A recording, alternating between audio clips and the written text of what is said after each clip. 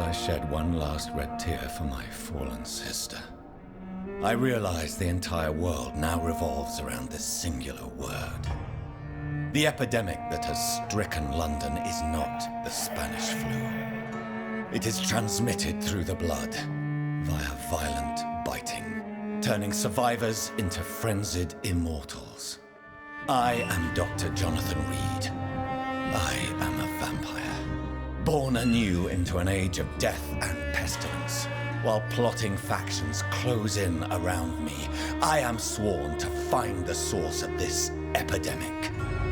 I am convinced greater perils are still to come. I know the answers I seek are hiding in our blood.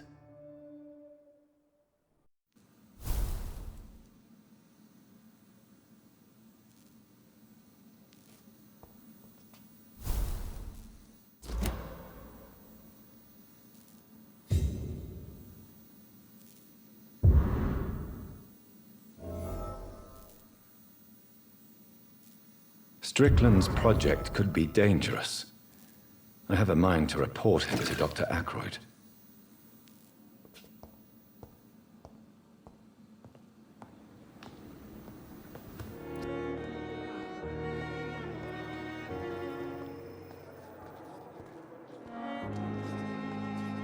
Good evening, Nurse Hawkins. Good evening, Dr. Reid.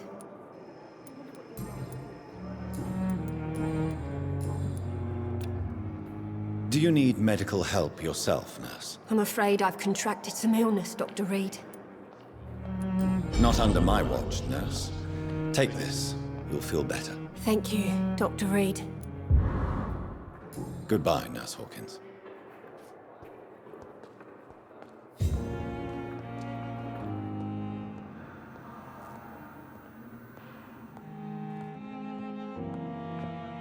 Good evening, Mr. Fiddick. Good evening, Dr. Reid.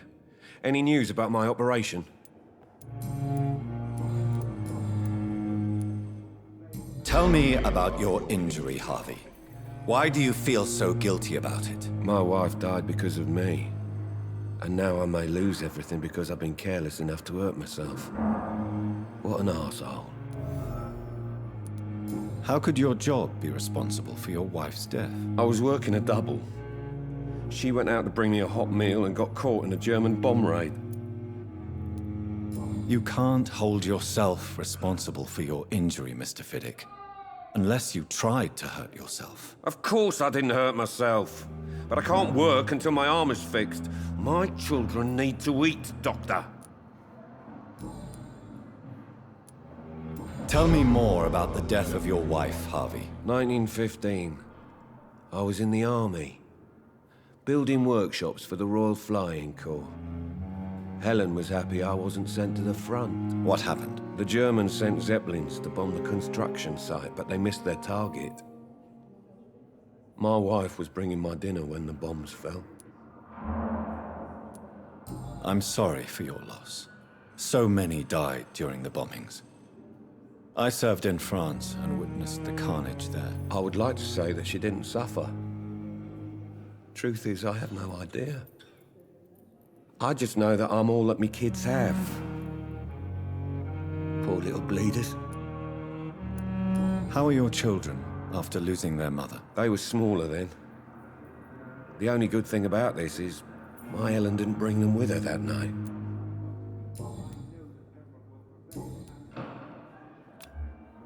Is there anything else that's bothering you? Can I help in any way? Really? Why has no one else asked me that since I got here? I thought I was in a hospital. Unfortunately, you are not the only person who needs help.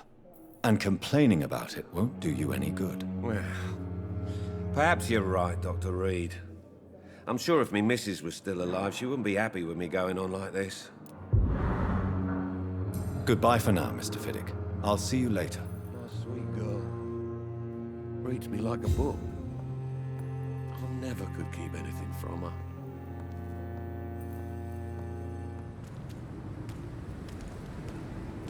Die first!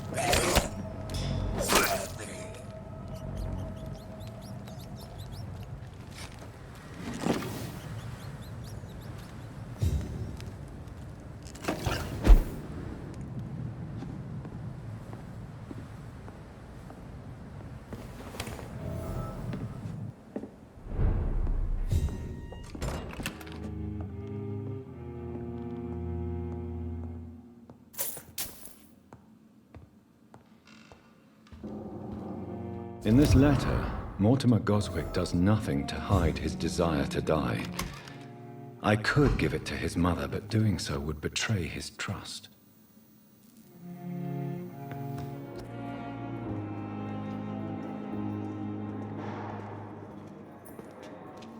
Good evening, Dr. Strickland. And good evening to you, Dr. Reid. Can I be of any help?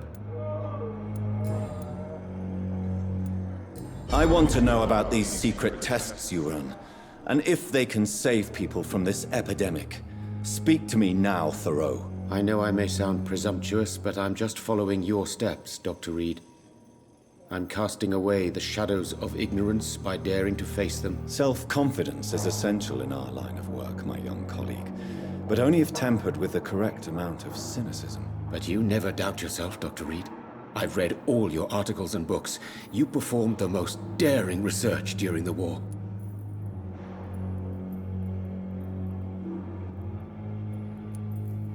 You have my support, Dr. Strickland.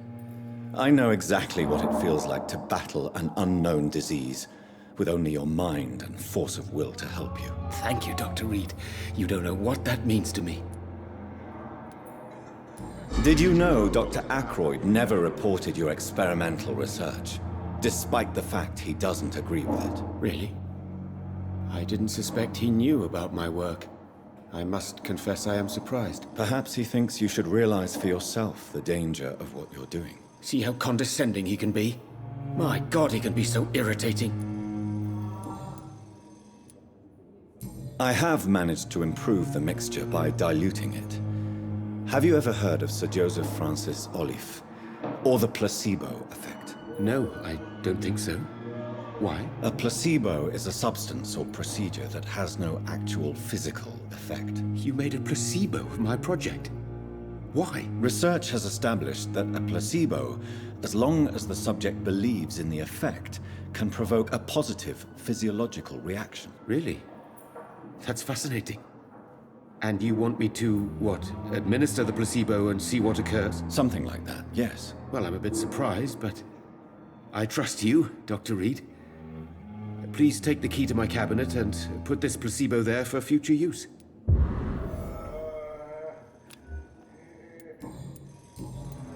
Goodbye, Dr. Strickland.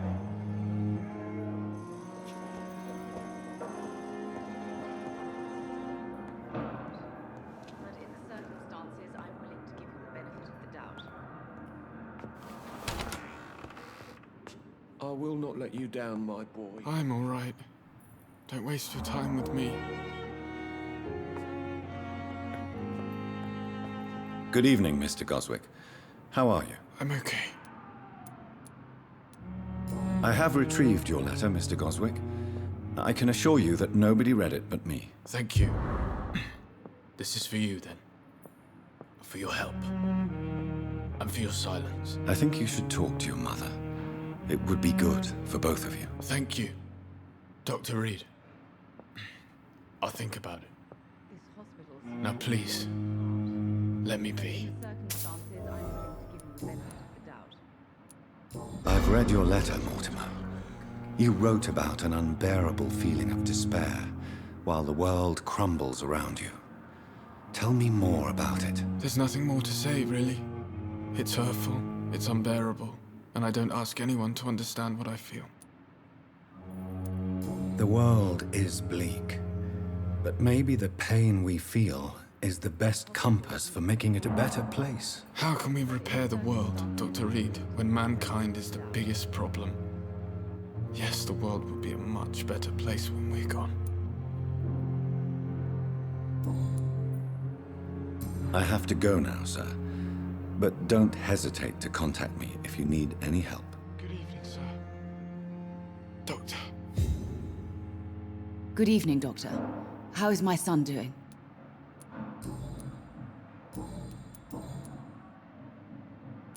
Your son wished to die, Beatrice. Why did you hide such crucial information? Are you not aware suicide is a crime? Mortimer could be thrown in jail. I can't let that happen. I won't. I understand you fear the legal consequences, Mrs. Goswick. But don't you realize your silence significantly affects your son's case? All my son needs is help and comprehension, not judgment and punishment for what he may or may not have done. Mortimer is extremely vague as to his motivations for committing suicide. Tell me more about what you know. As you say, Mortimer had no reason to die. All he said to me was that he wanted to make the world a better place, but couldn't. Why did your son feel so useless when facing the world? I think it was more that he could only see the melancholy facets of life. He couldn't help but dwell on such things. What do you think he meant by making the world a better place? Mortimer has always been a sensitive soul. He wouldn't talk to anyone for months after his father passed. It's like he carries everyone's sadness with him. I have read your son's suicide note. It was not an impulsive gesture, nor was it his first attempt. He threatened to kill himself a few times before. But I never thought he would dare to punish me this much. Punish you? Why? I've known for a long time he was not happy with his life. But I always hoped he cared enough to avoid making me suffer like this. Do you realize your son could try to kill himself again? He might succeed next time. I think about it every minute. But I won't stop fighting for my son's future. That's how much I love him.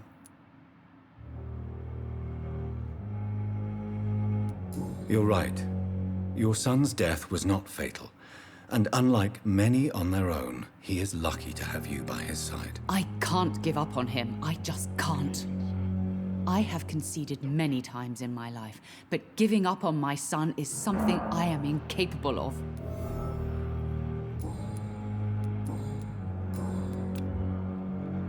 Do you require medical attention as well, Mrs. Goswick? Do you know you're the only one who's asked me this? No, I don't feel well, actually. Despite what you think about this place, I can tell you with absolute certainty, taking this will help you recover. Well, at least your reputation seems well-deserved. Unfortunately, I can't say the same for this hospital. Goodbye, Mrs. Goswick.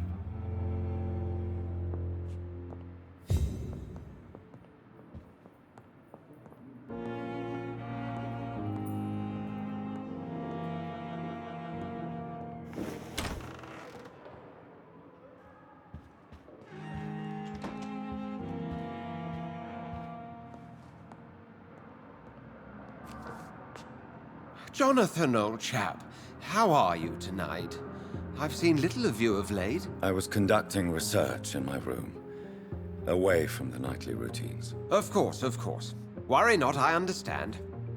The situation has been testy around here. I won't deny it, but we still stand. What news do you bring? The news is not good, my friend. We try to keep the epidemic at bay, but street violence is escalating quickly. How bad is the epidemic? It is killing the infected patients faster, in less than 2 days now. The only blessing is that they are contagious for a shorter period. Tell me more about the violence. Jeffrey McCallum seems to have sent his war dogs on a hunt. On a nightly basis, Pre-Wen patrols exterminate every skull and vampire they find. Have they come closer to the hospital? No. They mainly focus on fallen districts or abandoned buildings. But they're growing in numbers. They must be recruiting heavily. Have you any reliable friends in the West End who might assist me? Unfortunately, you will be alone. Except for our ravishing red-headed acquaintance, of course. What about the Brotherhood of St. Paul's Stole? Where are they? There are only a few of us, and most others would not speak to you. I am the black sheep of our brotherly flock, you know. What of my commission here at Pembroke Hospital? Nothing to fear, Jonathan. Your position here is in no jeopardy. You remain one of us, and you are always most welcome. I have received an alarming letter from Lady Ashbury. She wants me to meet her at her house. I have been granted safe passage. Then you are twice fortunate. I have never been invited to the lady's mansion, and with the quarantine and controls, city access is nigh impossible. Is the quarantine serving any purpose? It is helping slow the propagation of the epidemic. But as long as we have no clue to its origin, its efficiency is limited. Why have you never entered the lady's house? You are one of her good friends, are you not? My dear Jonathan, you have no idea how reclusive the good lady normally is, nor in what great esteem she must hold you to let you into her domain. Thank you, Edgar. We shall speak again later.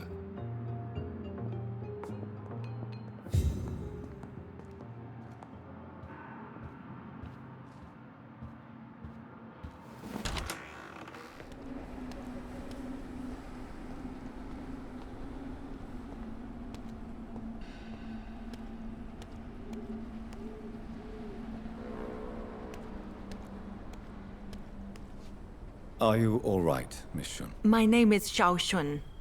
This is the proper way to address someone in my country. I do apologize, Xiao Shun. Are you all right? Yes, I am. This is the only place where I can find some kind of serenity. Some way to remember my dear Matthew.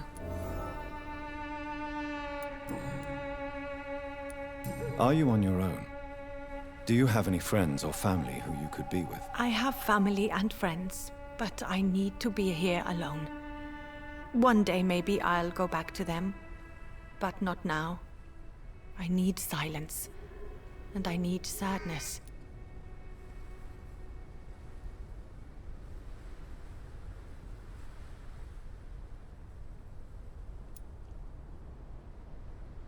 You should not be by yourself.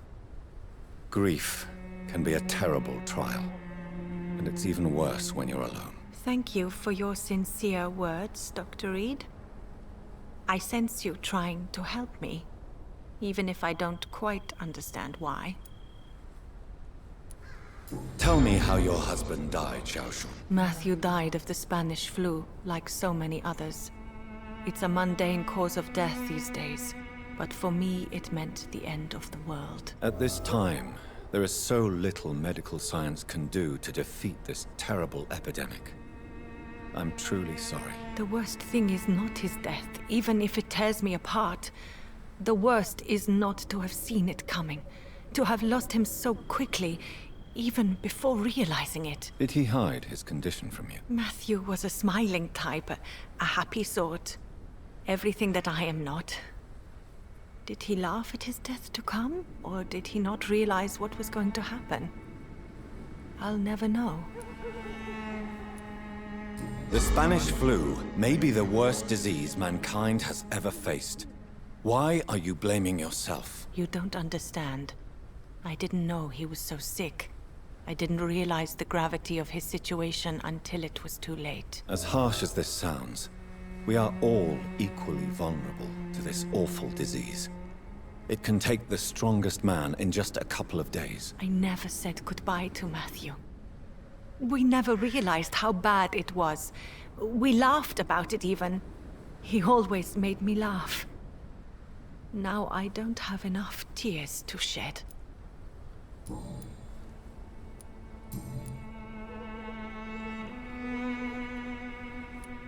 Are you a doctor yourself? Is this why you feel so guilty for not saving your sick husband? No, I am not. But I still need to blame someone for Matthew's death. And who else, if not his wife, who did not see it coming? I'm a physician, one of the best in the country. But I was unable to save my own sister, Mary.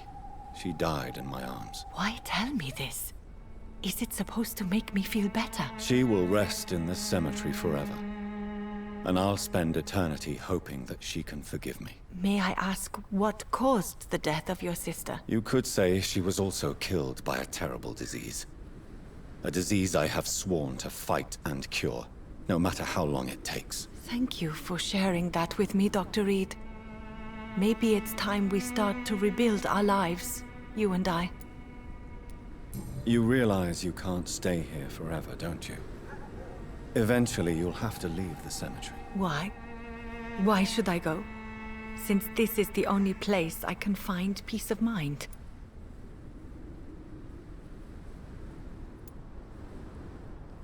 But you're not dead. There is a difference between visiting the dead and staying with them. You sound like you're no stranger to the pain I feel. Let's just say, I too have a good reason to visit cemeteries at night. Please accept my condolences for your loss then, Dr. Reid.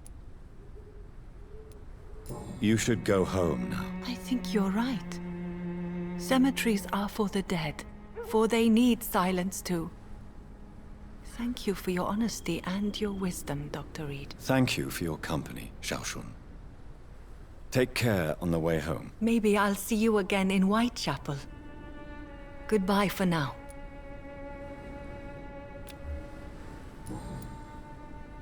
Goodbye for now. You know you can trust me. Why have you not spoken to me?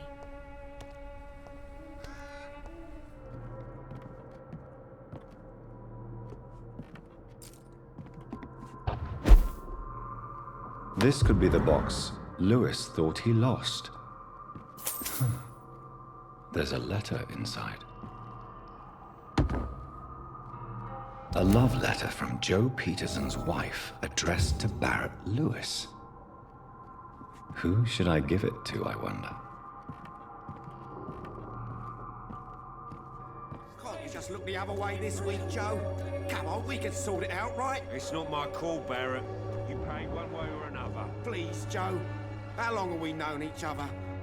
We even used to be neighbours, for Christ's sake. I'd prefer not to give you another beating, Barrett.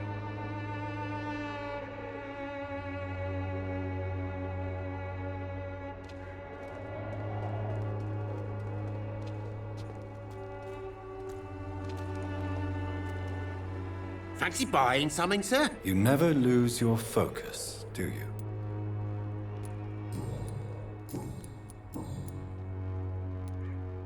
Joe Peterson. He's the villain here, isn't he? But you seem to know each other. I'd known Joe for years.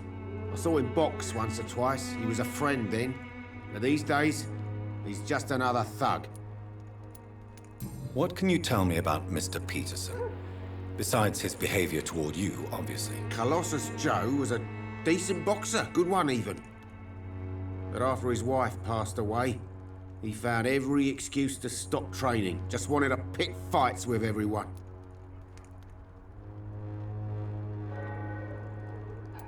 Without making excuses for him, it's safe to say that despair can poison even the sanest mind. We've all had some rough times, ain't we? But most of us don't use our fists to see us through. And no one has ever stood up to this thug. Nobody would be fool enough to stand against a wet boot boy.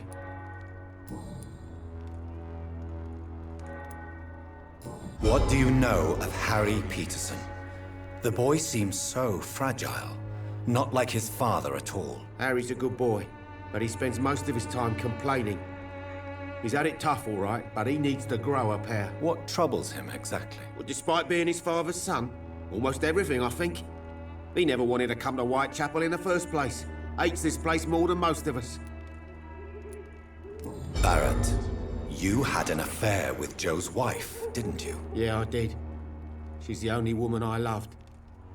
My first regret is that she stayed with Joe after Harry was born. The second is I never shed a tear when she died. Did you ever try talking to Joe? Never. But I suspected he knew everything, even without knowing it. And he decided to make me pay in his own way. Do you mean you're Harry's father? No one will ever know for sure. And it's better that way. And I don't believe I'd have been all that bad as a dad.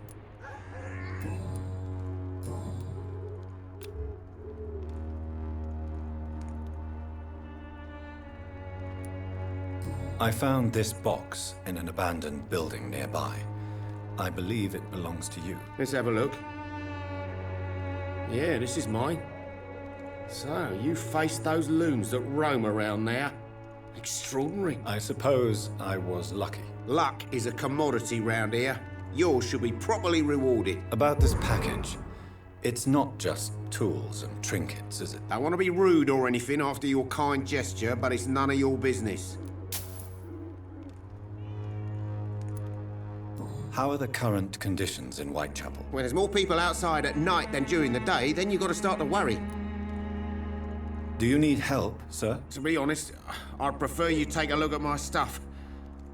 I'd rather be rich and sick than the contrary. I don't quite agree, but I won't argue with you. Please, take this. You'll feel better. Really? Free? Don't take it personally, but charity usually comes at a price. Human nature being what it is.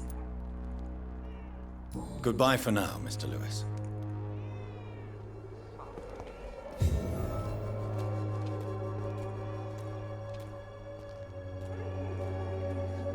You again?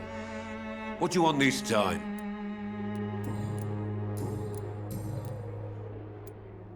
Harry doesn't seem happy living in Whitechapel. Why did you make him come here? I've always put my son's interests above everything else, whatever he may think. Our house is small but affordable. The walls are thin, but the door is solid. You really love your son, don't you, Mr. Peterson? He's my pride and joy.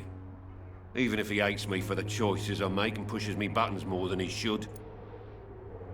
Do you have any regrets? Only one. Not to have my beloved wife by my side. She died when Harry was little. My sweet Jane. She gave the boy confidence. Since the criminal nature of your job means you could be arrested, are you not afraid of what would happen to your boy if you were? No one will ever take my son away from me. If that ever occurred, I'd hunt the bastard down and rip off his head with my bare hands.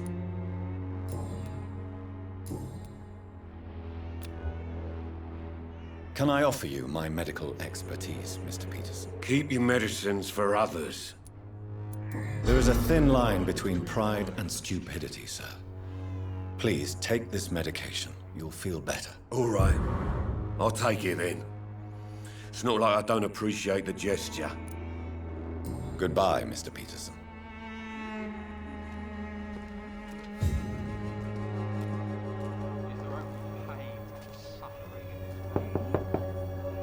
Good evening, Harry. May I come in? Sure. Sure. Even my dreams are soaked with gloom. So, may I ask you a few questions? I'm not bothered. What could be worse?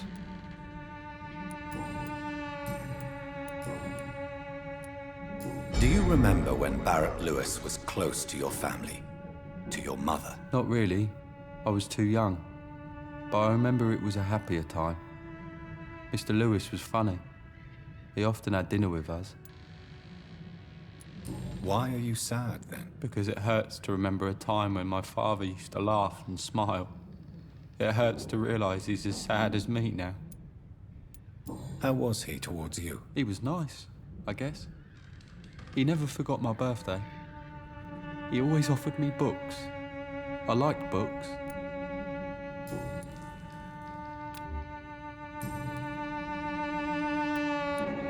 Goodbye, young man. Take care of yourself. Even my dreams are soaked with gloom.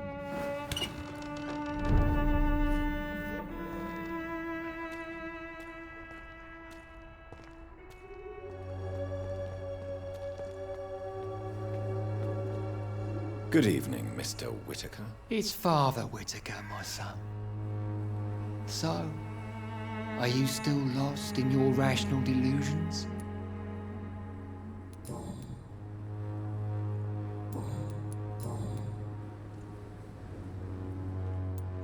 Tell me the reason why you despise Joseph Larrabee so much, Tobias. A faithless shepherd is the worst criminal, for he leads his flock to the abyss by disregarding the right path.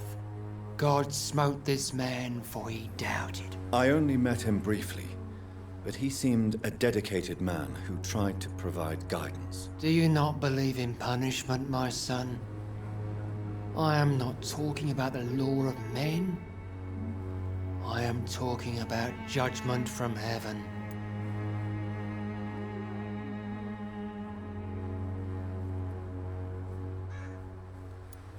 I believe that we are, as men, our own judges, juries, and executioners. Armageddon is upon us, Dr. Reid.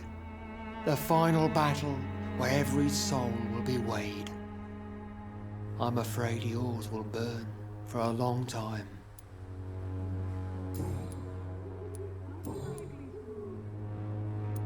Why did you send Samuel to the cemetery, Tobias? What did you see there? I sent him on a vision.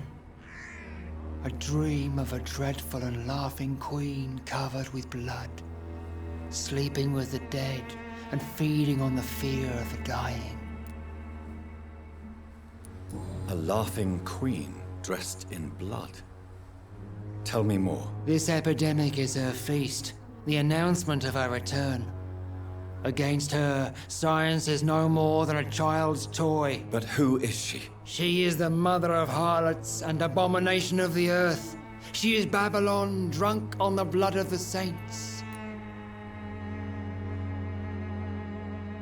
Tobias Whitaker, confess why you burnt those people alive. I have done what no one was ready to do.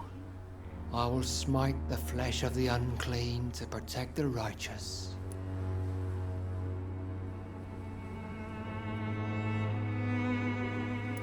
You are just another heartless murderer, exploiting the epidemic to kill with impunity. No!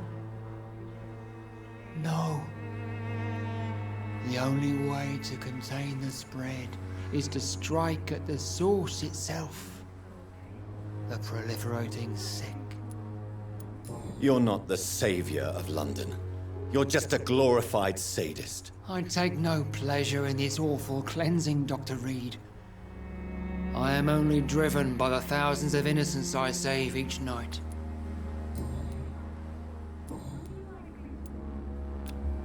Don't you fear getting sick yourself? Faith gives me all I need, my son. If I must fall, then so be it. No doubt your faith will prevail, but let me give you some extra protection against the devil's work. Medicine. Blessed be your generosity, my son. I have heard enough for tonight. Goodbye.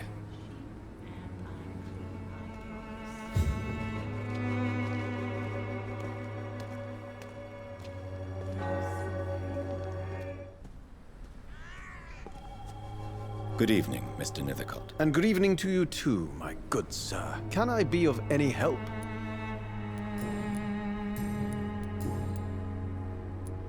You don't really make a living from your scribblings, do you, Richard? No, sir, I don't. I work so hard. I put all my time, my energy, my devotion into the precise carving of words.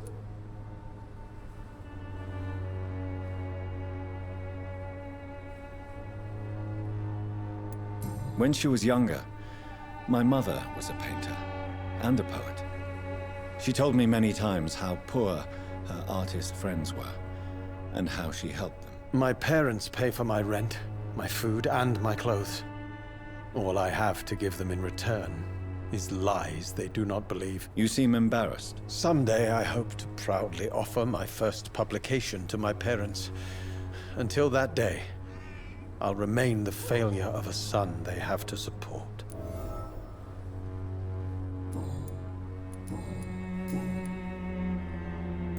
How is the sanitary situation evolving in Whitechapel these days? I imagine we are all part of some nightmare without beginning nor ending. If only the dreamer could awake. I'll leave you alone, sir.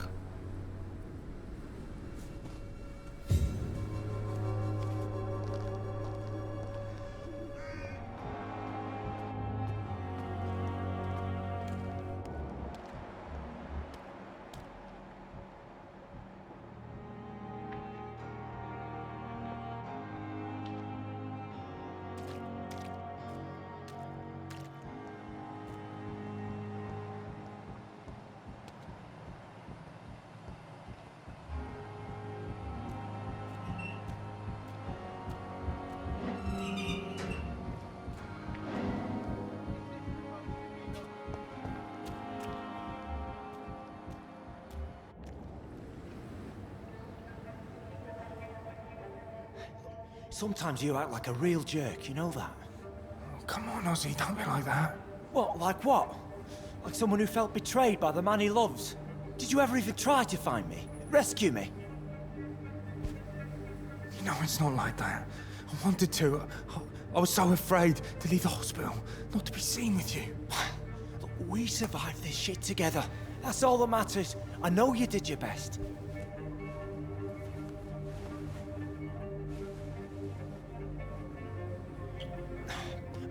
Fuck the war, right? And fuck them all. Fuck the war. Fuck them all.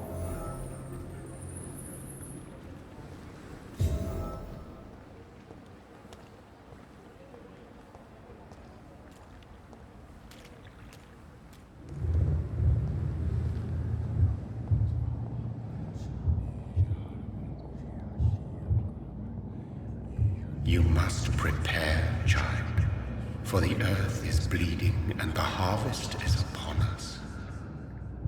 Stay away! Whoever you are! This is no time for petty quarrels, my champion. Can you not hear? The famished queen has awoken. I am not your champion. But of course you are, son. As surely as you are the blood of my blood.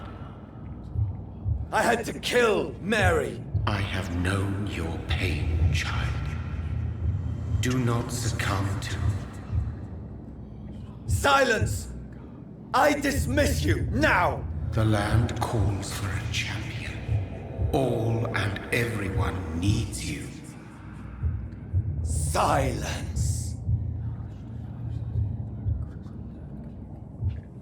I'm tired of all these puppet shows.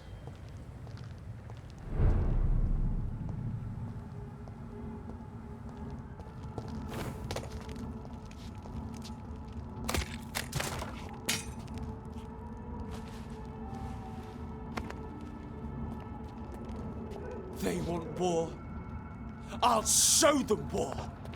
Whatever this poor woman did, nobody deserves this kind of punishment.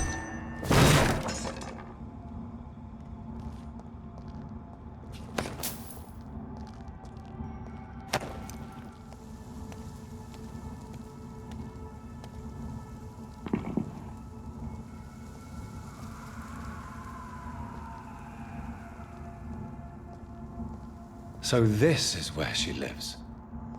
What a splendid house.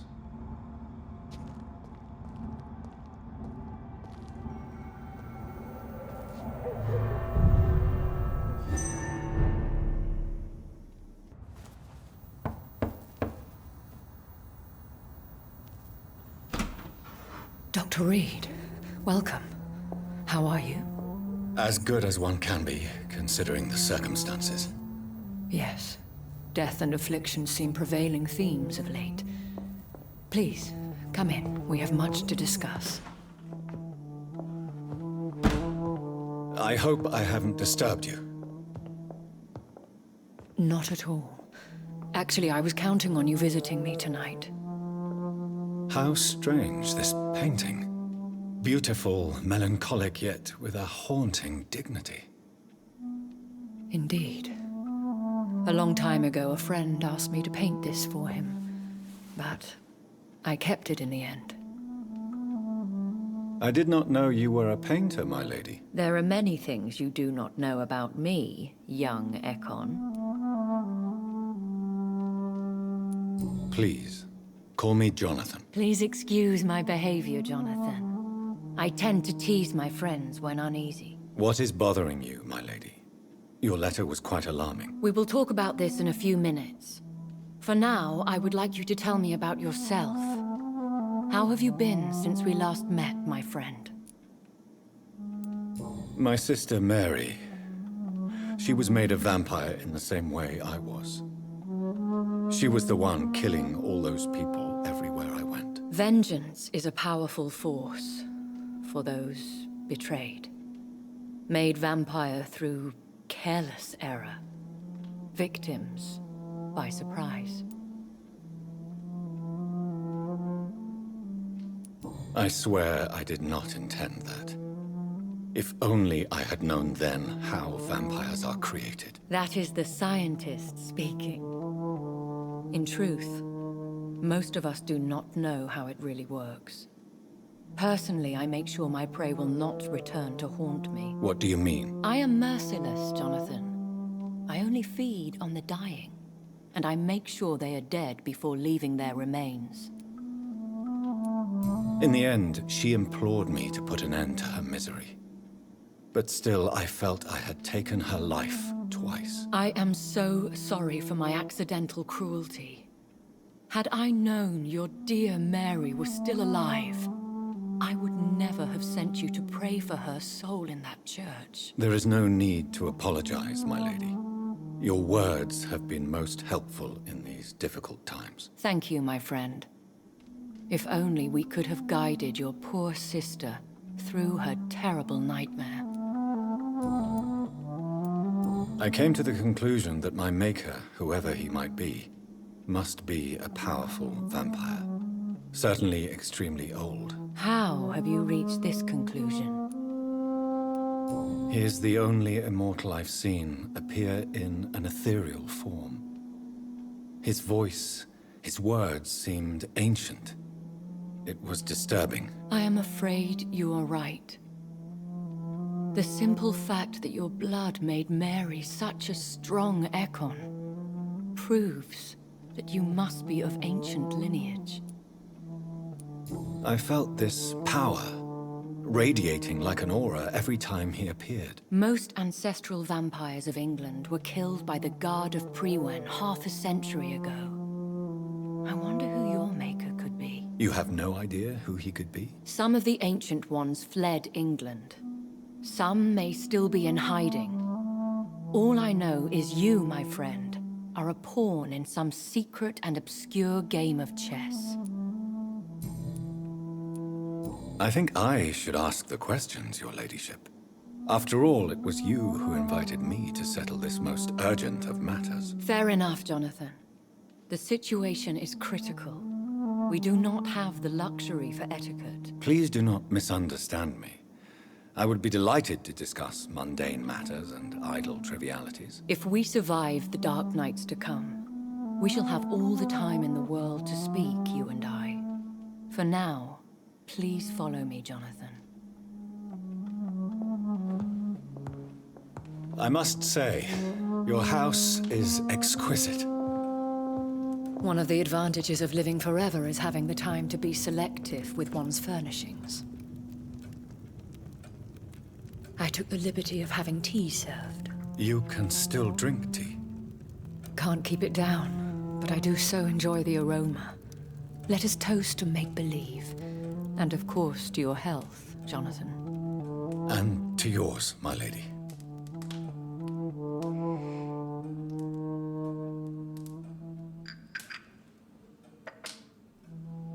Please, call me Elizabeth. So, my lady, why, truly, did you invite me here? I've been asked to deliver an official invitation to meet the Ascalon Club. Who are they? Really? They are the embodiment of vampire law in Britain. Some say they influence the destiny of the Empire. Some believe they merely protect it. How many are they? Only a small number of powerful and deceitful immortals. All of them entangled in a sticky web of shadow cabinets, influencing trade. Will they fight the Guard of Priwen? I doubt it. Fergal was Lord Redgrave's executioner forever and a day. By defeating that beast, you deprived them of a powerful weapon. Why use you to contact me? Because they know we are close. The Ascalon Club has many spies. Their main occupation is gathering information and then deciding how to use it. Have they threatened you in any way? Not at all. Their message surprised me at first, but it is only logical, considering the critical situation in London. Why not ask for your help, since you are obviously a powerful and influential immortal yourself? You have to understand that I am invisible to the eyes of Ascalon, for I am a woman. That suits me well, as long as they leave me alone. Should I trust them? Of course not. Do not misunderstand me. They can be very useful, but I believe their long-term goals differ from yours. Why meet them then? Because nothing truly important can be achieved in this city without their consent. They could be powerful allies in this current situation. Should I lie to them? We all lie, Jonathan. It falls to you to choose your behavior. The most important rule is to show them due respect. They have done nothing but impede my investigation since I became known to them. Why would they want to see me now? I guess they now see you as Ascalon material. They must have found out what happened to your sister. Proof of the potent blood flowing through your veins. I'm not sure I can accept their invitation. I have seen their handiwork. How Fergal the Beast imposed the club's law. You have no choice, Jonathan. Even I would not openly defy Lord Redgrave, the chairman of the Ascalon Club. What can you tell me about Lord Redgrave? Who is he? Lord Redgrave is the founder and chairman of the Ascalon Club. Most mortals know him as the Earl of Bristol. He is rich and extremely influential. Have you met him? Only on rare occasions, for he never goes outside the club. And women are not awarded membership, even immortals. How old is he? How long has he been a vampire? Lord Redgrave claims to be the progeny of William Marshall, the most valiant knight who ever lived. If that is true, he could be very old. How powerful is his reach? The Ascalon Club may be the most influential secret society in England. Not all its members are immortals, but they are all very powerful. They are not all immortals. How is that? The club is mainly comprised of political figures who seek the safety and expansion of the Empire. The most loyal are awarded immortality. Any familiar or famous names? As the richest, most relentless British tycoon, Aloysius Dawson is considered ideal Ascalon material and has been watched for years. If you are convinced I must meet him, I will heed your advice. Thank you, Jonathan. I understand your reluctance to brush shoulders with London's vampire elite. But we have no choice. Is the situation that critical? Yes. The Guard of Prewen has called for a second great hunt of our kind. And they will stop at nothing to eliminate us. Will the Guard of Prewen and the Ascalon Club fight each other? I doubt it. If Prewen really launched a great hunt, I think most of the Econs I know would flee the country to escape the bloodbath. I think I saw them kill an Econ on the way to your house. They seem to have a list with names. To launch another great hunt, they must have collected intelligence on vampire identities and whereabouts. They are a resourceful lot. Should we fight back? I will not be hunted down like an animal again. I admire your courage, Jonathan. But the best way to fight them is to put an end to the epidemic. This is the only way to clear the air.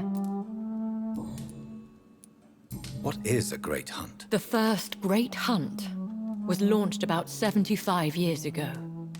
In just a few nights, the Guard of Prewen located and destroyed most of the old British vampires. Why start a second one? Prewen has always seen us immortals as a threat to mankind. My guess is they suspect one or more of us is the cause of the epidemic. How did you survive the first hunt? I fled, Jonathan. Like most vampires who survived that slaughter. And I secretly came back when I was sure they had lost my trail. You should flee then. Leave London, the country even. I have seen the Guard in action. They are merciless. Your concern warms my heart, Jonathan. But fear not. If the situation gets too dangerous, I shall retreat to my secret Scottish manor. I could hide you in my luggage, if you wish. Thank you for the offer. I shall keep it in mind, but I have much to do here. There is a question I must ask you. Could Lord Redgrave be my maker? I doubt it. If Lord Redgrave had made you his progeny, he would not have seemed so surprised when you demonstrated the strength of your lineage. What is the plan? The plan is we both try to save this city, you and I. Go to Ascalon, accept their proposition, and use their influence to promote your agenda. How can I save London? The epidemic is the priority. You must find its origin and put an end to it. This is the best way to solve the crisis. What will you do? I still have contacts and old friends in this town. I shall make some inquiries and attempt to learn more of the situation. We need clarity. Will I ever discover the identity of my maker? Maybe not, Jonathan. We know for sure you were made by a powerful vampire, but most of those fled England long ago.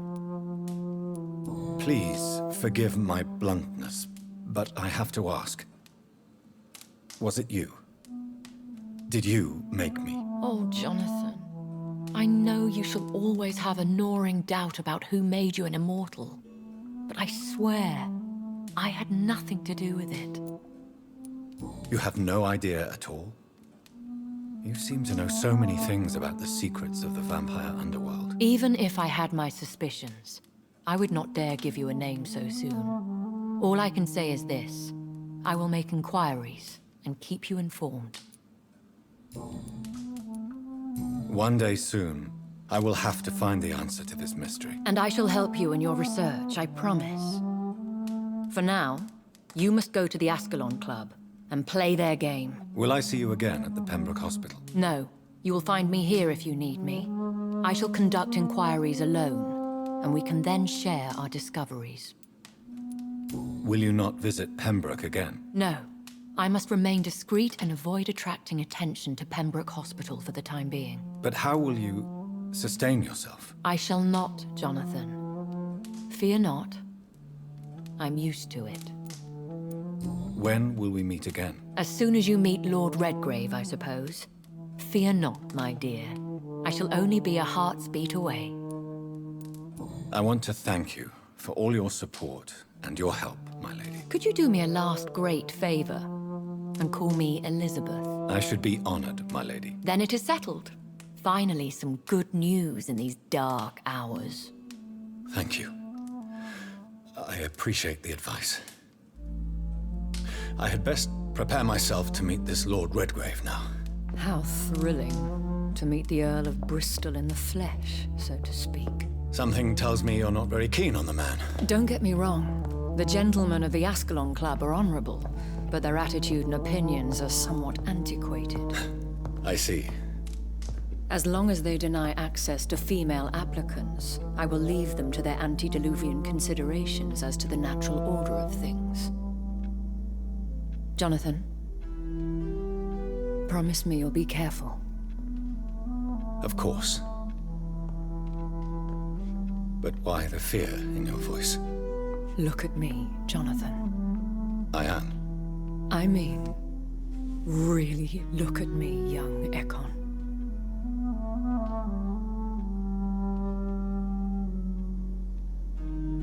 We may be deceptive by nature, but this heart of mine has always told the truth. Oh. Elizabeth.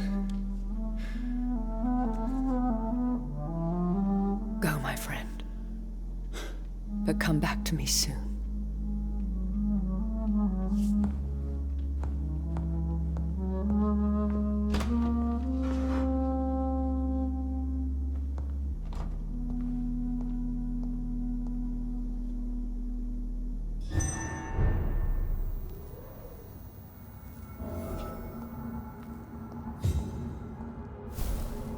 So, time to visit the Ascalon Club.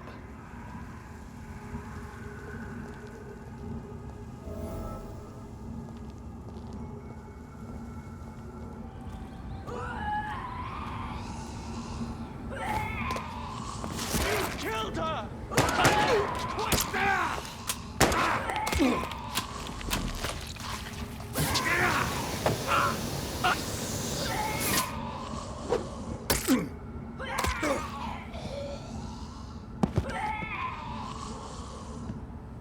Recognize him? No. This one ain't on our list. Well, that's one less anyway. You'll make McCullum happy. That was the vampire I saw earlier. This war takes no prisoners.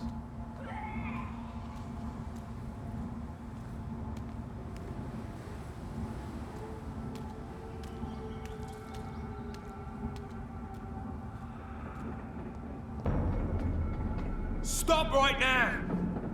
Over there! There's one of them!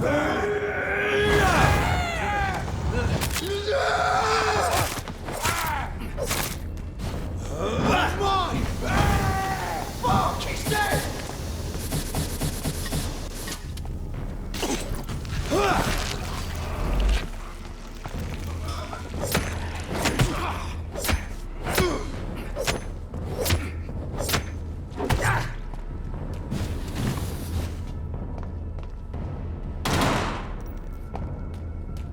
Want some of this?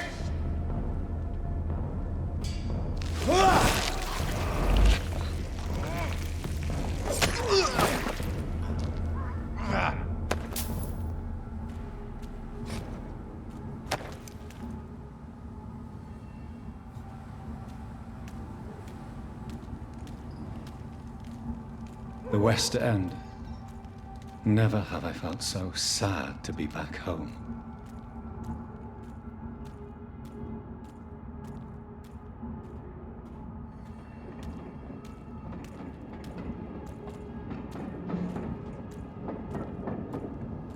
This one's mine!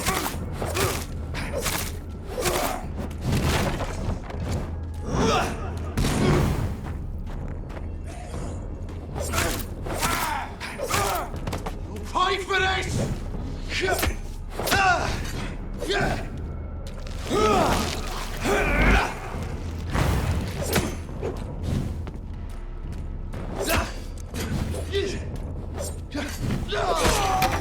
You leeches didn't kill it!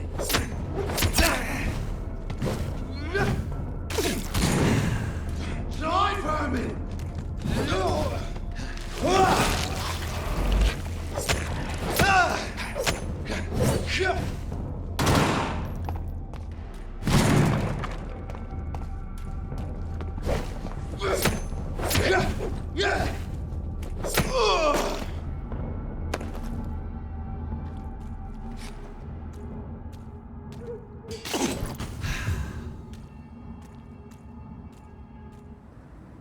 The Ascalon Club. The heart of British vampire society. Not quite as subtle as I expected.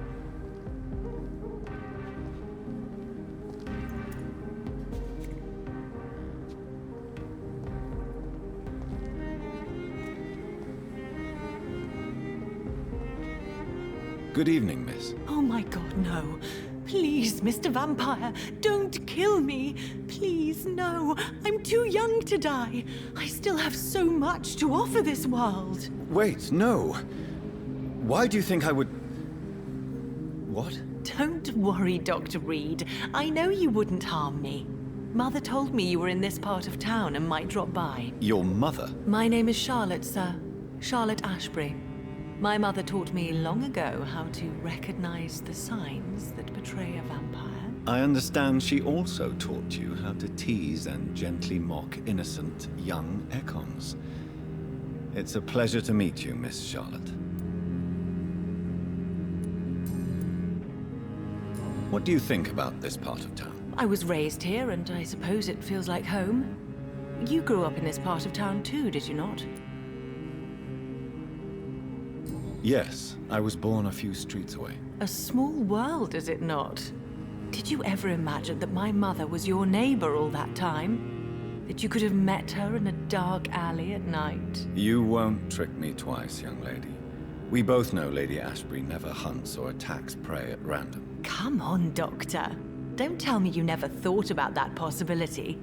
Her fangs on your neck. Oh, are you blushing, Dr. Reid? Is there something that's bothering you? Too much selfishness and individualism for my taste. Even when there was no epidemic. Even if that's partly true, may I remind you that many charitable institutions are financed by the selfish and filthy rich. I suppose you're right. But society must reform and renew itself, or we are all done for. What are you doing out here? You mean, what do I do outside at night, since I am a woman? Let me ask you a question, sir. Would you ask the same question of a man? Actually, yes. I ask the same question to everyone who dares to go outside at night, considering the risks. Well, if you must know, I campaign for the right to vote for all women. Why should I wait to the age of 30 years when men can vote at 21? Are you a suffragette, then?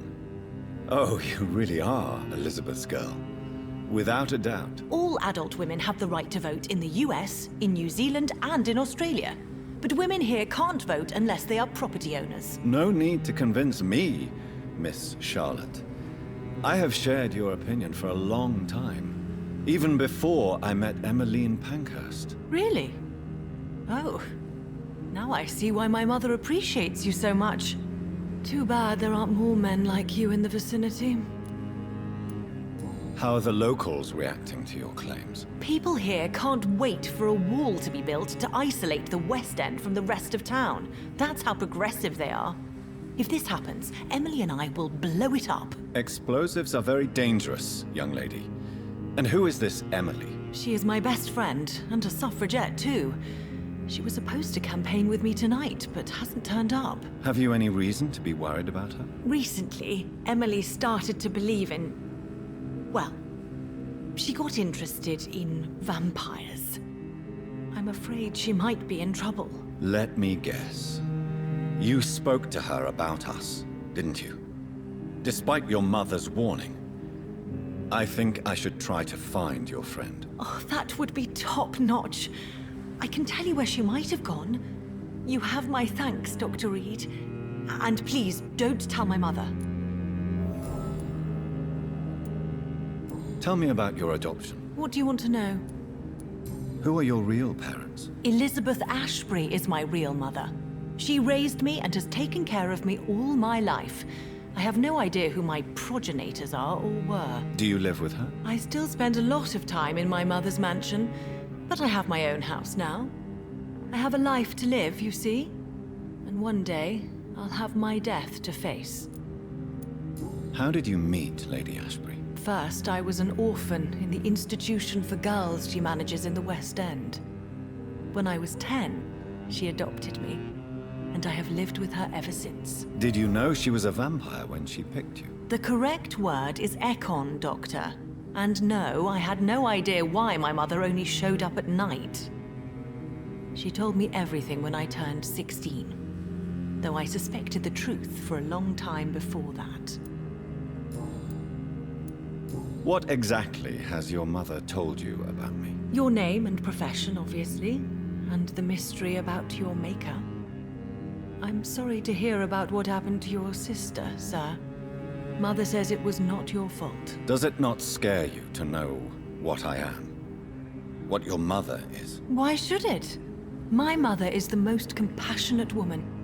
Must I be wary of her, Dr. Reid? Or you?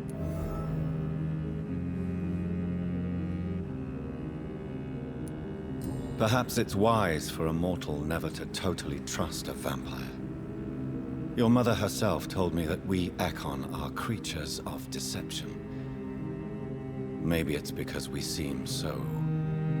alive. That may be true for a naive girl, but I have the best teacher when it comes to getting rid of an insistent immortal. Your mother is not like any other vampire I've met. I believe she thinks the same about you, Dr. Reid.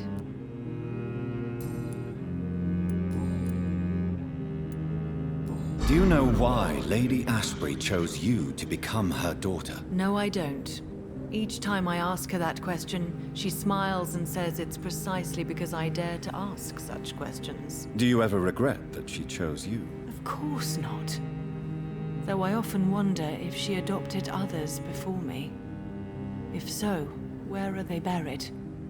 How was it for them to pass through life with a never-aging mother?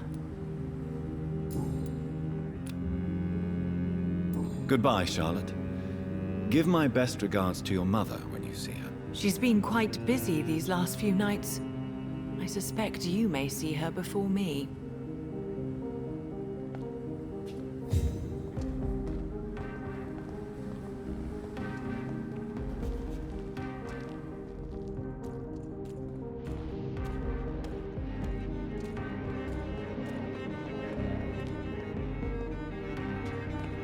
Good evening, miss.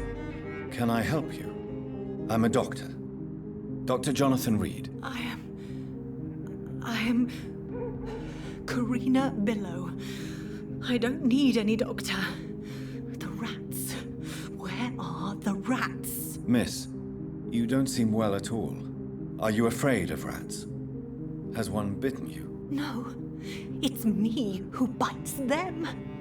Tasty, juicy, disgusting rats. I can't stop eating them. Help me, please. Help me to disobey the voice. What happened to you? The rats. The answer hides in their little crunchy bones.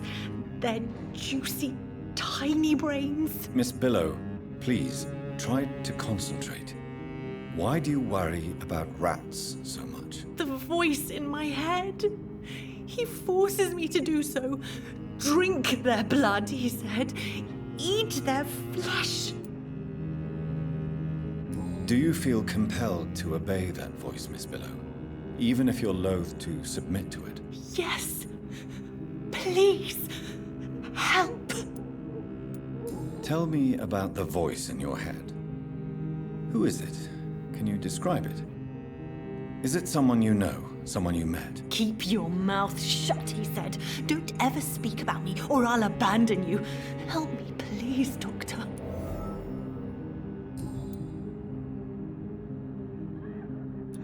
Tell me about yourself, Miss Billow. What do you do for a living? Oh, I'm hungry. Need to eat. Have you got something for me? Blood, perhaps? Can you give me blood, Dr. Reid? Don't you remember who you are, miss? What you did for work? I was strong, proud. I campaigned for good causes. But that was before. Before. It does not matter anymore. I'm so hungry. What is the local news hereabouts, Miss Billow? Shadows. Shadows hunting shadows. Whispers in the dark. Pestilence. Suffering. Death.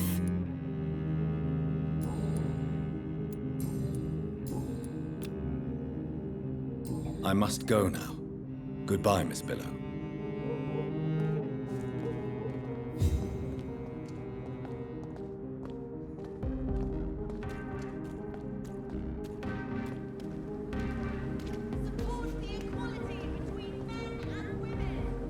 Good evening, sir.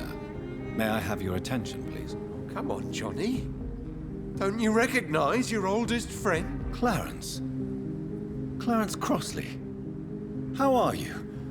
My God. So you survived the war too. So sorry I didn't recognize you at first. I almost didn't recognize you either. War does that to men, I heard. In my case, it was true, for I witnessed the horror that lies underneath. When did you escape the war and return to London? You know what's funny? I almost never think about the war. Not anymore. I'm involved in another kind of battle now. I know what you mean. I haven't had much time to think about the war either since my return. Of course. With the epidemic, I bet you've been busy as well. Forgive me, Johnny, I didn't want to sound selfish. What is this new battle? I saw terrible things during the war. Horrors I thought I'd forget. They're here too. They're everywhere. Vampires.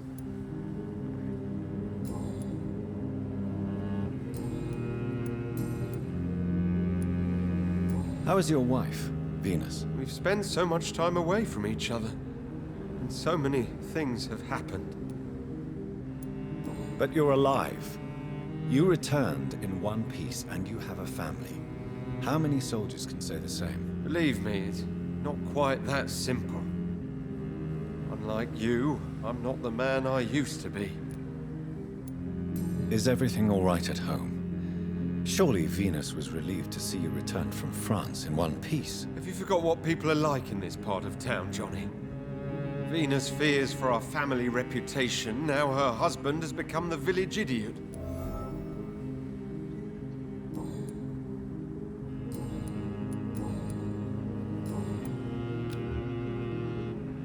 You need some rest, Clarence.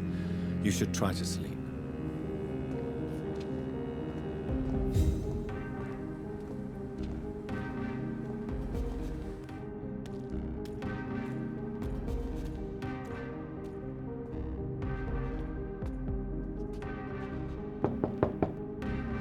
Hello? Is anyone there? Jonathan, is that you? I did not know you were back in London. Oh, my dear Johnny, I'm so sorry for your loss. Mary was such a sweetheart. Thank you, Venus. May I come in? I was going to bed, actually.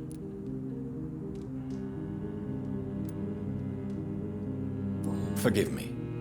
With the epidemic, I tend to forget people are supposed to sleep at night. I'll tell you what. Come back tomorrow for tea. I'll be glad to see you then.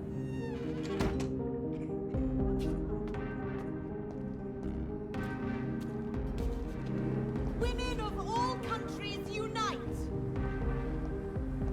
Support the equality between men and women!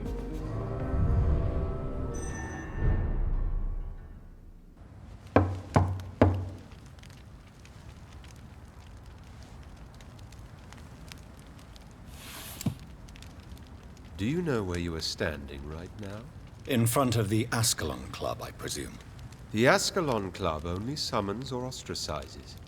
What is your business tonight? I received an invitation. I'm Dr. Jonathan Reid.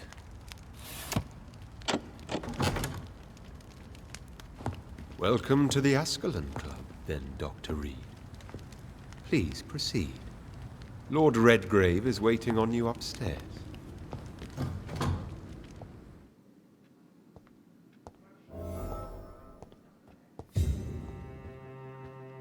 There has been quite a battle here.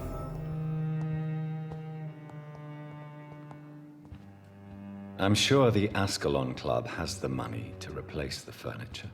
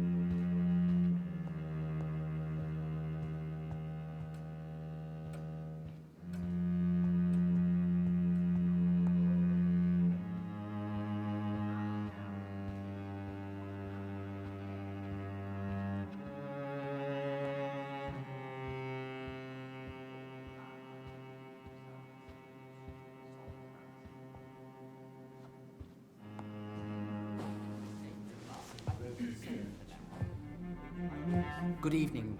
We repel the intruders for now.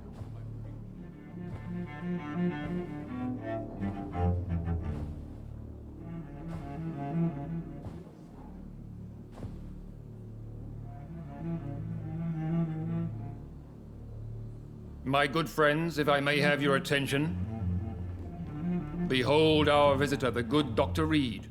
Newborn of blood so pure and strong that even my friend Fergal Bansher was no match for him. Hear, hear, hear!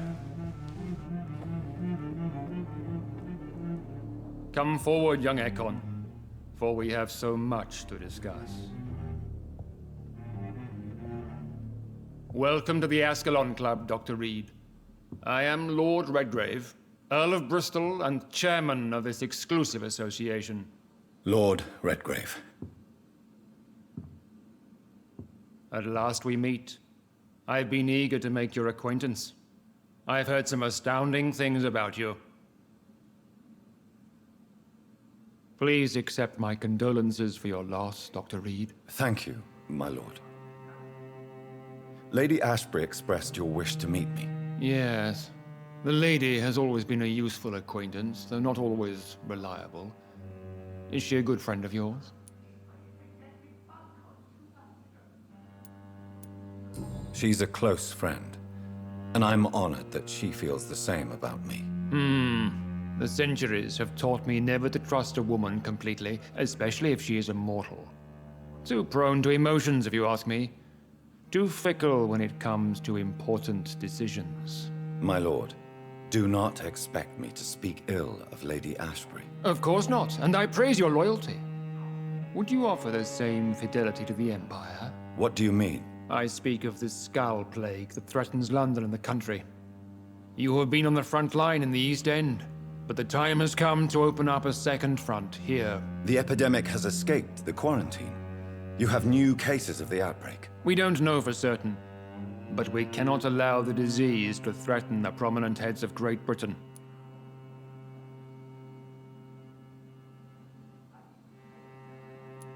Why do you suddenly need me? The Ascalon Club only recruits the best, and you definitely fit the bill.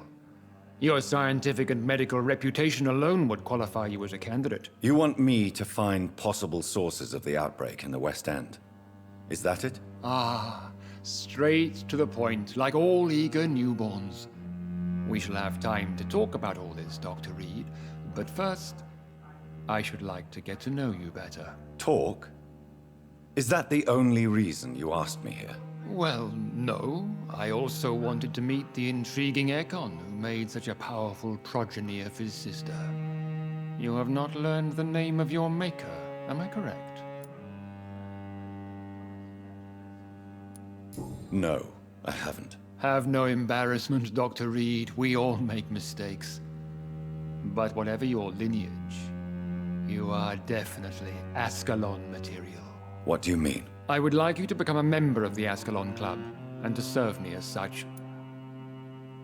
Before I accept, I have so many questions. Please ask. What does it mean to be a member of the Ascalon Club? It means that you swear to protect the interests of the Crown, that you become a loyal servant of the British Empire. Do you have any official recognition from the government? A charter from His Majesty the King? No. Of course, the Ascalon Club publicly supports the Empire, but the true nature of its members remains a secret.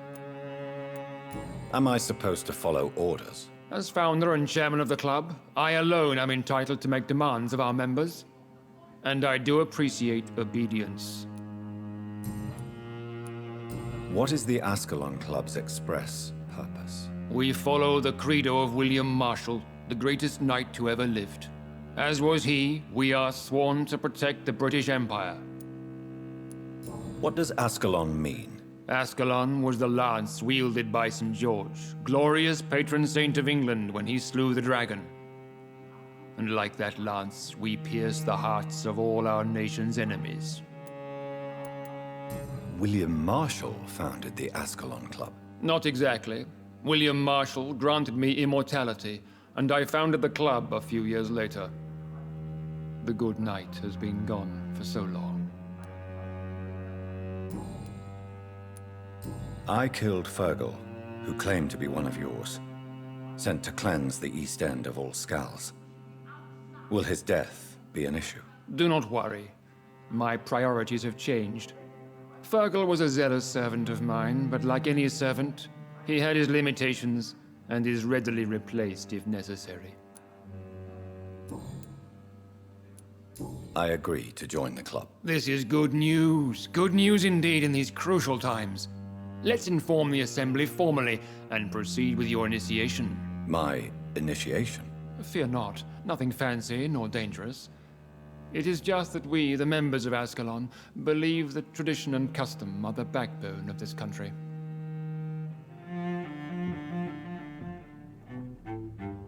My fellow members, dear friends, please gather and welcome this Ekon as one of our own. Is he worthy? Is his blood pure? Well, speak, Dr. Reid, in front of the most sacred blood. The blood of our beloved William Marshall, speak now. Will you serve and protect the crown as he did? Yes, I will. Then, young Ekon, it is time to testify with your blood. It is time to sign the Book of Allegiance. I know it's awfully gothic and a tad pedantic, but England's traditions are the backbone of our nation.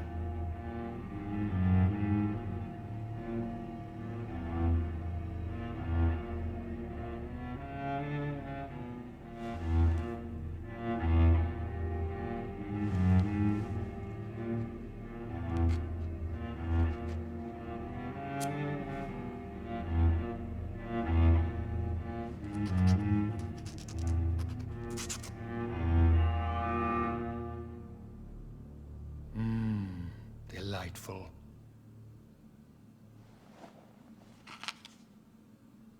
Welcome to the Ascalon Club, Dr. Reid. Take your place among the bearers of the lance. One of us! One of us!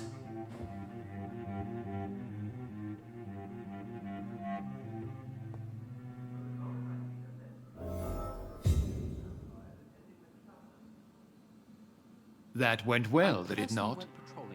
It is always useful to bolster the troops' morale, especially before a difficult battle. You have the makings of a general, my lord. I was, though very long ago. Well, not quite a general, but a proud defender of the crown. So why did you really want to meet me? Straight to the point again, young Ekon.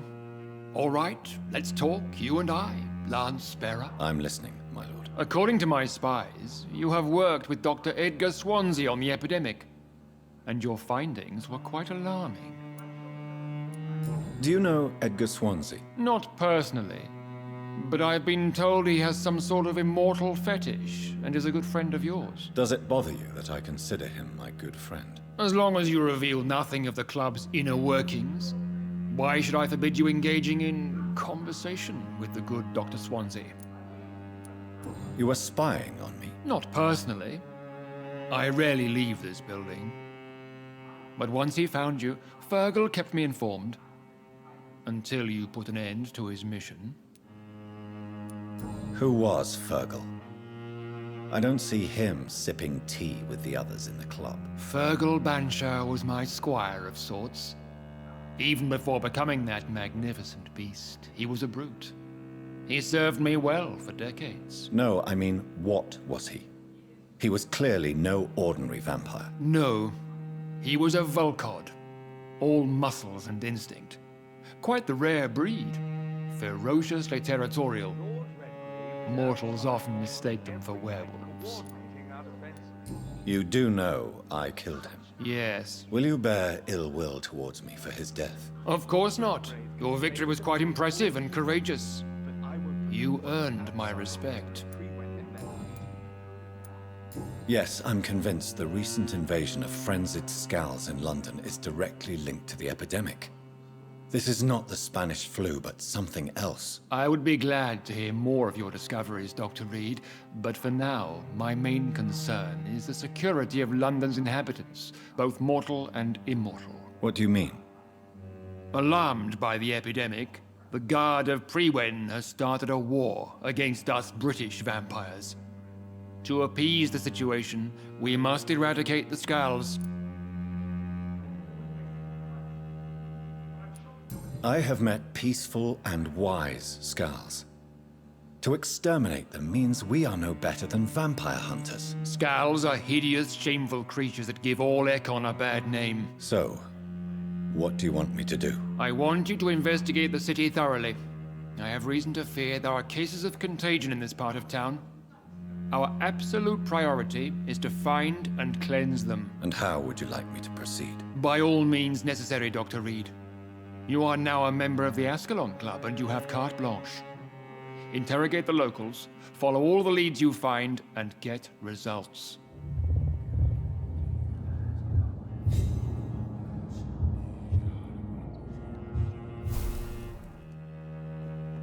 Have you heard the rumors of some horned vampire revealing himself and singing obscure songs around the city?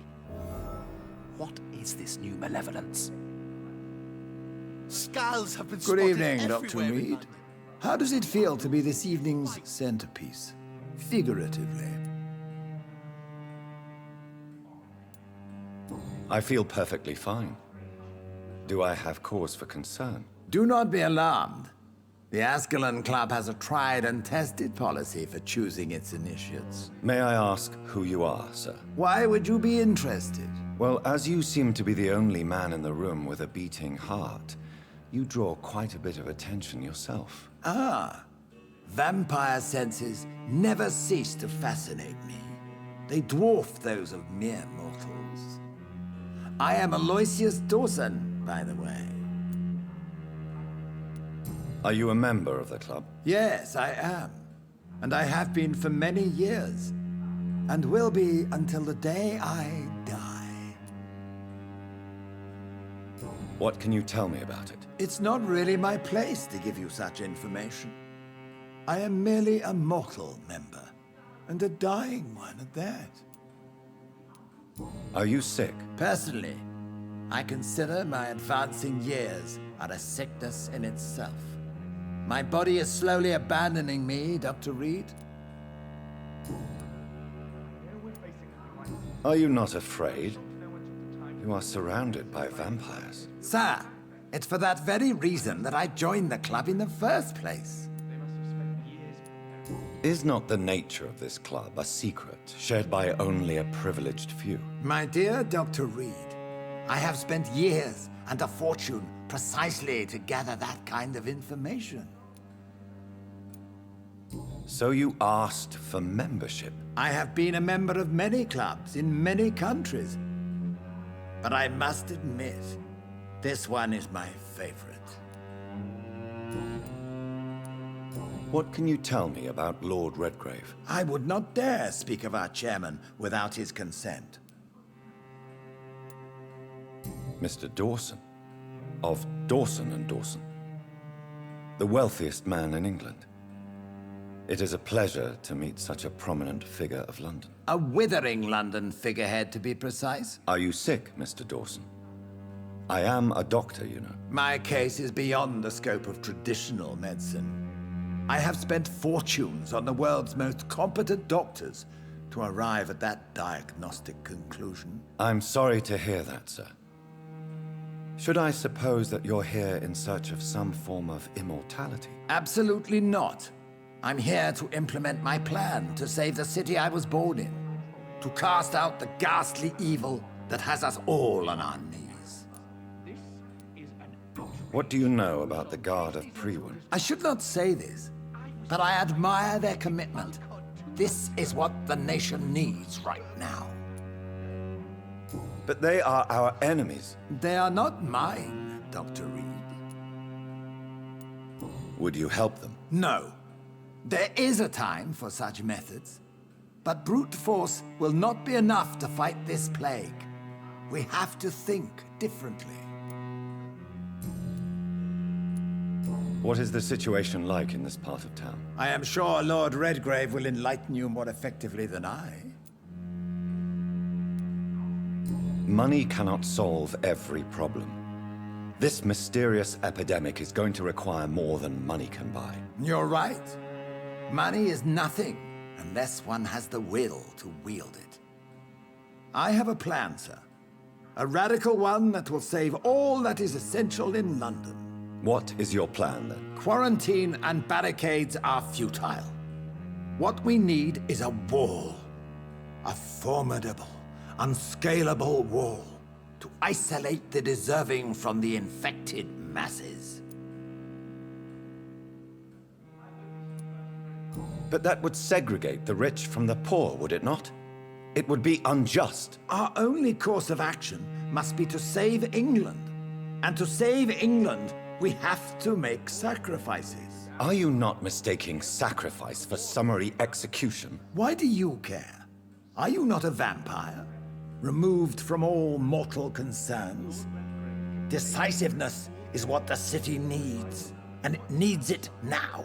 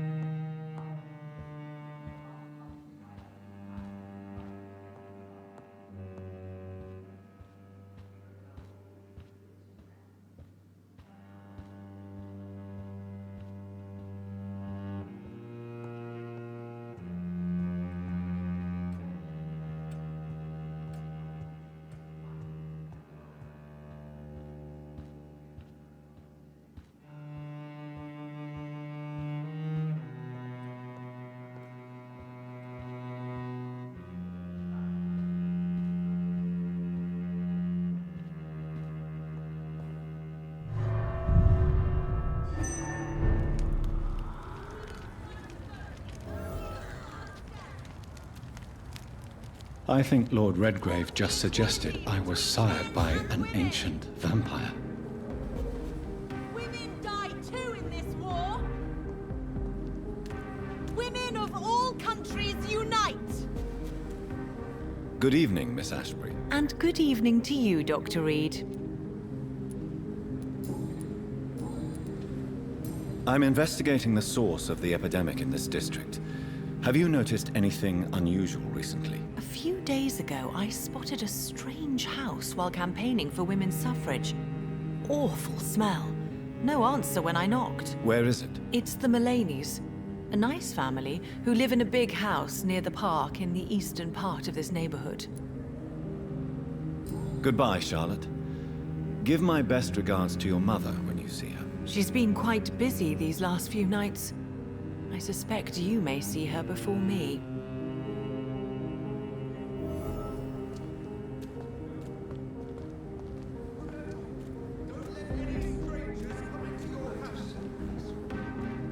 I hope you noticed anything suspicious recently the other night. Good evening, sir. Please forgive me for disturbing you. I'm a doctor. I never judge a man by his title, but by his attitude. And you are not disturbing me at all. I am Calhoun Russell, and I welcome you. Well, I must admit it's good to receive a warm welcome for once. I'm Jonathan Reid. Welcome, Dr. Reid. Welcome to my humble shop. How is the situation in this part of town? Life is good and peaceful. We're lucky to live in such an era of progress and wonders. Are you not concerned about the epidemic? Oh, I'm sure the authorities would take the appropriate measure if the danger were that high. You cannot expect the newspapers to expose the truth while the war is still raging. I can assure you that the situation here is desperate. Well, that's news then. But I can't believe that things are that bad. Are you sure you're not exaggerating a bit? For the thrill of it? Is it not a little too late to be trading? On the contrary, it is the perfect hour. Believe me, my friend, it is always at night that you meet the most fascinating characters. But what about the epidemic? The bombs and raids? And all the random violence? Please, sir, this is London, England. We will prevail. And if a bomb must fall on my shop, then I'll be there to hear it falling. So you prefer to work at night? Oh, I also enjoy a sunny day like everybody else. But the night always has a certain je ne sais quoi of its own. What can you tell me about this place? I recently found the best steak and kidney pie in the city. I'd be glad to share the address if you want. Finding a good restaurant? Is that really all that interests you? Oh, I have many passions, but nothing brings me ecstasy like subtle and exquisite flavors from my teeth to my belly. I must confess, I have quite specific tastes when it comes to nutrition. Really? Well, I'm always happy to try new exotic meals. If you ever find an intriguing table, please share the address.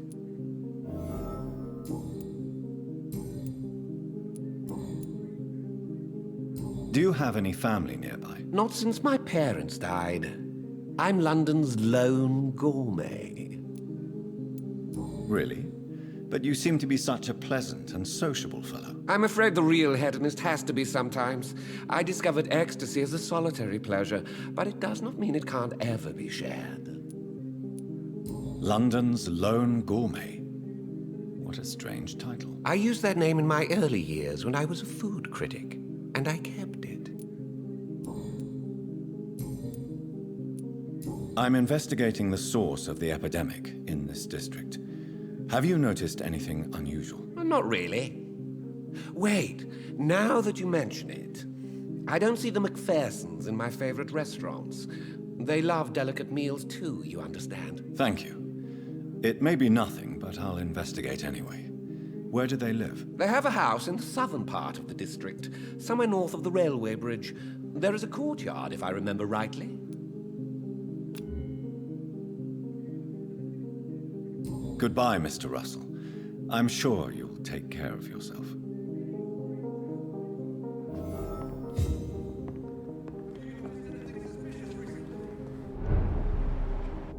Remember, don't let any strangers come into your house.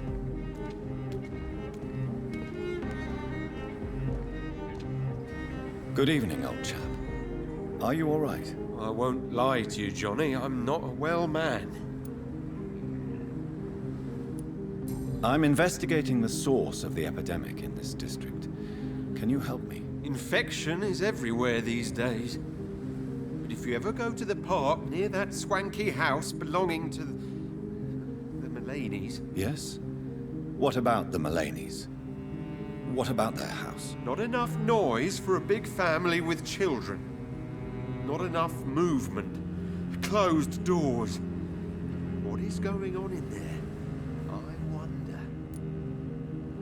You need some rest, Clarence. You should try to sleep. Please, sir, whether you need to buy something or not, I'm happy to help.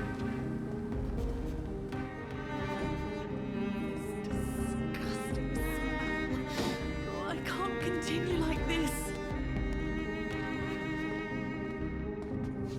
Rats. Tasty rats. Those clever rodents are cautious now. Oh, they won't approach. I'm investigating the source of the epidemic in this district. Have you noticed anything unusual recently? Infection. Infection. The rats carry it, I heard. Rats. Rats, rats. Many rats around that big house. Funny smell, too. Dead flesh. And where is this house? West of the park. Not very far. A big house with no sound, no light, no life left. I must go now. Goodbye, Miss Billow.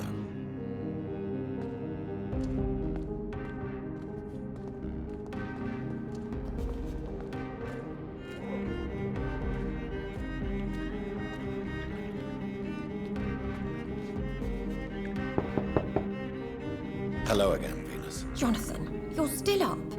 Can't you just knock at people's doors during the day? I'm sure you can spare me a few minutes. For old time's sake. Of course you may enter, Jonathan.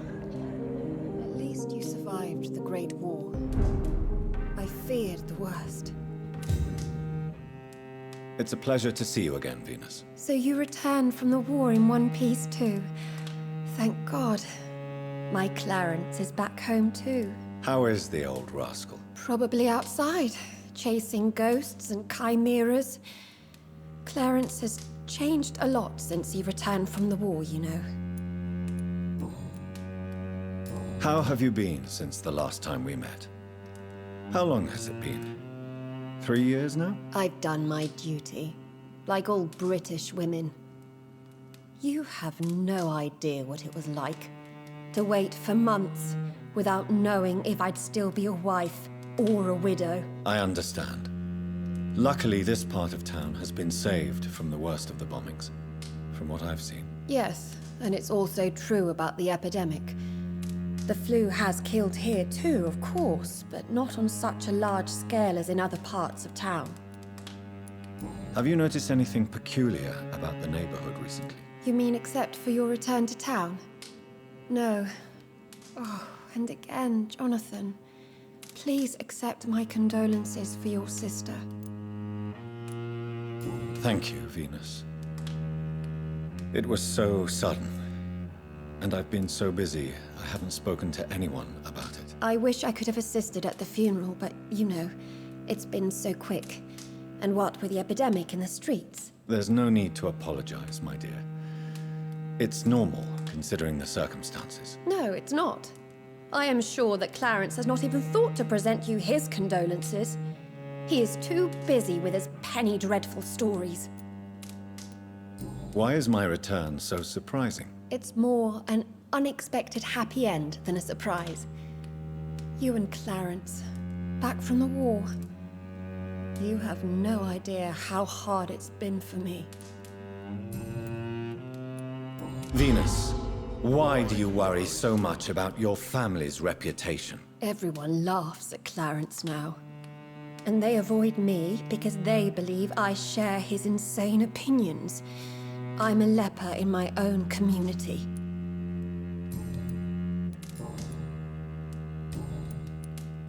I'm investigating the source of the epidemic in this district. Have you noticed anything unusual? The McPhersons.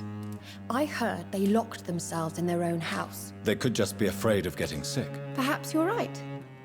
But if I were you, I'd pay them a visit.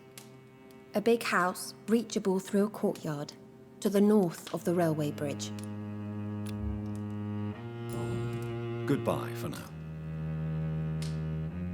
I'm so sorry for your loss, Jonathan.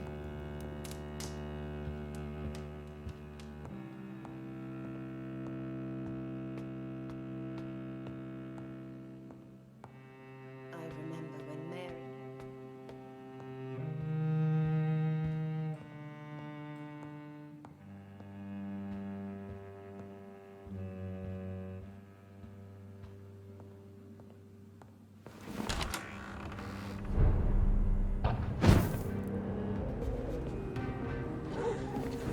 No invitation is needed to enter this building.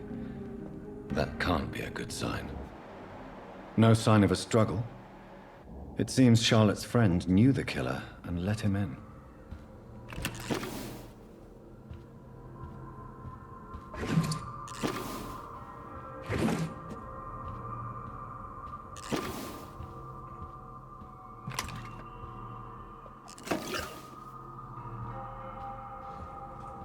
Emily wanted to become a vampire.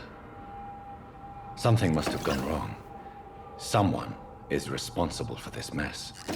But who?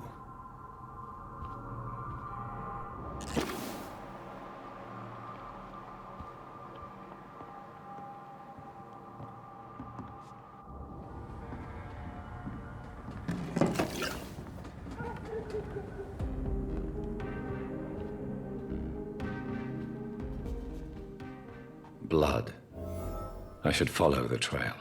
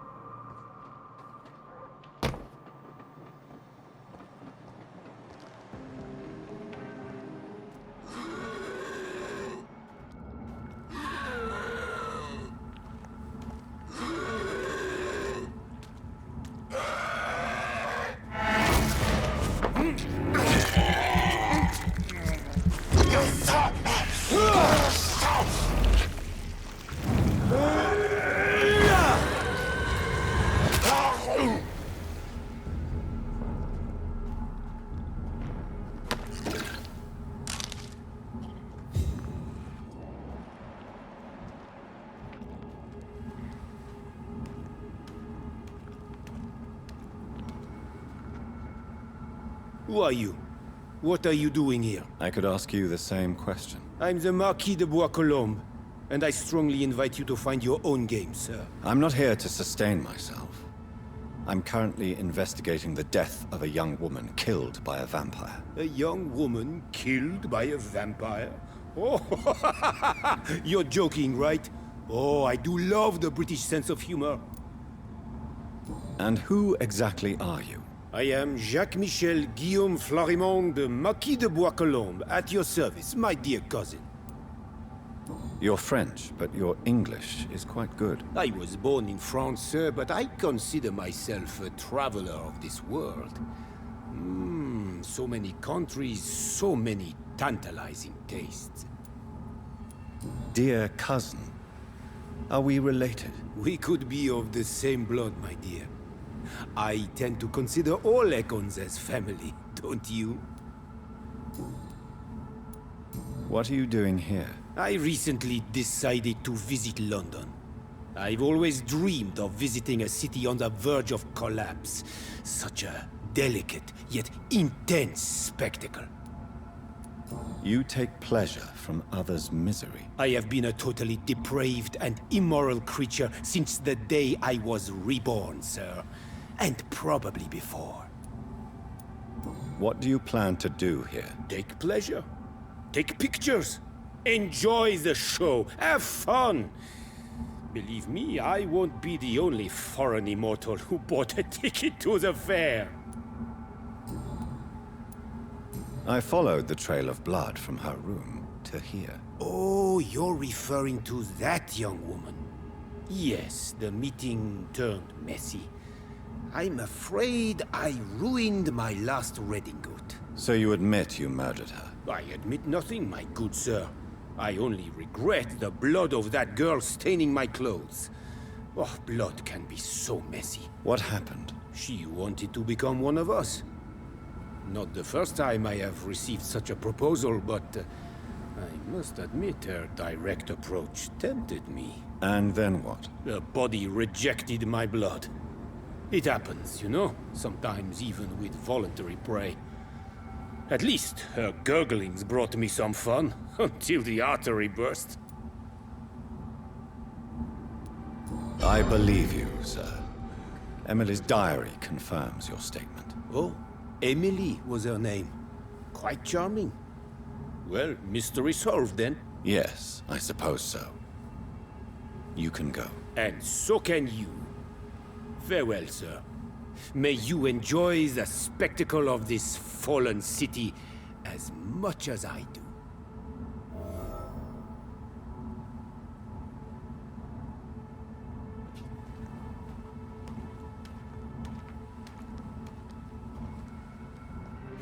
Women of all countries unite! Good evening, Miss Ashbury. And good evening to you, Dr. Reid. I have found out what happened to your friend, Emily. I can handle the truth. There's no need to hide the bloody details. Your friend was planning to become a vampire. She thought she'd met an honest one and made a deal with him. Unfortunately, Emily did not survive the process. My mother told me many times about the risks of being turned. I often suspected she exaggerated the danger to avoid me being tempted. No, the risk is real. Have you any idea what a body has to endure to become an organism entirely consumed by its need to process and recombine blood? I should never have talked to Emily about vampires. I never thought she'd actually try it without me. Thank you, sir. Here, take this for your discretion. Goodbye, Charlotte. Give my best regards to your mother when you see her. She's been quite busy these last few nights. I suspect you may see her before me.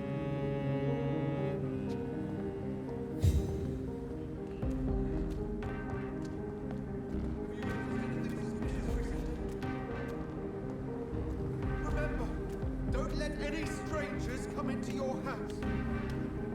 Please, sir. Have you noticed anything suspicious recently? Remember, don't let any strangers come into your house.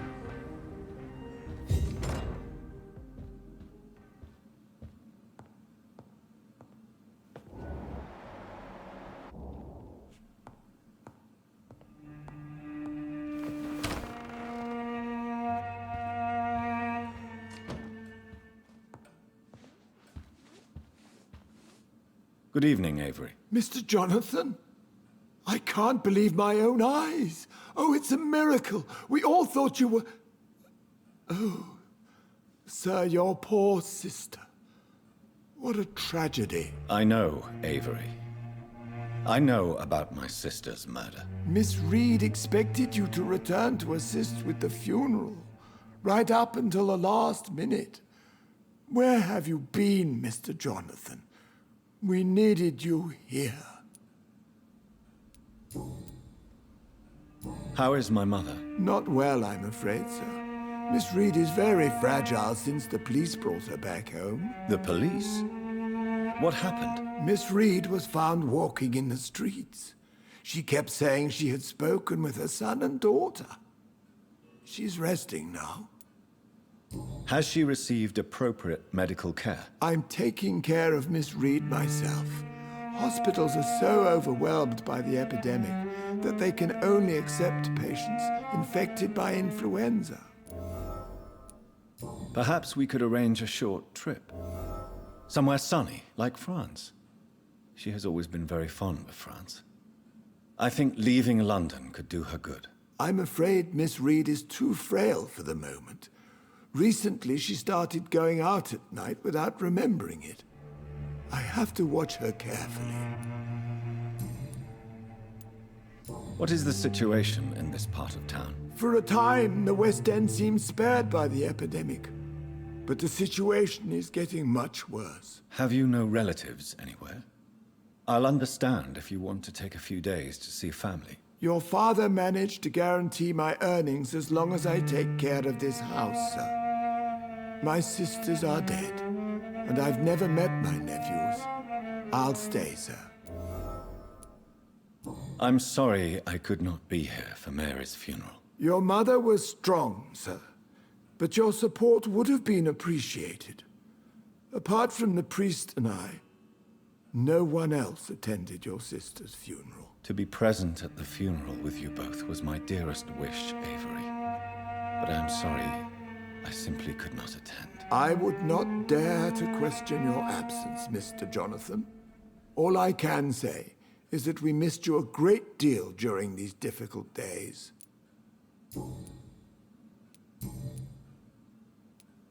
Tell me the truth, Avery. Do you feel forced to stay here? Would you leave this house without the arrangement made by my father? No, sir. I have nowhere else to go.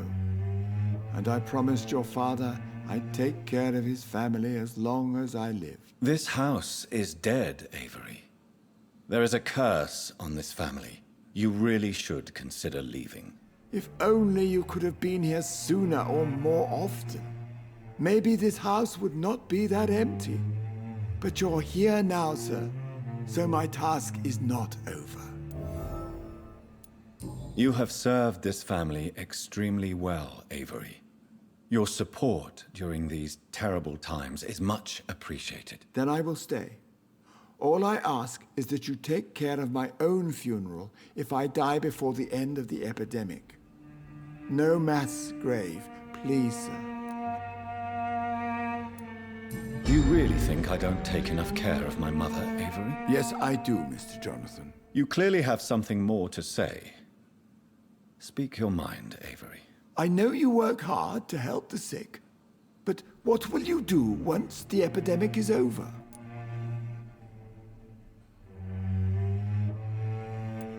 I really don't know. I have always enjoyed seeing new horizons. Once the epidemic is over, it would be nice to leave London for a while. I understand, Mr. Jonathan. But you have to realize that your mother needs you. Your next departure could break her heart.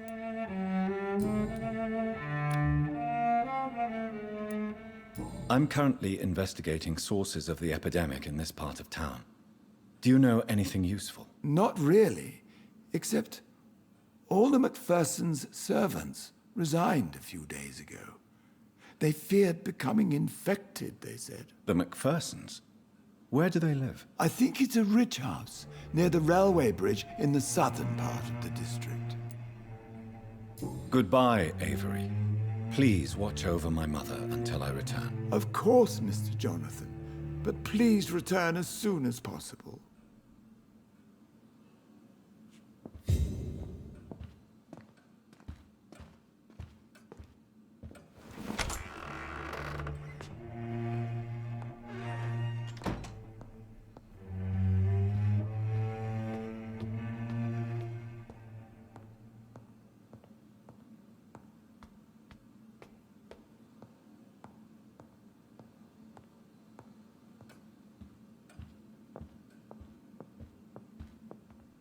Mother, good evening. Jonathan!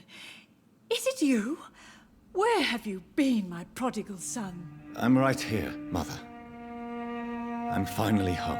Yes, for this son of mine was dead and is alive again. He was lost and now found. But where is your sister? Where is Mary? Mary? She is gone, Mother. I know she's gone.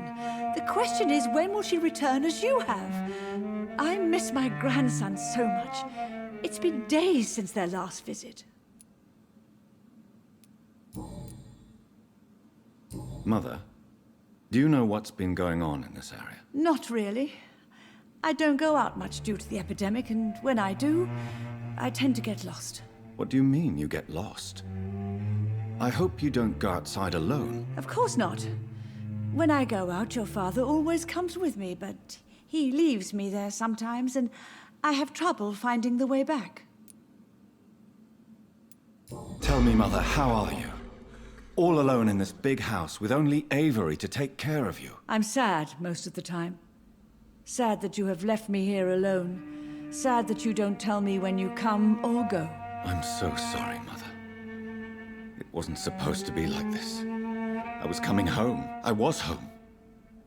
London, the Thames, and then it happened. What happened, Johnny? I lost my way. Somewhere between the boat and the house, my life changed completely. You should have told me, Johnny. I would have understood. You always were a secretive little boy. Have you returned to Whitechapel Cemetery since Mary's funeral? I never want to go back to that awful place. Wait. I think I went back once. And you were there too. And Mary? No, that can't be true. It was just a bad dream, Mother. A nightmare, yes. Mary was so angry. I walked back home alone. If that kind policeman had not called Avery from the station, I don't know what would have happened. Do you need anything, Mother?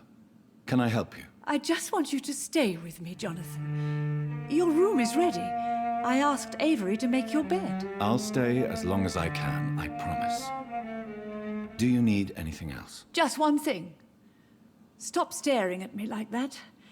As much as I love you, it breaks my heart to look at those empty and dead eyes. Are you working on a new painting? Not recently. I have trouble focusing on my subject, and my mind quickly drifts. It's the same thing when I try to write poetry. I recently met a talented painter with an excellent technique. I wish you two could meet. I'm sure you'd like her. I'd be glad to meet her. What is her name? Is she famous? Is she dead too? She's not famous, and her name is of no importance. And yes, she is also dead. The important thing is, I hope you two get along. If she ever fancies meeting your mother, I'd be glad to welcome her into my home. Do you think Avery is right? Do you think I should take better care of you? I don't blame you, but you abandoned me, son. A mother should not survive her children. It's unbearable to know you're not here anymore. I know I have failed you since I returned. I even watched you bury Mary from a distance. From now on, I will protect you. You have my word. You don't have to apologize to me, Johnny. Do you think I did not notice how much you have changed? Have I changed that much, Mother? Am I still your son? You are still, and you'll always be. Despite your pale skin, your bloody eyes, and that echoing sadness in your voice. Why do you say Mary is visiting you, Mother? You know that's impossible. Why should it be? Are you not standing in front of me right now? Why should it be any different with your sister? But Mary really is dead, Mother. Yes. And are you not dead too? Isn't your father dead? And my grandson, and my son-in-law? You're all gone. But you all still visit me from time to time. But I'm not dead, Mother. I'm really here, talking to you, trying not to cry. Oh, it breaks my heart to have to tell you this. But of course you're dead, my darling boy. Just look at you, as pale as my Mary.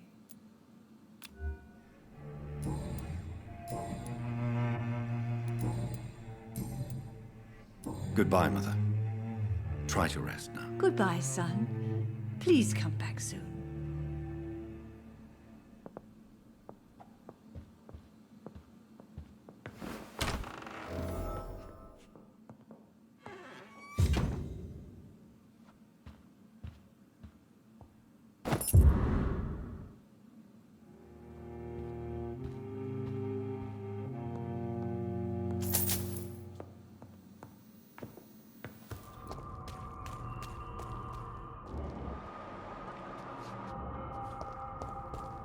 You Londoners are no match for me!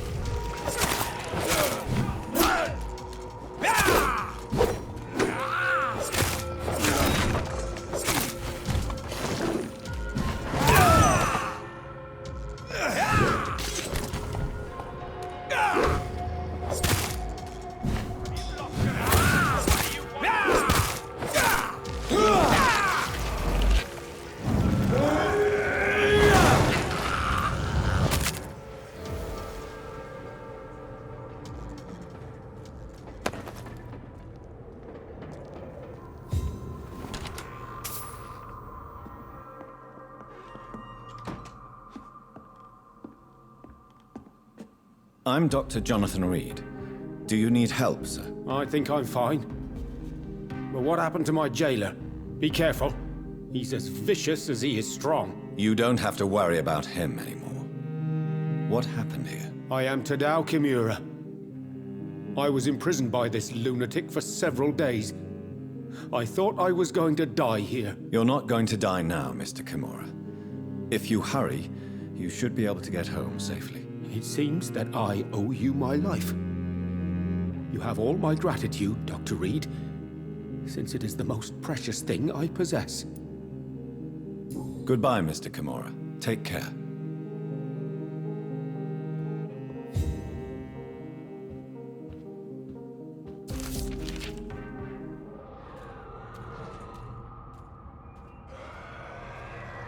That building is under quarantine. Could this be what I'm looking for? I cannot enter.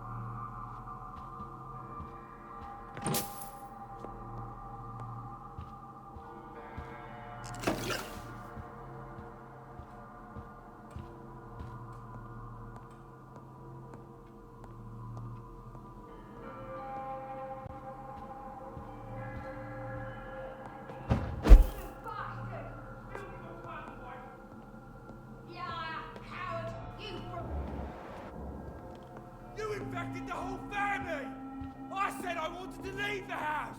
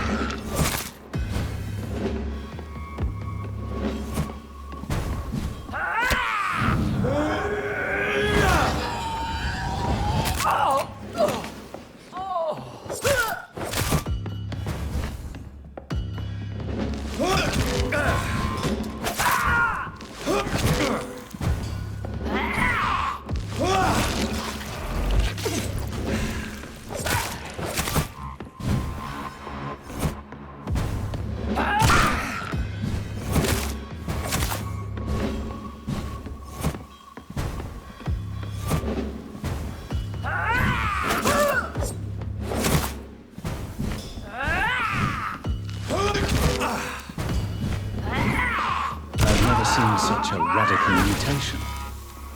Could it be a new stage in the disease's evolution?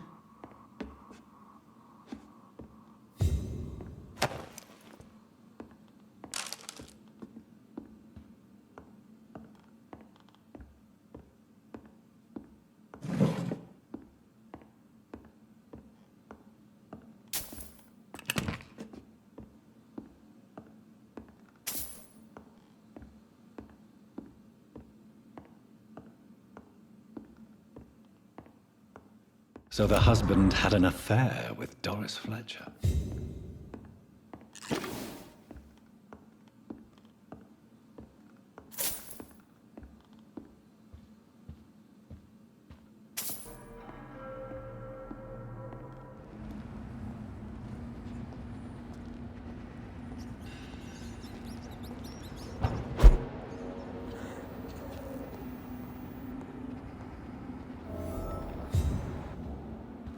This woman's body has multiple lacerations. They're deep, too. Whoever did this was driven by rage.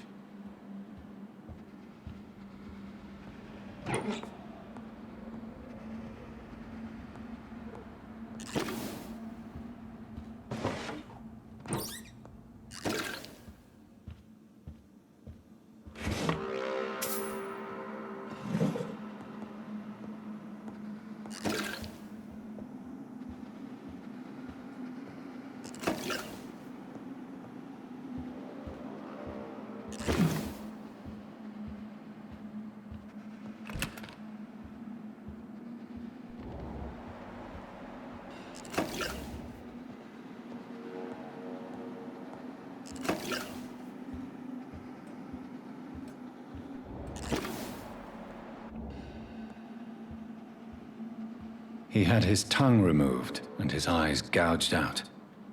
He was a victim of brutal torture.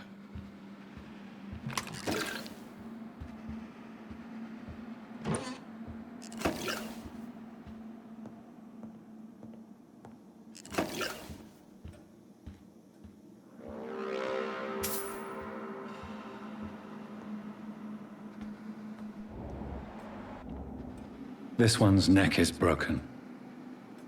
He was young. Probably the son.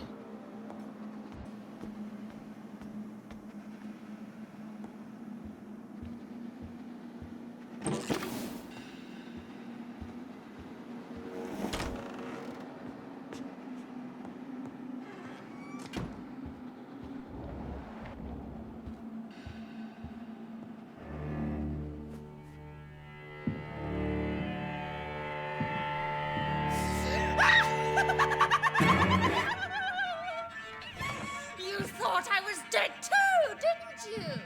No, I was just pretending. Doris told me I could have been a great actress. You killed your family.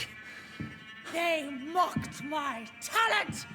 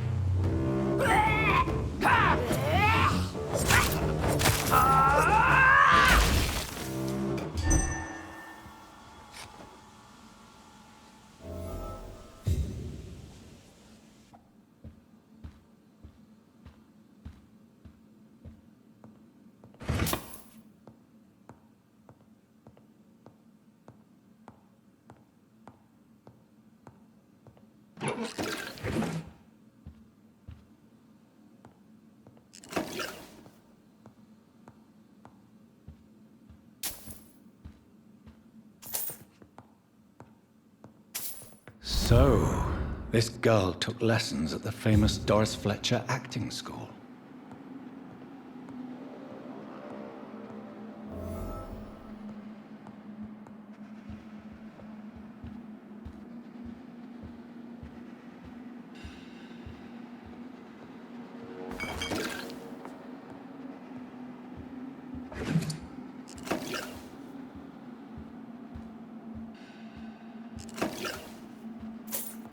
Doris Fletcher seems to be the missing link here. It can't just be a coincidence. I should go to her acting school.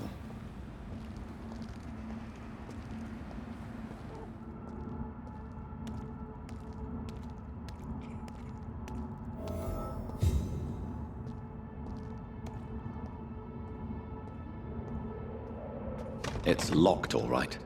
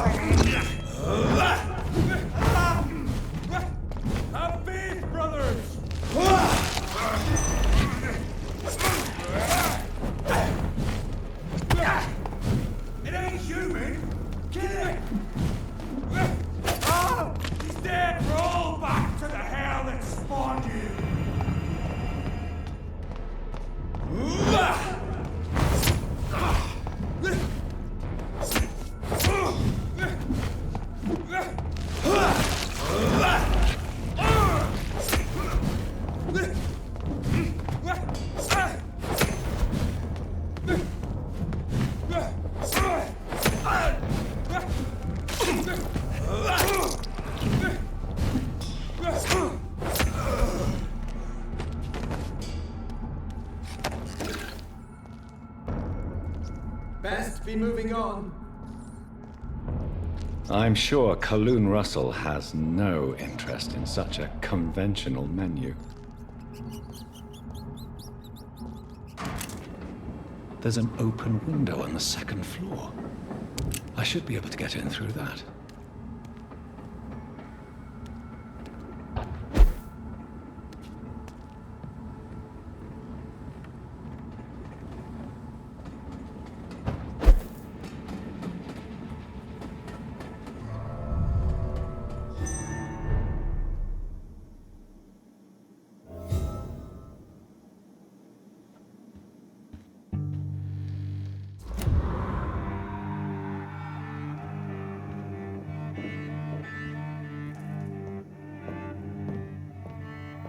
Woe to you, nations of hypocrites. For in front of you stands the tall queen. You can but lower your head. Can that be Doris Fletcher's voice? Where does it come from?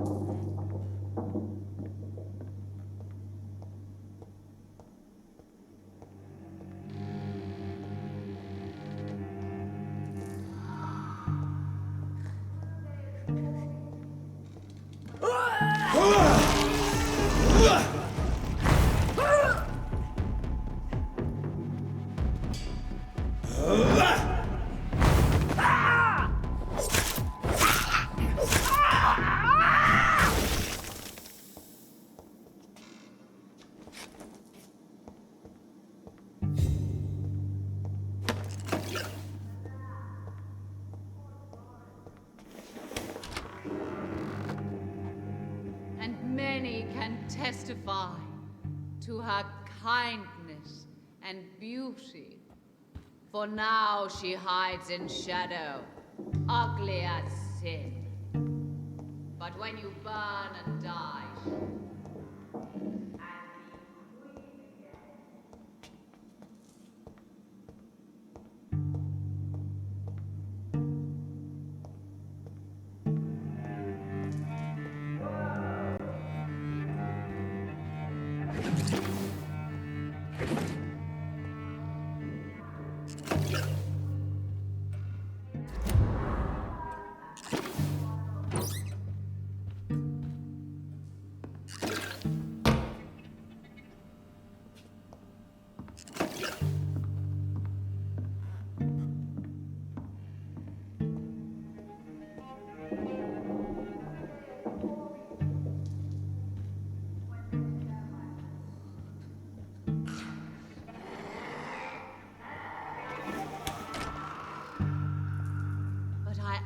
only love.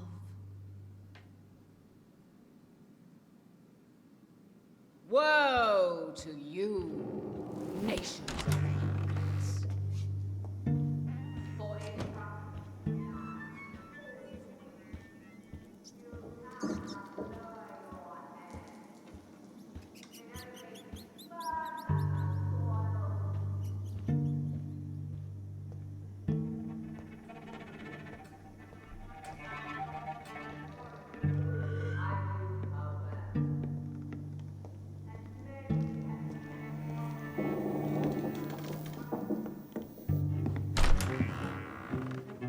Who are you?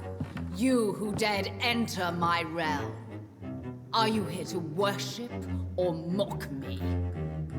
I'm here to put an end to the vampire epidemic, Miss Fletcher. Ah. But Doris Fletcher is no more. She was consumed by this putrid flesh that now enshrouds her. You feel anger for what happened to you, but I can help you. I'm a doctor, Miss Fletcher. Doris Fletcher is no more. All that remains are the dreams of the queen she was, and the queen she'll be. Until then, all shall die, for that was her final wish. Woe unto thee, son of Babylon! On guard!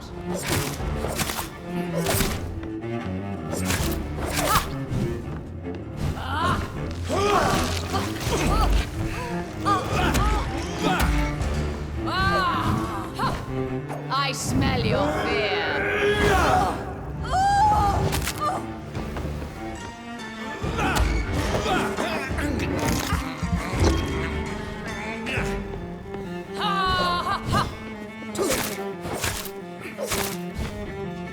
Behold, Kingslayer, the disgrace of she who was once renowned. Will she be the queen again once they all share her fate?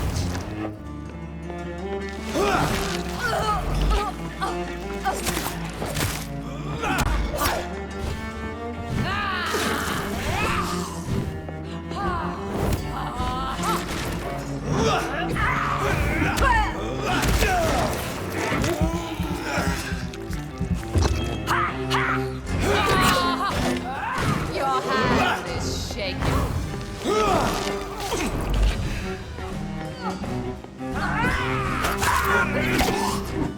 My children, my beloved, die for the love of me.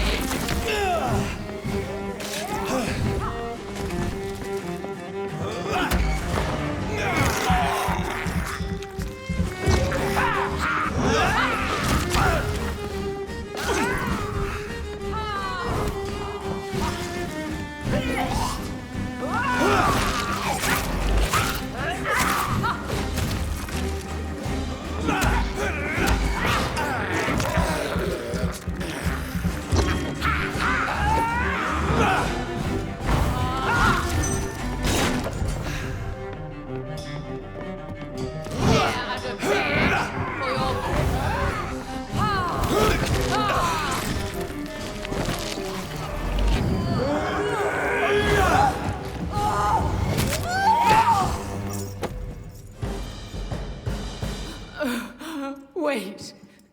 I beg you, wait. What? I don't want to die. And I did not come to kill you, Miss Fletcher.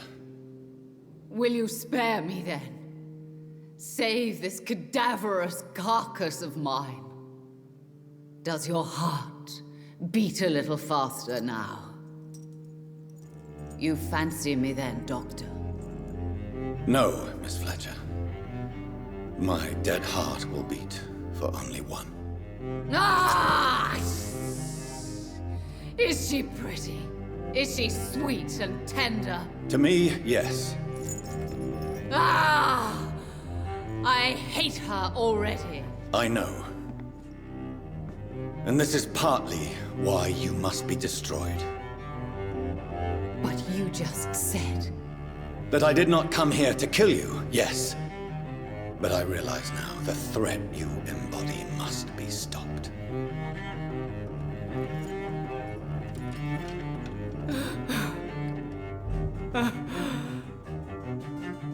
Will I be remembered? Will you? You were Doris Fletcher, the greatest actress of her generation. No one can take that from you. Thank you. And farewell. Ah! Ah! Ah!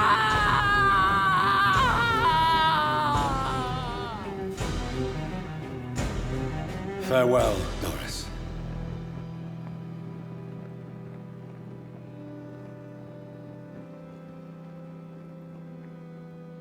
Bravo! So dramatic. I love it. McCullum! How strange I seem to find you whenever I'm inquiring about that Skal infestation. I mean you no harm. I'm not here for you. But once I've put all the pieces of the puzzle together, I'm sure we'll have a little chat, you and me. Stay away from me, McCullum. You and all your war dogs. That I can't guarantee, Dr. Reid. But I'll let you go. For now.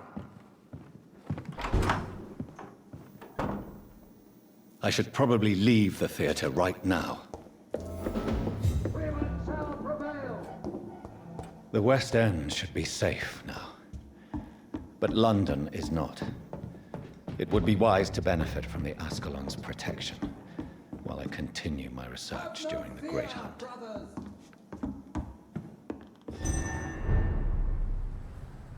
These people want me dead. I need to leave now.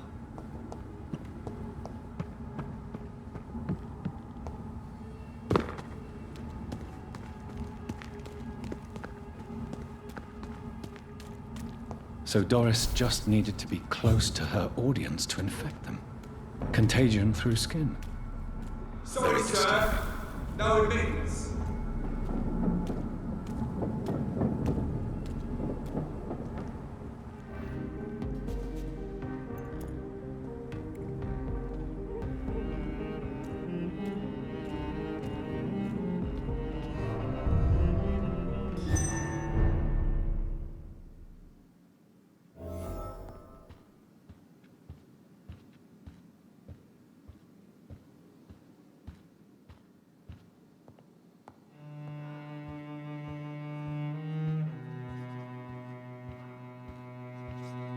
Elizabeth, what are you doing here? I've been formally asked to witness your triumph, my dear.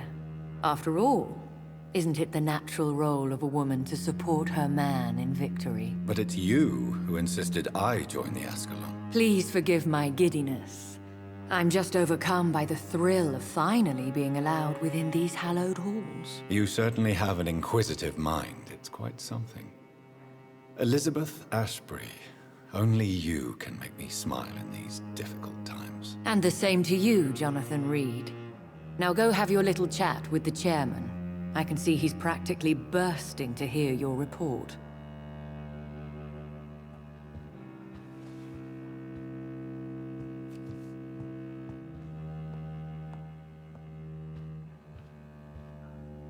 Welcome back to the Ascalon Club, Lance-Bearer. Please, tell us the good news. Have you put an end to the epidemic? My hypothesis was correct. Doris Fletcher was the source of the contagion in this part of town. She was probably the first to be infected. And you cleansed her before the hunters, I've been told. Well done, Dr. Reid. You thrust your lance and pierced the very heart of the corruption. But some questions remain. The important thing is, we won a major battle for the survival of London. For that, we salute you. Thank you, my lord. Now, I have another task for you. One of the utmost importance. Perhaps even more so than the previous. I'm listening. It's time for you to perform a most sacred duty for the club. I want you to recruit a new vampire. Recruit a new vampire? Are you sending me on some sort of diplomatic mission? Not exactly. I want you to make Aloysius Dawson the Ekon he deserves to be. I'm not sure I'm the best candidate for such a task. I can hear the hesitation in your voice, Dr. Reid. I admire a man of principles. But in this matter, there is more at stake than your moral comfort. It's not a moral question, Lord Redgrave. It's the responsibility of giving immortality to a man I barely know. Nonsense. Aloysius has been a member of the Ascalon for years. This is but the fruition of a long-held plan. How would you like me to proceed? Aloysius is waiting for you at the Dawson estate. Once the deed is done, I'll join you there to celebrate this momentous occasion. Before I go, I have a few questions. All right, I'm listening. Why Aloysius Dawson? Because he is about to die, and he just may be the most influential man in England. After me, of course. Did he choose me? No, I did. My decision is very recent, to say the least, but it is entirely mine. Does he know I'm coming? He can't wait to become your progeny, Dr. Reid. Especially now that you have shown how strong your lineage is through your sister. You invited Lady Ashbury. Wouldn't that be breaking one of your cardinal rules? No women allowed. Not allowed as members, no. But considering the circumstances, I thought you'd like to have her here to witness your triumph. So it's a temporary admittance, then? Something of a bargain, considering the crisis we're currently facing. How would you like me to proceed? Don't worry. Aloysius has had many years to prepare himself. He has studied our kind for decades. So shall I just let him drink my blood? Yes. Aloysius will gratefully sup on your blood. His heart will slow, then stop. But he will rise again as one of us, an immortal. Is there any danger? Our blood alters a mortal body so deeply that some don't survive the metamorphosis. They die for good. But Mr. Dawson has been preparing himself for a long time. Goodbye, Lord Redgrave.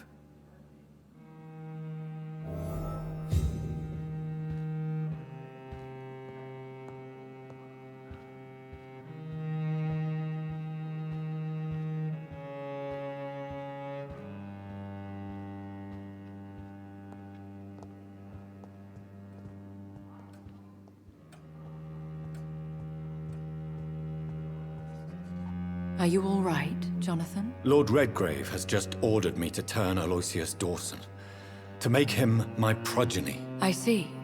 And how do you feel about this?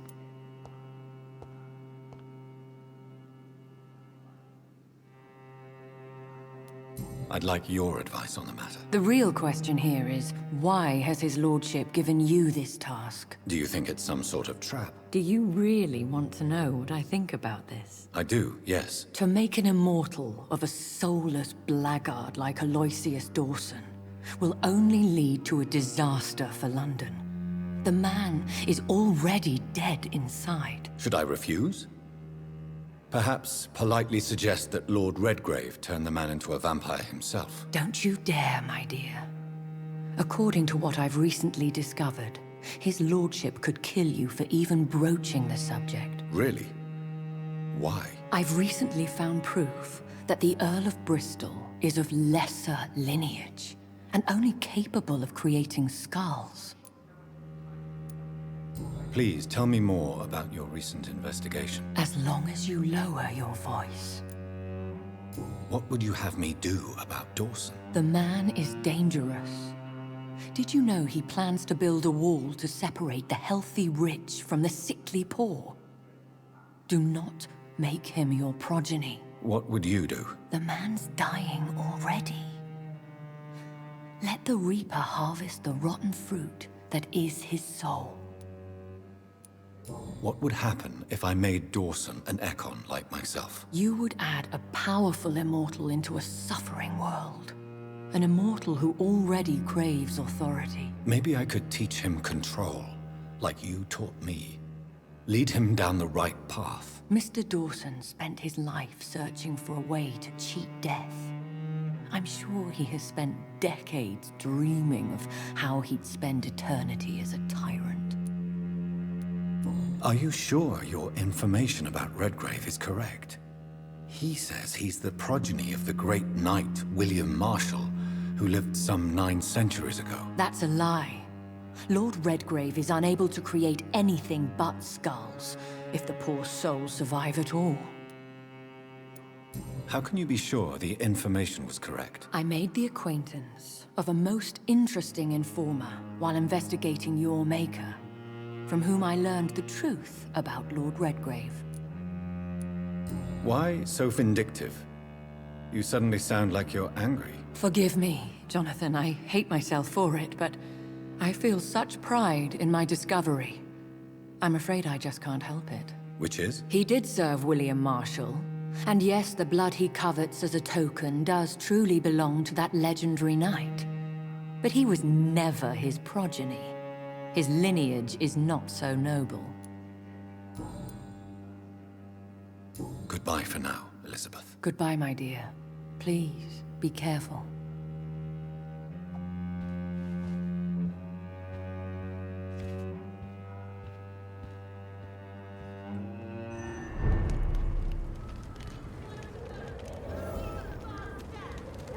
It looks like vampires have to obey Mendel's laws when producing progeny.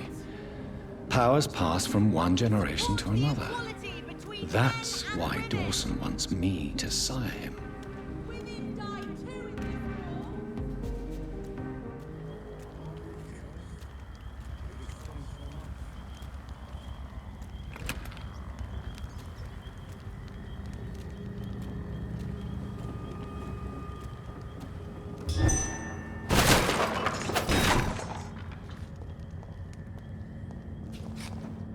This is a slaughterhouse.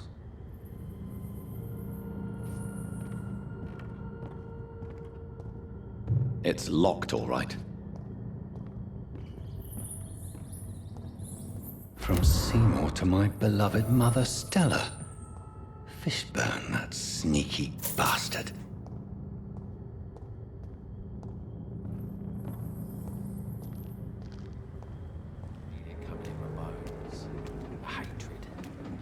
Wave of bitter death to drown and purge our city. Good evening, Mr. Fishburne. Yeah. I have retrieved the gift for your mother, sir. Great. Give it here then and take this for your trouble. I also found the corpses. The ones under which you left the necklace, Mr. Fishburne. Ah, so that's where I left it. I can be a bit stupid sometimes.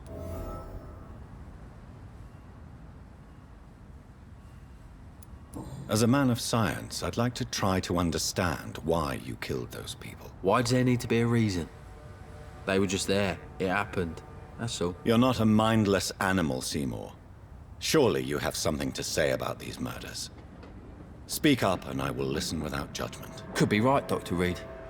Maybe it'll do some good to confide in a gentleman like you. You being educated and all.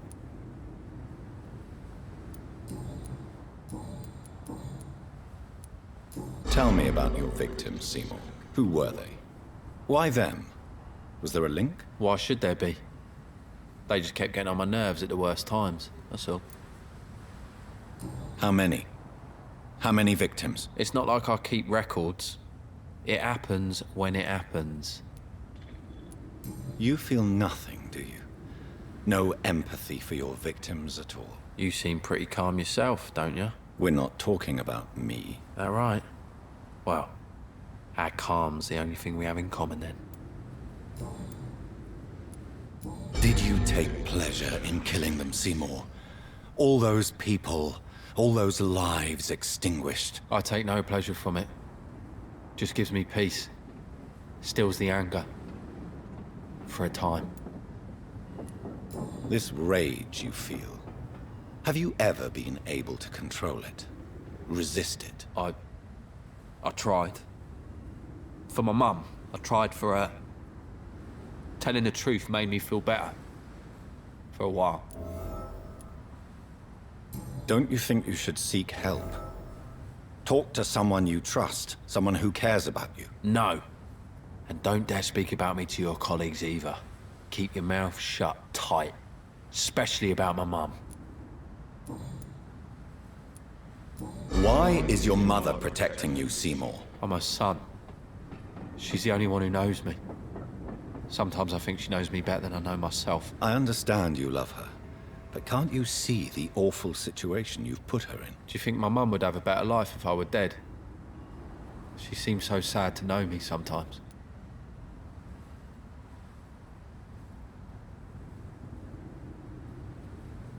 I understand your mother's situation.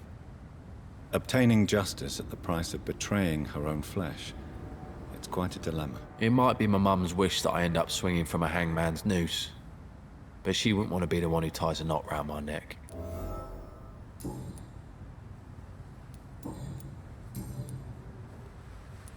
Have you heard anything recently about Sean Hampton's shelter? Called into the hullabaloo that can be heard coming from the building, I would say that all the local loonies are at his precious club. Goodbye, Mr. Fishburne.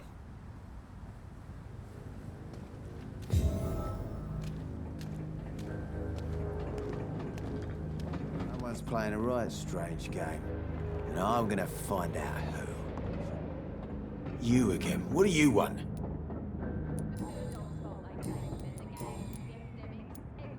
Tell me about the man you killed, Booth. What happened? One of us had been killed, so we had to retaliate. That's the whole story. There has to be more to it than that. No, really. One of us got killed, so the killer had to die. That's how things have always been done round here. No one gives a shit.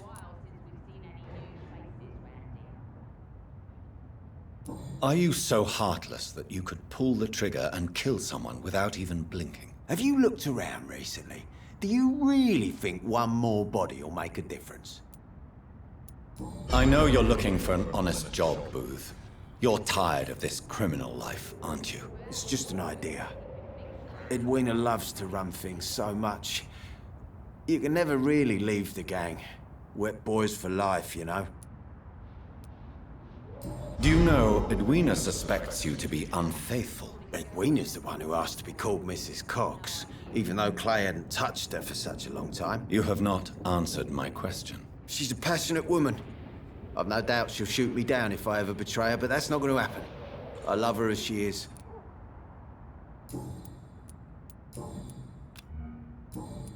Goodbye, Mr. Digby. The dog's fault, they say. Then the gangs, the epidemics, everyone's throwing the blame. Are they stupid or something? I've never even been to India.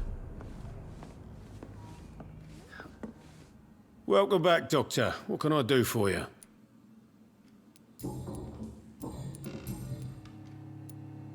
Tell me about your arrest for attempted murder, Tom. I tried to kill someone. I got arrested. I paid my debt and I have nothing to hide. So you mean your customers know about your sordid past? Yeah, why do you think this is the last pub open? I have nothing to hide and I don't judge. That's a relief for many round here. Do you think prison changed you? Made you a better man? Oh, I don't know about that. All I brought back is bad memories, scars, and an ugly tattoo of a blue turtle. But do you feel cleansed of your sins? All I know is that I'm at peace. I did what I did, but I wouldn't do it again.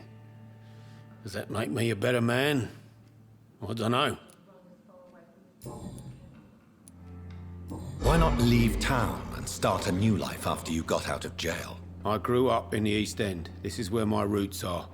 This is where I want to help others, and die, eventually. Do you think the docks will always be a hive of scum and villainy? As long as poverty and fear run the show, I don't see how it would change. Misery loves company, as they say. Don't you feel threatened, staying in such a violent and criminal neighborhood? I've made peace with my violent past, Dr. Reid. I may not be a pacifist, but I'm not angry anymore. You attempted murder. Give me some details. I was given an order to kill. I was an obedient gang member at the time, a proud, wet boot boy. Why did you join the gang? Because I finally felt useful. Do you have any idea what it means to feel respected when the rest of the world shits on you? So you were ordered to kill someone. What happened then? I don't know if you can possibly understand, but I couldn't kill him. I just stood there pointing my gun. Someone saw me. I gave up. Why couldn't you shoot? My target was eating in that fancy restaurant with mirrors and music.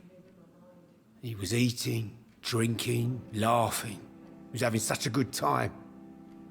I hated him for his bottomless appetite, an easy life of easy pickings. And then something happened. You refused to kill him because you wanted to feel some of that happiness yourself. You empathized with him. Exactly. The man was a bloody landlord who rented overpriced flats. A selfish bastard. But he made me smile.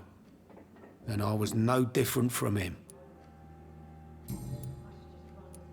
Sabrina seems very fond of you, Tom. I like her too. I really do. I know I'm her boss, and I'm much older and all.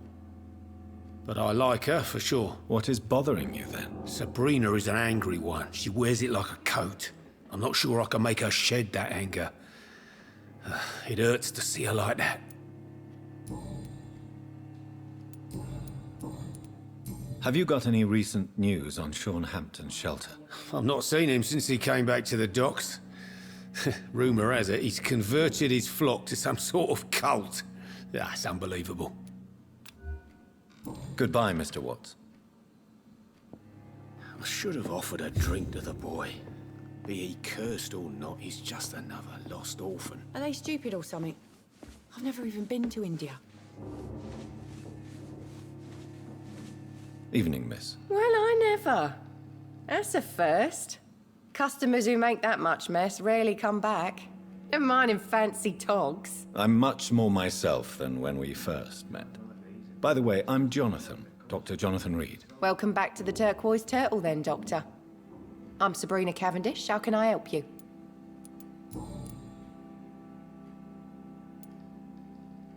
Were you aware of Tom's past incarceration? That's the first thing he told me when he offered me the job. He didn't want me hearing about his past from anyone else. Did it surprise you to find out about it? Not really. I was already aware of his reputation before I met him. That's why I came to the Turtle in the first place. Most people would have run away because of that. Not me. I thought a man like him could give me stability, you know? At least to some degree. And I wasn't mistaken.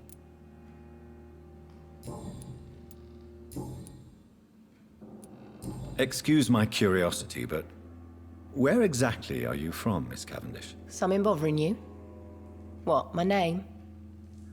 Or my complexion? Believe me, I never judge someone on their place of birth or the color of their skin. If that's true, you'd be one of the few not to make fun of me. Just you, Tom, Dyson, Miss Fishburne, and of course Mr. Hampton.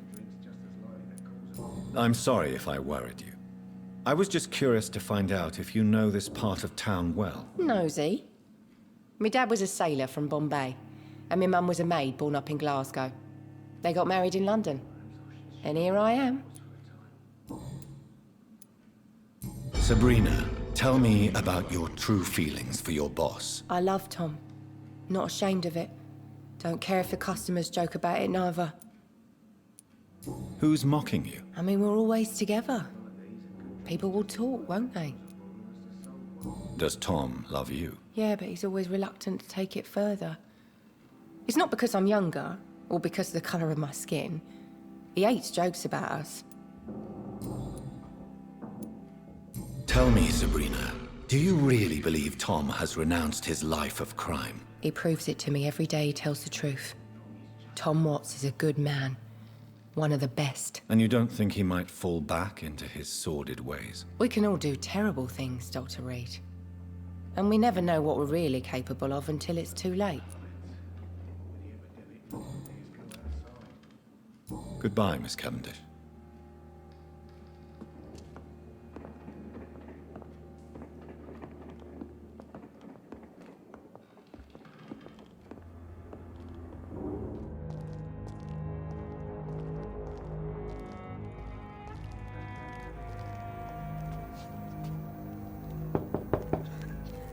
Good evening, madam. I'm Dr. Reid. Could I come in? Why? What do you want? I work at the Pembroke Hospital. I'm investigating the flu epidemic in this area. Oh, the Spanish flu. Well, that's quite liberal of you, Doctor. But this is no time to be knocking at people's doors. The disease takes away the good people too, madam. Why not let me in?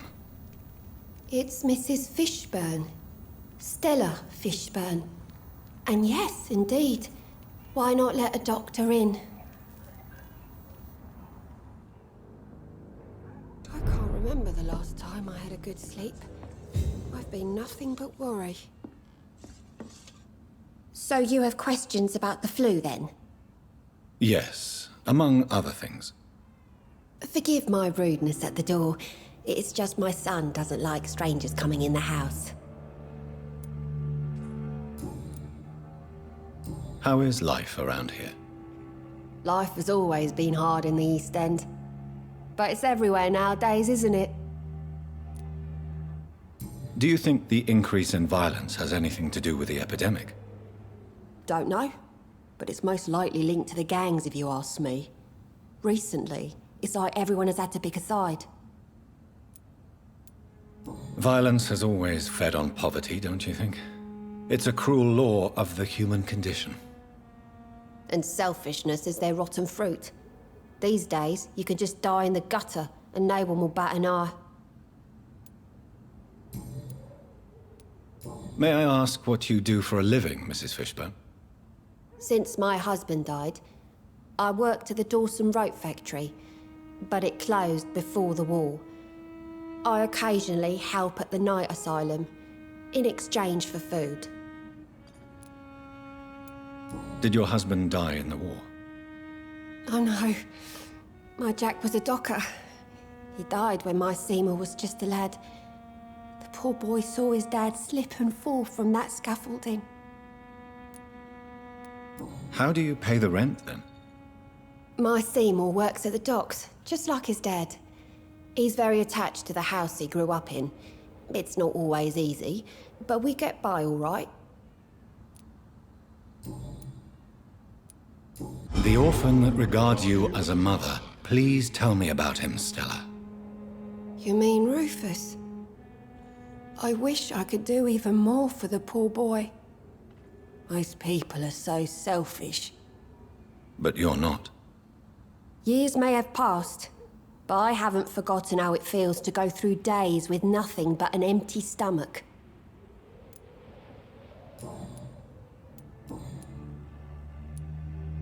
Your son's gone way beyond simply bullying people. He has a taste for blood, and you know it, don't you, Stella? One night, he told me straight up, in his own words. It was several days after one of his episodes. Why did he confess? Did you suspect something? No. I guess he wanted his old mum to help him fight his, demons. Did Seymour tell you everything that night? More than I could stand. The words he used to describe his hate, his rage, how he feels when he's done it.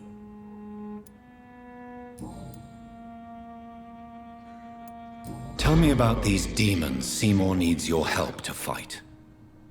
Seymour used to be such a happy child, and he is still a helping son most of the time.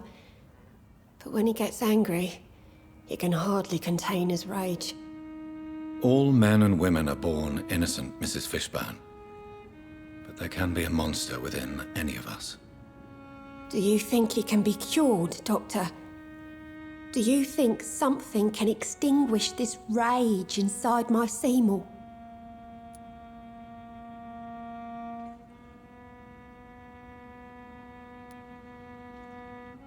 There is no cure for murder, Mrs. Fishburne. Only justice. There ain't no hope, then. Somehow, somewhere, my son has turned into a monster, and nothing will bring him back. Stella, I know you are ashamed of your son's crimes. So why do you protect Seymour? I can't report my own son, can I? Not a burden I could bear. Burden? How do you mean? They'd hang him for sure. I won't send my only son to his death.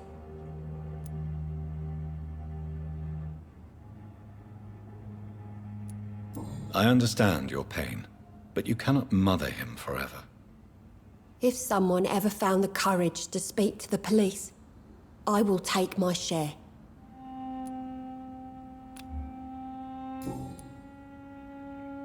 Goodbye, Miss Fishburne. Take care of yourself.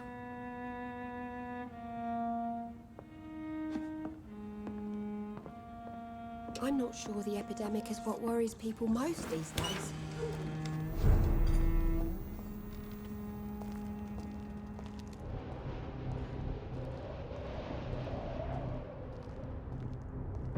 Sorry, sir. No admittance. This is your last warning, sir. It's a leak!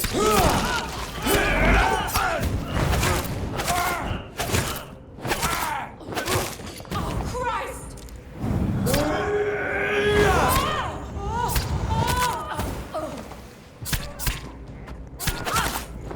Bloodsucker! I'll stick you like a pig!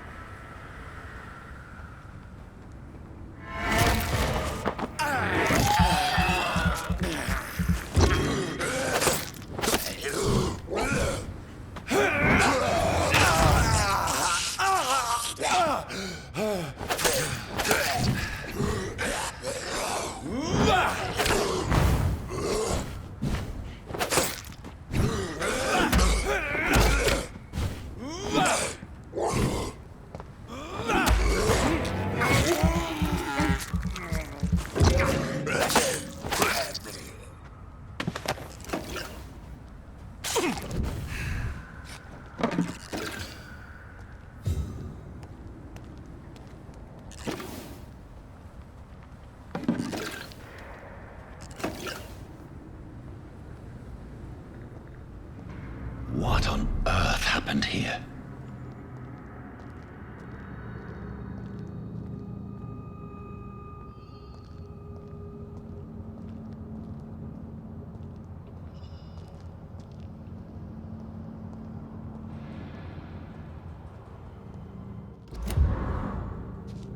It's locked.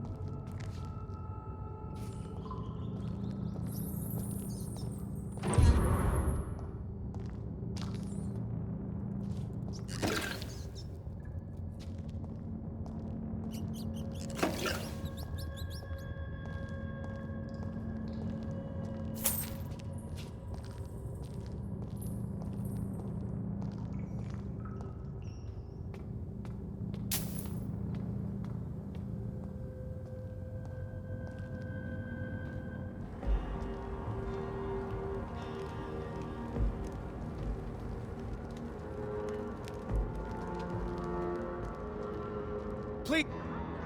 Good evening. I'm Dr. Reid. Do you need any help? Rest assured, I will help you, sir. Martin Nightingale, at your service. Please, take a look at my wares. Your merchandise. I don't really see anything worth having. No offense. None taken, sir. But please, I need to eat. Perhaps if you keep looking, you'd see something that takes your fancy. Let me be frank. You're as much of a businessman as I am a werewolf, right? Who the hell are you to question me? It's hard enough to stay clean when you don't have a place to sleep. I'm doing my best here. I meant no offense, Mr. Nightingale. I was merely pointing out the fact that you're unlikely to survive long if you continue wandering this path. And what should I do then, sir? Should I join the Wet Boot Boys like so many others? No thanks. I'd rather be a bad seller than a dead gang member. What can you tell me about the neighborhood? Have you got any friends around these parts? Not really.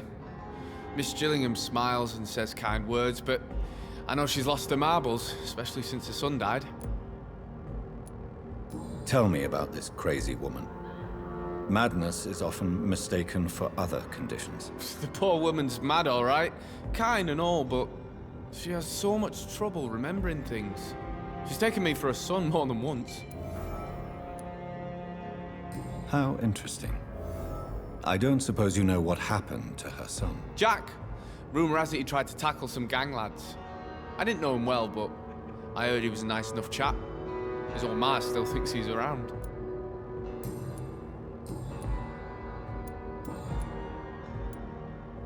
Why not try seeking help instead of peddling your wares? I'm sure there are people around here that would gladly help. There's always the night asylum. Heard it's run by a very nice man, but I'm no beggar. Not yet, at least. There is no shame in asking for help, my boy. Sometimes it can even be the best course of action. I don't feel okay with that. I'm gonna make a name for myself, and I'll do it by myself.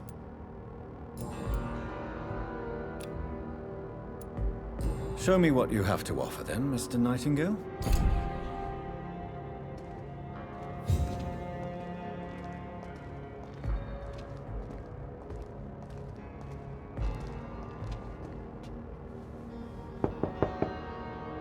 Good evening, miss. I'm Dr. Jonathan Reid. May I come in? I already took my medication, Doctor. But thank you. I'm sorry. Your medication? Have we met before? Don't tease me like that, Jack. Sorry, what? I think I should come in, miss. I'd like to check if everything is okay, what with the epidemic spreading across London. An epidemic, you say? How terrible. I had no idea. But where are my manners? Please do come in, Doctor. You are a doctor, yes?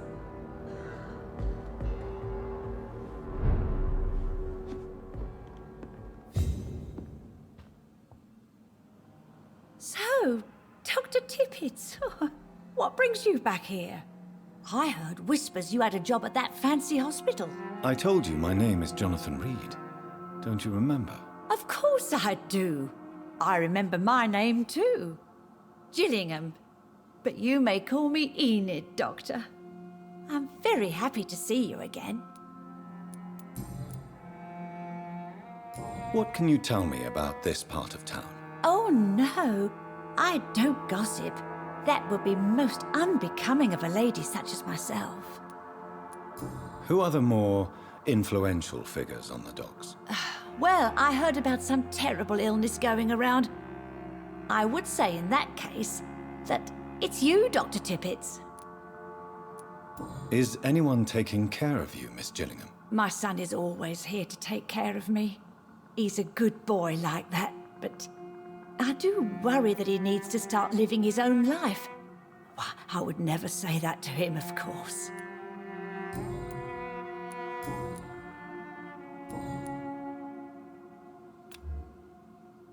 Do you require medical attention, miss? I'm glad you asked, Dr. Tippett. I must confess I haven't felt that well of late. I'll try my best. Here, take this. And please, try to get some rest. Thank you, Doctor. Thank you very much. Goodbye, Miss Gillingham.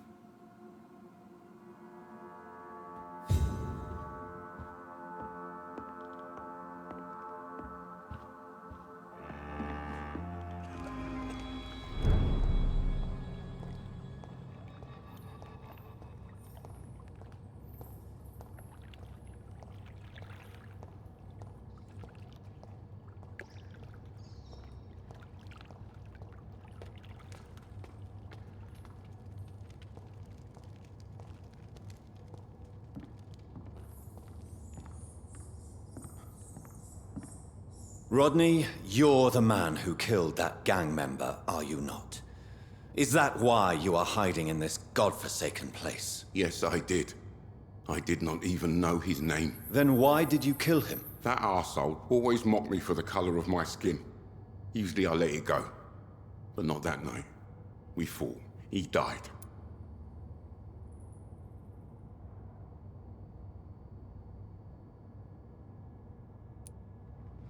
Whatever you've done, You can't spend the rest of your life hiding here. I just wanted to teach him a lesson, not kill him. I'm not responsible for a murder if I didn't want to commit it. It was an accident. Believe me, Rodney, you won't survive here long. No matter what you did, you must go back to where you used to live. I'll go back to the docks then. But if I die, remember that the blood of Rodney Grader will be on your hands.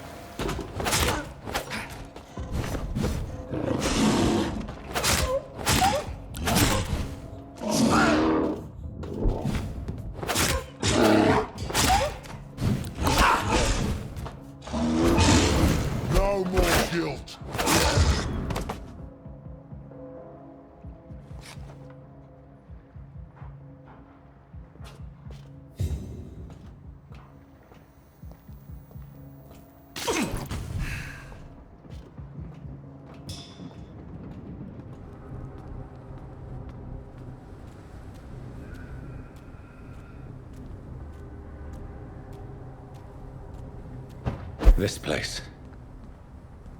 Rain may have washed away the blood, but not the memory. My poor Mary.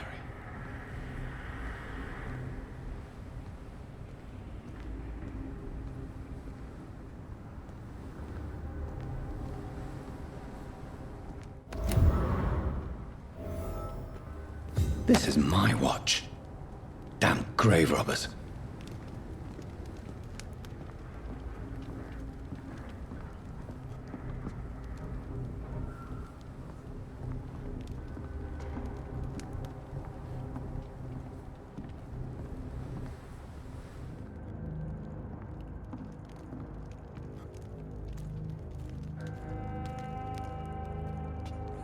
Good evening, Miss Cox. Hello again, Dr. Reid. What do you want?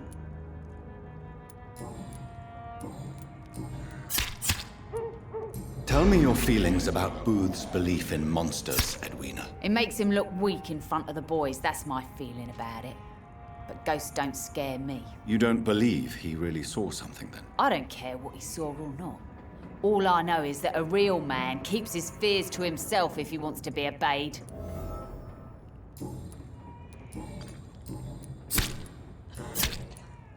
I managed to reach the mass grave in Southwark. It was not pleasant. Spare me the details, Dr. Reid. All I want to know is what happened to those bastards who owed me money. I'm afraid those bastards, as you call them, are in the mass grave. Dead? Shit. That money would have been useful. Well, I'll tell my boys to avoid the place if it's that dangerous. Yes. Everybody should avoid that place until further notice. Okay then, Doctor. It looks like you deserve your reward after all. The Wet Boot Boys thank you for your help. Goodbye, Miss Cox.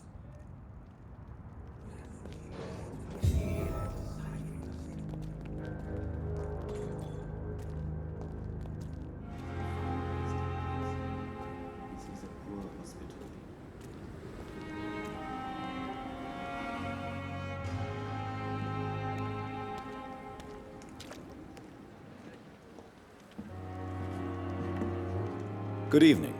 I'm Dr. Reid. Always a pleasure to meet a colleague, sir. Especially when he was supposedly dead. A colleague?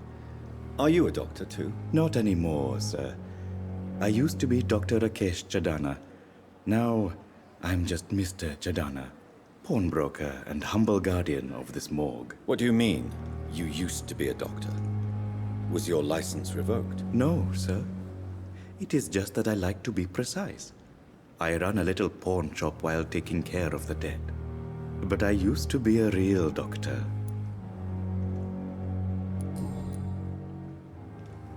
Are you afraid or uneasy being surrounded by so many corpses? Why should I? These bodies are empty vessels. Flesh left to decay. Poof. No soul anymore. All gone. An interesting point of view. And quite an exotic one, too. Most people fear, or at least have a respect, for dead flesh. Sir, as a medic during the war, I learned to face my death and the death of others. It's the pain we have to tame, not death itself. How did you get this job? After I left the army, I worked as an undertaker down by the docks. A dangerous place with many an unpleasant business there. Milton Hooks helped me get a job here. Have we met before? I don't think so, sir. Why? When we first talked, you said you were glad to meet me since I was reported dead. Funny story, sir. Your sister came here a few nights ago.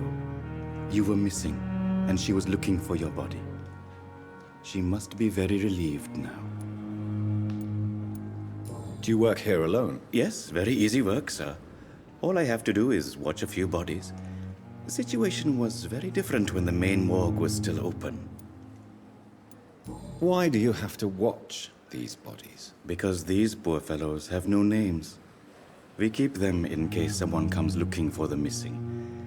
Sadly, very rarely happens. Why close the hospital's main morgue? It was for sanitary reasons after the beginning of the epidemic. Cadavers had to be moved to the nearest mass grave.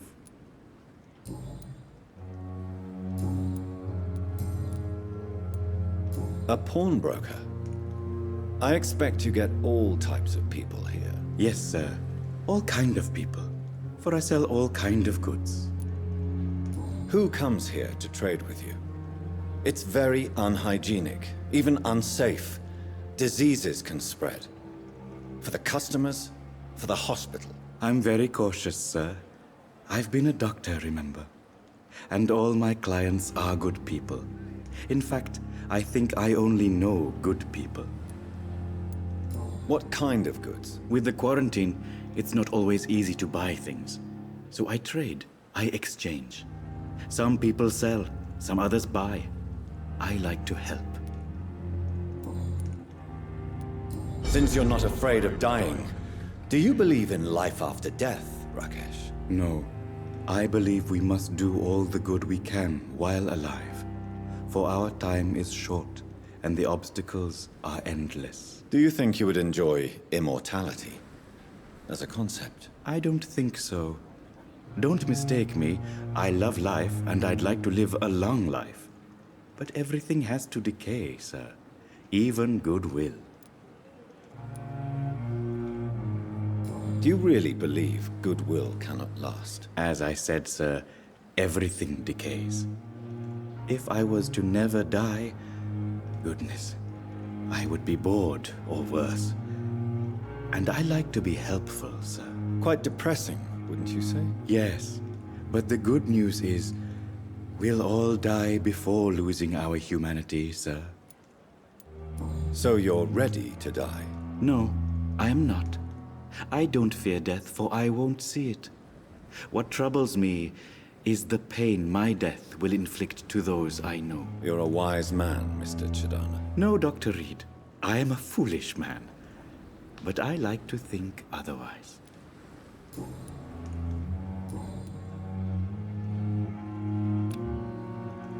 Do you need medical attention? Well, the proximity of the dead is not the most healthy company, even if the quiet can be appreciated. Don't take too many risks with your health, Mr. Chidana. None of us are immune to this disease. And that is a good thing. Death and disease is a constant reminder of our mortality. But you have my thanks, Dr. Reid. Goodbye, Mr. Chidana.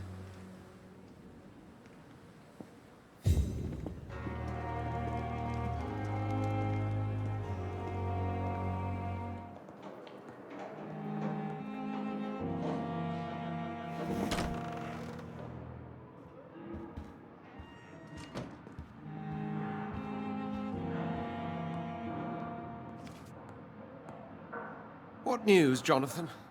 I've heard you've now joined the vampire elite of London. Did Elizabeth tell you? So it's Elizabeth now. My. Things are moving quickly. I turn my back for a moment and away you go. Have you seen Lady Ashbury recently? Yes, she popped in yesterday. Told me about your new friends in the West End. Just a courtesy visit, then? Yes. And no. She was en route to the docks, I think, following a lead concerning your maker. How's the situation at the Pembroke? We're still holding out. Question is, for how long? What we really need is hope, Jonathan. Hope for a better tomorrow. I may have found the source of the contagion. Doris Fletcher, the actress. Thankfully, in the end, she was destroyed by fire. Really? Oh, please, do tell me more. Doris was a heavily mutated skull. Almost a new breed entirely. It's as if the disease had completely altered her mind and body. Highly contagious. As if the disease had taken control of her will? Yes. Once a beautiful and brilliant woman, she became motivated by hate alone. Oh, she was a beauty. I met her when she visited the hospital to cheer up the sick. Too bad the fire destroyed her. But it was probably for the best. Have you heard of similar cases? No, I don't think so. Except, perhaps, it reminds me of an old report from the Brotherhood. Well, more an article, really. What was it about? The author, a friar, referred to a rare form of contagion in a skull he observed during the Black Death. The carrier was always female. They called them Icors. I'll come back later. Thank you, Edgar. Always a pleasure to see you, my friend.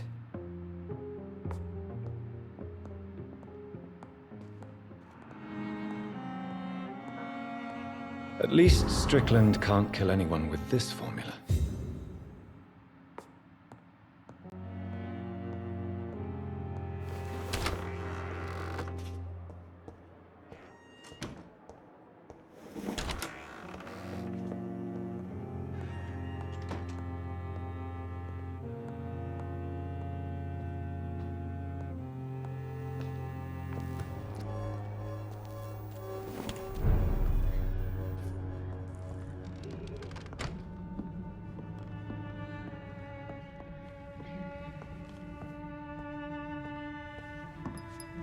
Welcome back, Dr. Reid. Good evening, nurse. How should I address you? Dorothy? Dorothea? Miss Crane? Dorothy is all right. If you don't mind me calling you Jonathan. That's fine with me. What can I do for you then, Jonathan? How is the sanitary situation in Whitechapel? I don't know whether you have undertaken your own patrols or examinations, but local health seems stable. How are things going in the dispensary? The dispensary is fine, but the situation in the streets is getting worse. Remember those men who attacked us the first time you came here? Yes. Have they threatened you? No, but I heard they now patrol the district every night. I even heard they chase out the sick families.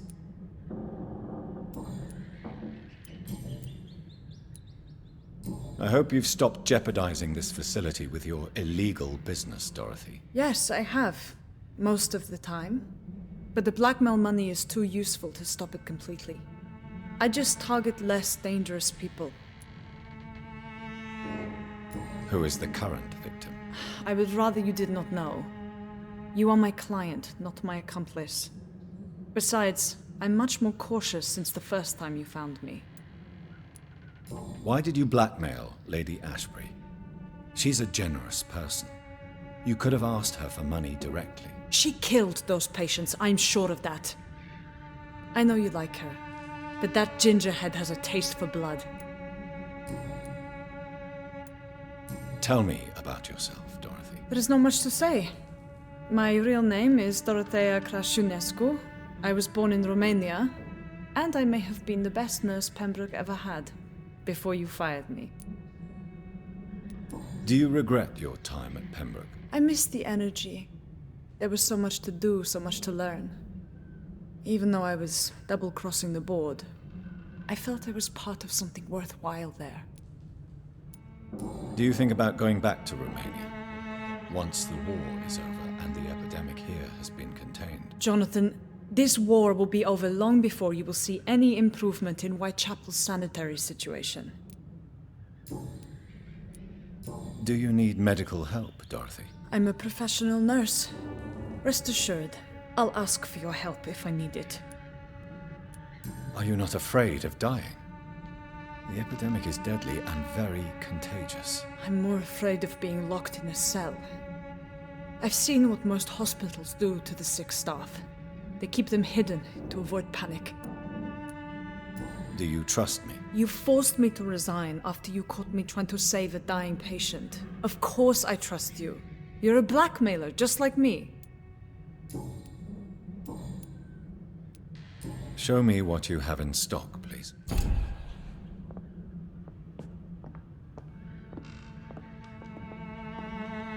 to seeing death. I hope this feeling will disappear someday. Good evening, Xiaoshun. Wang Shanghao, Dr. Reid. It's good to see you again. What are you doing with your time now that you're back in Whitechapel? I've decided to help the poor and sick of the neighborhood by handing out medicine. That's very charitable of you. But why do it at night? I've noticed that the most desperate people tend to go out after dark. Hence my presence, to help them when I can. Giving out medicine? How can you afford to do that? I am a rich widow, Dr. Reid. My departed husband left me enough money to last the rest of my life. I can spend some on those who don't have any. Why don't you move to a better neighborhood? I thought about it, I confess. To go back to the same empty home every day still hurts me a lot. Why stay here then? I am a woman of habit, Dr. Reid. And for now, I am happier being useful in a familiar place than I would be anywhere else. How do you feel now that you're back in Whitechapel? I've decided to follow your advice, sir. I won't forget the dead, but my efforts will be for the living.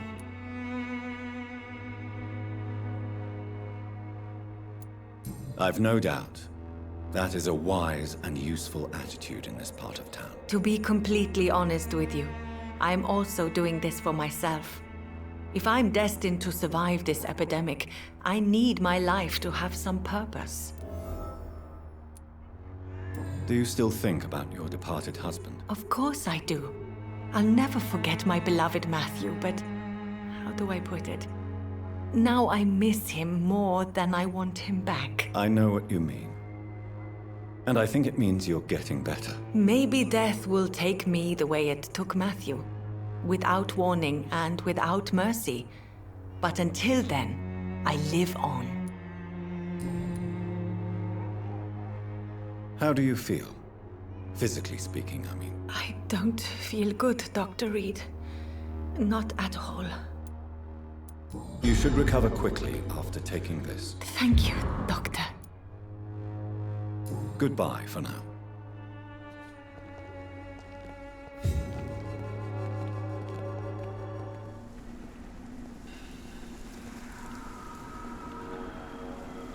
I think this passage could lead me close to Aloysius Dawson's mansion.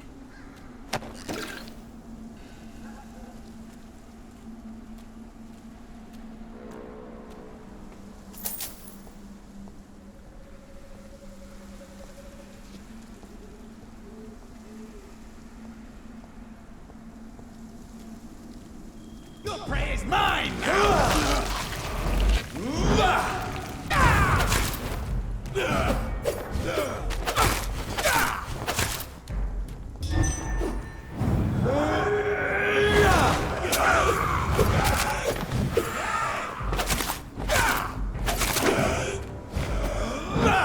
You're mine! You're feeble!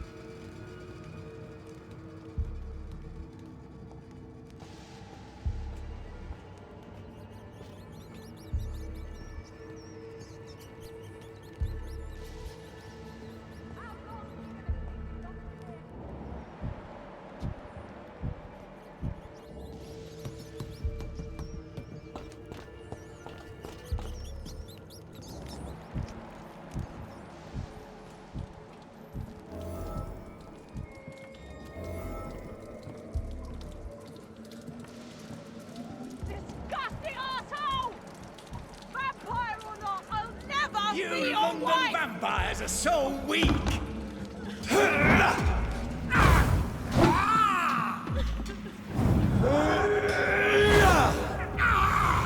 me go, you bastard!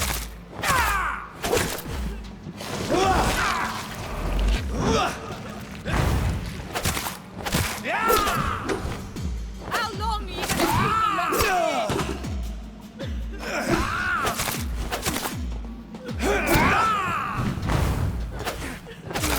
Disgusting asshole! Vampires will never be your wife!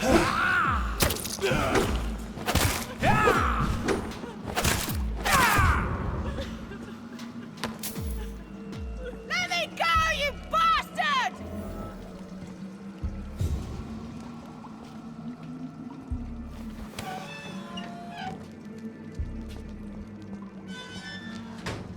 Are you all right, miss? Who are you?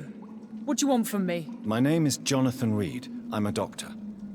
What happened to you? Why are you here? I'm Louise Teasdale. I was kidnapped a few weeks ago by a vampire. Don't laugh, please, sir. It's no joke. I believe you, Miss Teasdale. That monster told me my father was dead. That no one was waiting for me outside. You're safe now. You don't have to worry about the vampire. You should just return home. Thank you, sir. I hope we'll meet again soon, because I'd really like you to teach me how to get rid of these creatures. Goodbye, Miss Teasdale. And be careful. Until we meet again.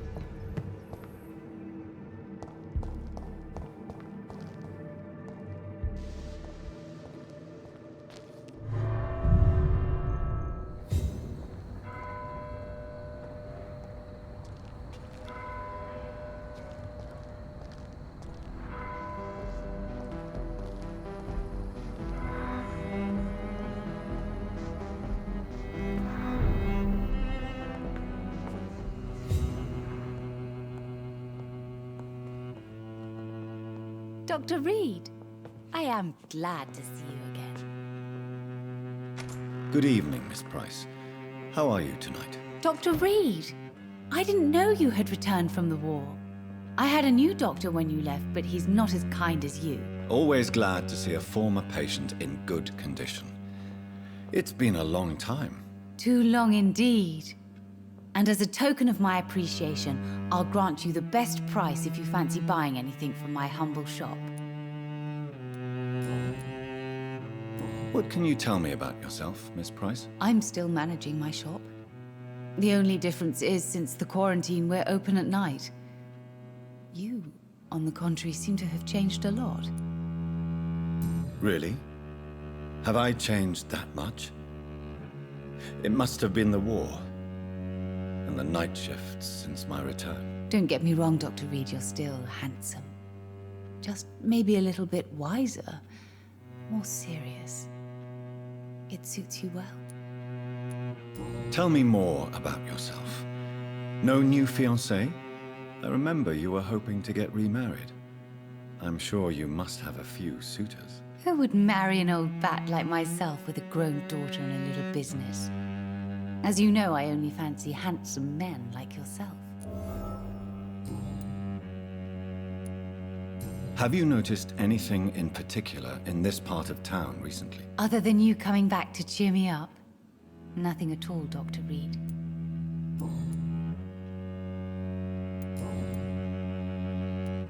Does your daughter still worry you, Miss Price?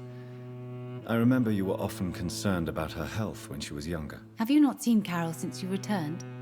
She's almost a young woman now, but she'll always remain my sweet little baby. So you're less afraid? Some things never change. Carol is still too clumsy for her own good. Sometimes her innocence puts her in real danger. Why would her innocence put her in danger? She does not realize how cruel life can be. Maybe I was a bad mother to protect her too much. My poor dear Carol. You have every reason to be cautious, Miss Price.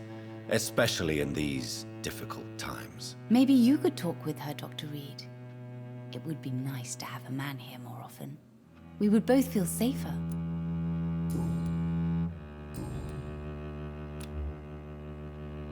Do you know Aloysius Dawson? Everybody knows him. He's only been to my shop once, though, looking for rare books and other intriguing antiques. Did he buy something from you? No, he left quickly. He almost laughed at my goods. Mr. Dawson may be a rich man, but you can't buy good manners. But isn't Aloysius Dawson known for his philanthropy? That was before his brother Robert died in an aeroplane crash. Since then, the remaining twin has turned into a heartless tycoon. Goodbye for now, Miss Price. Dr. Reid, I am glad to see you again.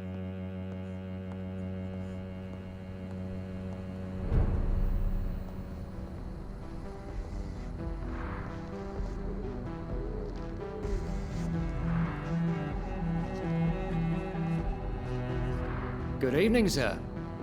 May I ask you what you're doing here at this late hour? I'm conducting an investigation about the epidemic in this part of town. And who are you, sir? I'm Dr. Jonathan Reid from the Pembroke Hospital. May I ask who you are and why all the questions? I'm Detective Inspector Charles Albright from Scotland Yard. And I don't find your answers convincing. What is a Pembroke doctor doing in the West End at this time of night?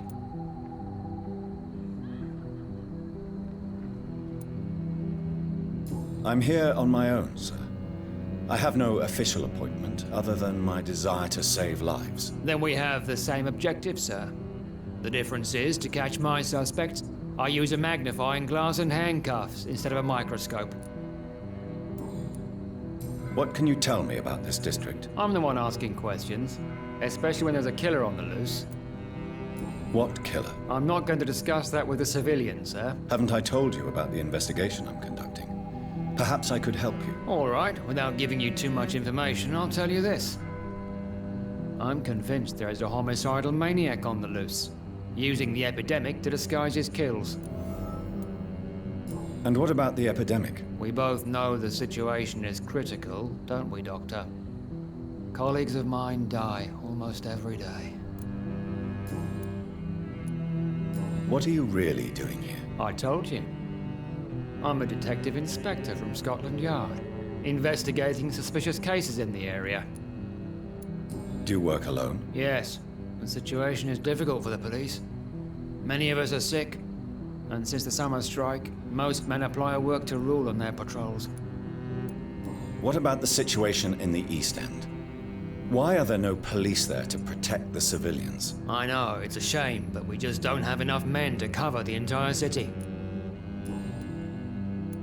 Why are you investigating at night? Criminals rarely act in daylight, you know. But since you are also a night worker, have you noticed anything strange which requires police attention?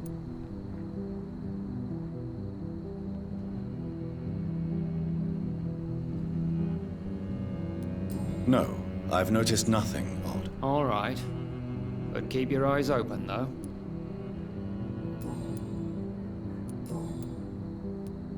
Tell me all you know about that homicidal maniac you're looking for. I'm not even sure there is only one. The wounds are always the same, but the modus operandi varies. Sometimes violent and brutal, sometimes precise and swift. How could different killers inflict the same wounds? That's my main problem. If my theory is correct, maybe we're facing a group of individuals sharing the same violent tendencies. Perhaps a sadist cult.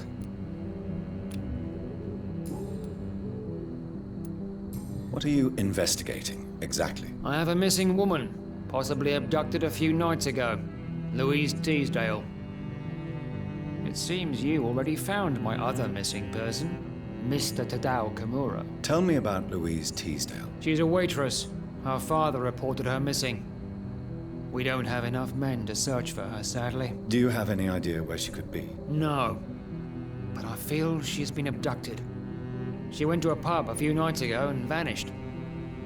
I thought about the sewers, but I'm not equipped for such an investigation. Do you know anything in particular about a man called Aloysius Dawson? Who doesn't know the man?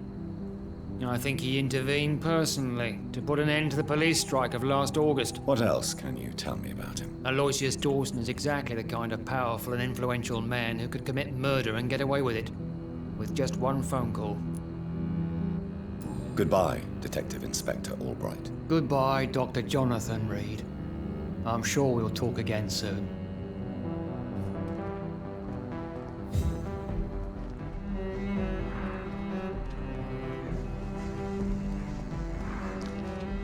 Good evening, sir. I'm Dr. Reid. Can I be of assistance? Dr. Reid? Dr. Reid? Is there anything wrong? No, it's just... your name sounds familiar. And your face. Have we met before? I think I would remember. So I suppose the answer is no. That's odd. I'm certain I've already heard of you. My name is Pericles Baker. Does that mean anything to you? I'm afraid not, sir. But it's a pleasure to meet you anyway. The pleasure is mine, I guess. I only wish I could remember when it was that we met. Tell me about yourself, Mr. Baker. What are you doing out here in the middle of the night? We are waiting. Waiting for someone. And why are you waiting for this person? Because we need to leave this city. As soon as possible. Why do you want to leave the city? I'm not really sure. Can you tell me anything about this district? As you like asking questions so much, would you allow me to ask you one first? Please. Be my guest. Do you like this city? I know we are not living in the most peaceful of times, but I have learned to appreciate London's complexity. Yes, me too. This city tests us. It invites us to find ourselves, to discover our true nature scattered throughout its dark streets. But what if we don't like what we find? Do we ever know who we are? I wonder sometimes. Or maybe it is the journey to find out who we are that changes us. And what do you do, sir? For a living, that is. I stopped working when I decided to leave. When I realized what I wanted. Wanted something this city can't provide. But what were you doing before you took this decision? Does it really matter anymore? Considering the past seems so pointless to me. I have lived in this city all my life. And now I think it's over. Tell me more about why you want to leave London, then. I just don't belong here anymore. I had to convince my brother to leave London because I know we need to find another life out of the city.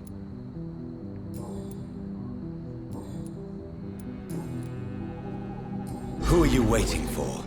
I'm sure he has a name. I really can't answer that question, since I don't know that person. And why is that? This person is mostly my brother's acquaintance. I don't even know his real name. Only that this man could help us leave this city once and for all. But why would you need this person's help to leave London anyway? Well, I thought we should have left this cursed place already, but my brother convinced me to stay a while longer, and here we are. What can you tell me about Aloysius Dawson? I've heard this is a man who has searched for his place in the world for a long time. I hope he found it. Goodbye, Mr. Baker.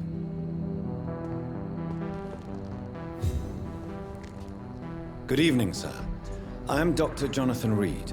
Do you need my help? Yes, please. Would you be kind enough to tell me what the time is? That's all you need to know. Well, is it not important to know? As important as where you are? Or who you are? I suppose you're right. And who are you then, sir? I am Agamemnon Baker.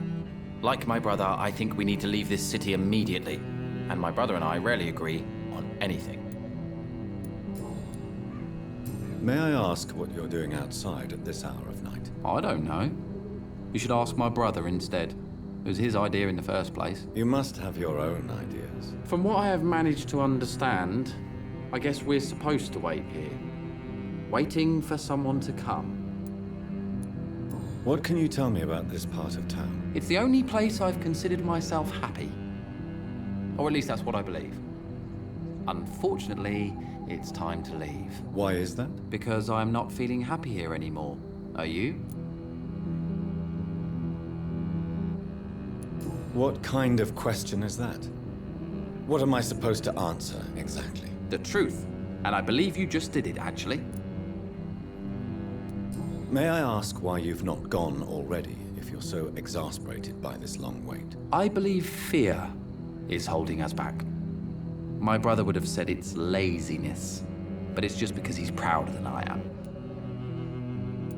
What can you tell me about your brother? He's older than me, I think.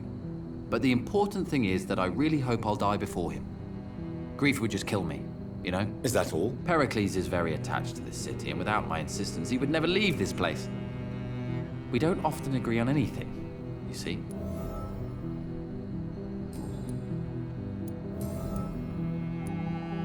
Who are you waiting for, exactly? The more I think about it, the more I believe it's not exactly a person we are waiting for. But what else could it be, then? I don't know.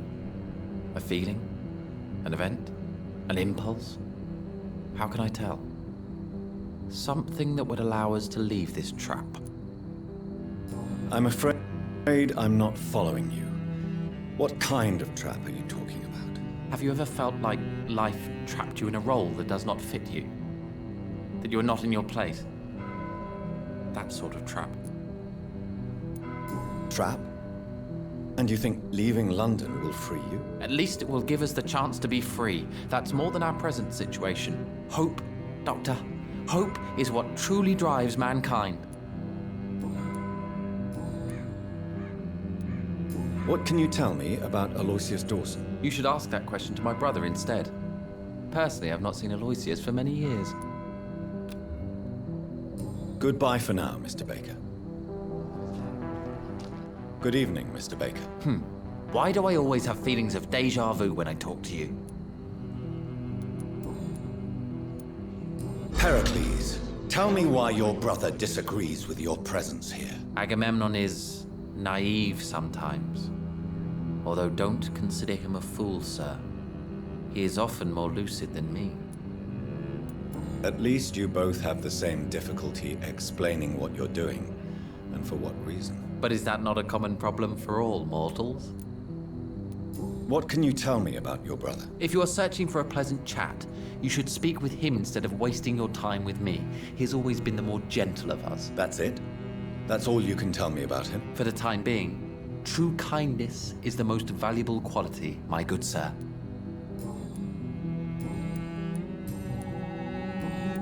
Goodbye, Mr. Baker.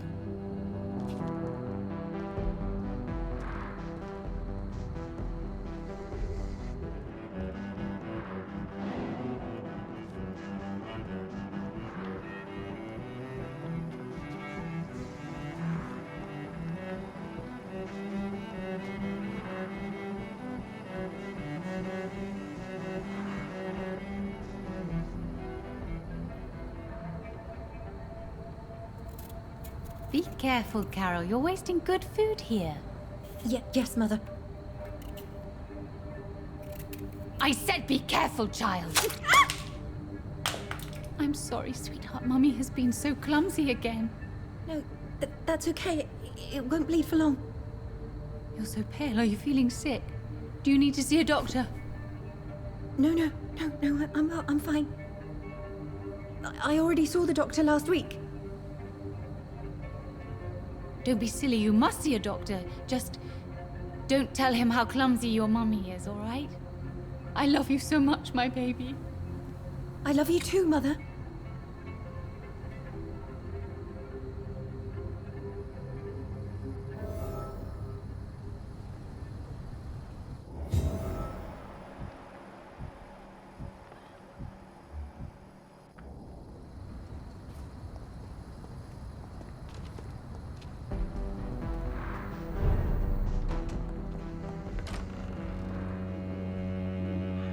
Dr. Reid, I am glad to see you again.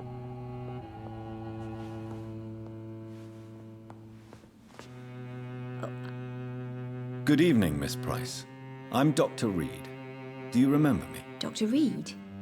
Yes, of course. You are the doctor who healed me and my mum. Good evening, Dr. Reid. Good to see you too, Carol. Are you all right? Oh, yes. I did not hurt myself recently. I know how to take care of myself now. I'm almost a grown-up. Why are you awake at night, Carol? I am helping my mother in her shop. It's not easy, but I'm a grown-up now. I'm sure your mother is grateful for your help. I do the best I can. But I'm so clumsy sometimes. I drop things. I injure myself. It's a good thing my mother has the patience of an angel. Why is work not easy? Is something or someone bothering you? Oh no, most people are gentle with me. But I'm so nervous sometimes. I pay no attention and hurt myself. Good thing my mum learned first aid. What can you tell me of the people living nearby? I don't speak to many people, except our customers. It's not easy to make friends. And with the epidemic, it's even more difficult. What can you tell me about the epidemic? Some of our regular customers have left London. Some others only send their housemaids now. Everybody fears the contagion. I've even seen men with weapons. Have you no friends at all? No. Mr. Nithercote used to pass by and was always nice to me. Does he not come by anymore? No. Mum said he was weird. Always reciting poetry about a girl he'd met in Whitechapel. I wonder who this camellia may be.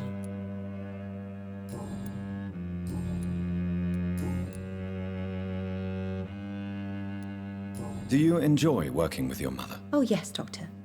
My mother raised me alone after my father died. We've always lived together, and she has always watched over me. Do you remember your father? No, I was just a baby then. My mother always told me how strong and good he was. Do you ever think about getting married now you're a woman? Oh no, Dr. Reid. Mum always says I'm still a child who has no idea how tough life can be. No husband would like a clumsy girl like me. Is it true you often hurt yourself, Carol? Yes, it's true. I try to behave, I really do. But one way or another, I always end up injured or wounded. I'm so stupid. Why would you be stupid? It's like I can't help getting under my mother's feet. That's how I end up being pushed, cut, or burned. You see, I'm a stupid girl, really. When exactly do these accidents happen? Ever since I was little. That's why I need to stay with Mum. I'm not capable of taking care of myself.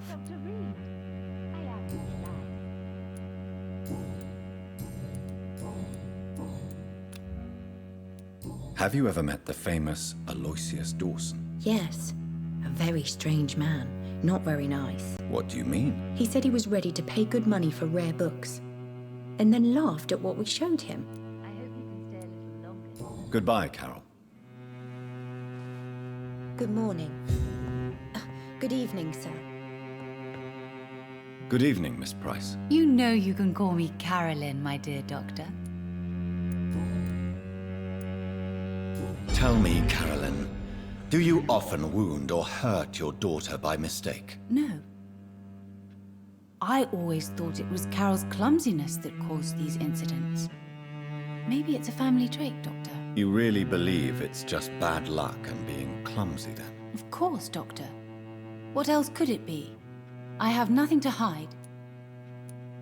You are responsible for your daughter's many injuries and scars, Carolyn. You brutalize her, don't you? How could I abuse my own flesh and blood? This is nonsense. It would be like hurting myself. You really believe you've done nothing wrong, don't you? How long has this been going on for? I should have seen it when you were my patients. Seen what? Child abuse? Are you mad, Dr. Reid? I dedicated my whole life to my precious Carol. She is a part of me. Yes. Even her name is just a part of yours. This is a terrible tragedy. Something of an unknown disorder. My God. Abuse that comes from overwhelming love. I can't believe what I'm hearing. How dare you say something like that? What kind of a monster do you think I am? Speak to me, Carolyn. Why do you behave like this? How does it make you feel to hurt Carol before cajoling her? I don't know. It makes me feel good to take care of my daughter. I need to feel useful. No one ever takes care of me. I need someone to take care of me. Do you realize Carol is a person? Not a toy, not a doll. The poor girl would put her hand in a flame to please you. You are both trapped in this toxic relationship. Carol and I are perfectly happy. Leave us be. How stupid I was to believe you could be a suitable husband.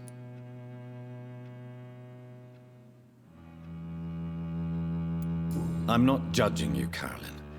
I believe you're a victim too. I'm just trying to explain that you need medical help.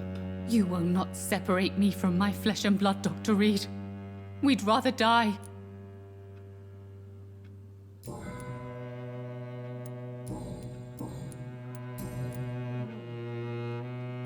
Carol's gratitude is exemplary. She seems determined never to leave you. I'm taking care of my daughter as well as I can. It's not always easy, but she's the best gift life gave me. But she'll probably leave you someday to live her own life. Will that be difficult for you? Why would she leave? Children sometimes stay with their parents until the end, for they know no one else will love them as much. Goodbye for now, Miss Price. I am sorry, I can't help you, sir. Perhaps you should talk with someone else. I hope you can instead. stay a little longer this time. Good evening, young lady. My mother always prefers when people simply call me Carol.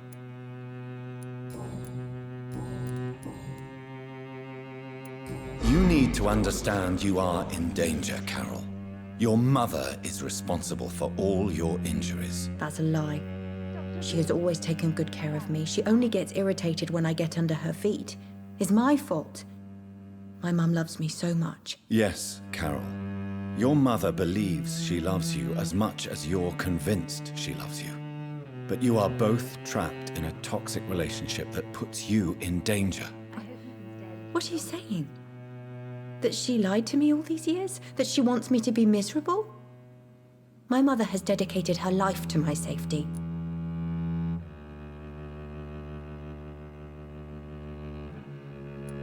Your mother claims she cares for you, but you're just a vessel for her disease. I even suspect she doesn't see you as a person, but only as a part of herself. Stop that. How dare you? There was no need for you to return from that stupid war if it's only to make us suffer.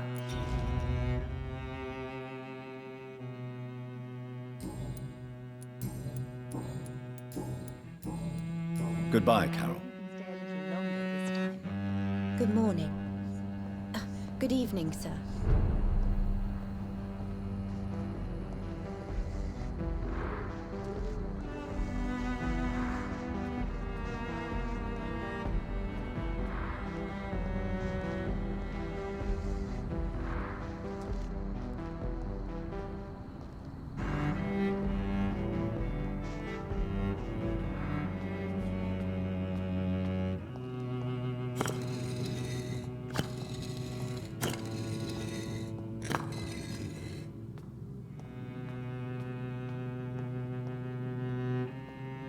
River, the song in the dark, the whispers of a sun. So many signs to interpret.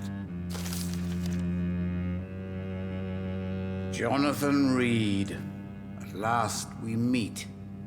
The cards warned me you would visit tonight. I beg your pardon, sir. Do I know you? Of course you do. Our mutual friend, Dr. Swansea, can't speak highly enough of you. My name is Usher. Usher Talltree. You are the leader of the Brotherhood, are you not? Primate of the Brotherhood of St. Paul's Stole, to be precise. I'm really glad we met tonight. I love it when the cards tell me a truth. The cards told you to expect me. Yes, they can tell me everything. They told me that you have not taken another life since your poor sister died. What can you tell me about the neighborhood? I really don't know. I don't often go outside. And when I do, it's usually to quite distant destinations. So you see nothing in the stars for me? You're a poor fortune teller, then? Oh, I can tell you many things, but they will only concern you, not the city. For example, I know that you offered your sister the final rest she asked for. Do the cards speak of my Mary? No. It's the burning aura of guilt that precedes you everywhere you go. Read my fortune, then. You have been chosen, Jonathan. I see on you the mark of a strong being, so powerful it needn't even reveal its strength. Tell me about yourself. What do you do here, besides turning cards in the middle of the night? I'm for most a charlatan. For a few, I'm a vampire. And for you, I'm the primate of St. Paul's Stole. Some believe you to be a vampire. Who? The guard of Priwen, who else? For a time, they sent spies to observe my activities, and they even broke into my home to gather proof. Did they steal anything from you? A personal notebook they quickly took to their headquarters. All they had to do is to look at me. I'm aging. What better and definite proof that I'm not an immortal? Do you want your notebook back? If you ever find it, I'd be glad to have it back, of course. I do ask one thing, though. Do not read it, Jonathan. Some secrets are not meant to be revealed, even to immortals. For how long have you been a primate? It was 15 years last year. What do you make of Dr. Swansea? Edgar is a brilliant and dedicated man. A man of his time, sometimes a little muddled, but always looking for new paths and new concepts.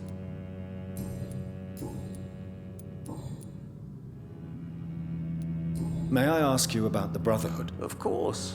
But I must warn you that there are some subjects we consider taboo, in spite of our fondness and acceptance of your kind. I know there is no love lost between the Guard of Priwen and the Brotherhood. What caused this rift? It was 1801. The Brotherhood was stronger then, a strength that made them hungry for ever greater power. An argument divided them, and the wound never healed. What was the nature of the disagreement? The problem was that both sides considered themselves the legitimate heirs of the original Brotherhood. We divide up the books, the relics, not always fairly or with consideration. Who founded the Brotherhood? That's precisely the kind of question I cannot answer.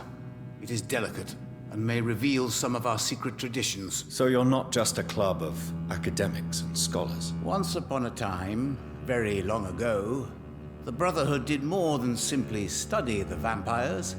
They took actions to eliminate the more ferocious and corrupted.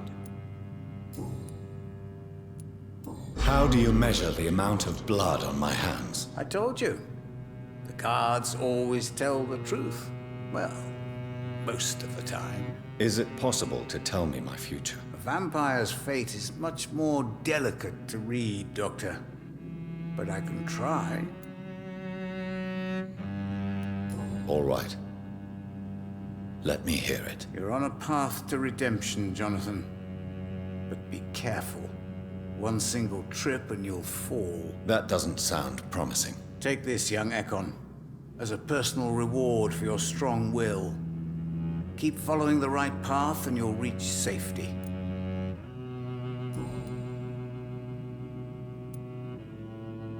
How did you learn about Mary?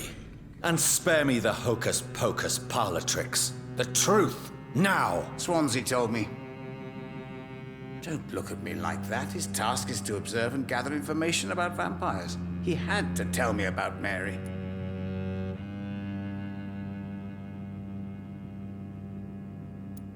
Mary did not deserve her fate. She had already suffered enough during her life.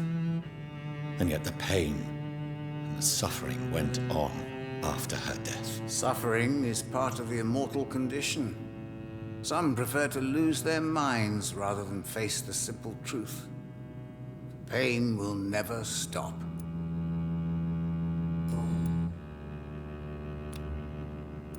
Is there anything you could tell me about Aloysius Dawson? Aloysius Dawson. Yes, of course. We met on several occasions. With time, he got deeper and deeper into the occult. He's not the only one. It's been quite the fashion for several decades. The Golden Dawn, for instance, is just one example. True. Aloysius was a member of the Golden Dawn until 1900. Then his thirst for dark knowledge grew. I'm talking forbidden texts, readings which blackened his heart. Goodbye, sir. Until we meet again. I rarely wander, yet it amuses me to converse with your kind. The Fool and the Empress. Again. What are the cards trying to tell us?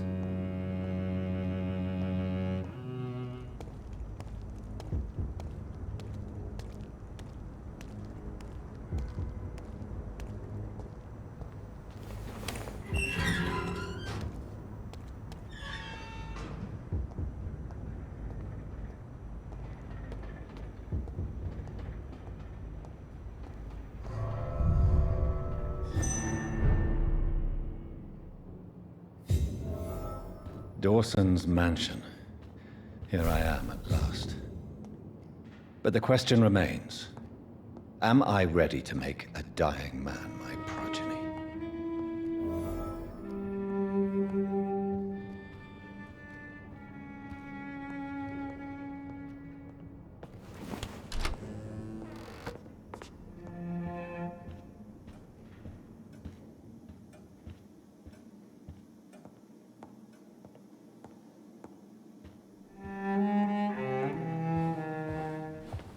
Finally, you're here, Dr. Reid.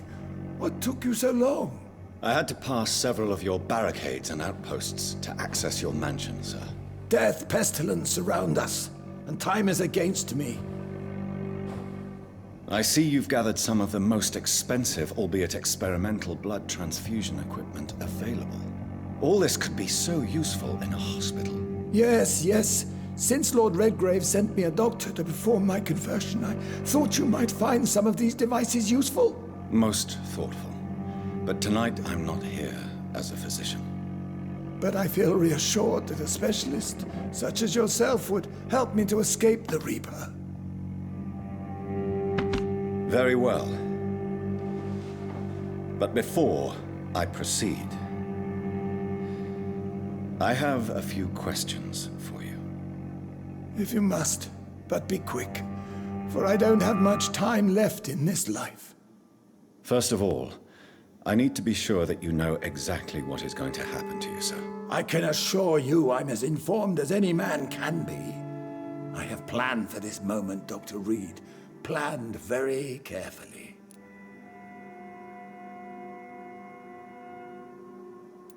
Sir, I'm going to end your life.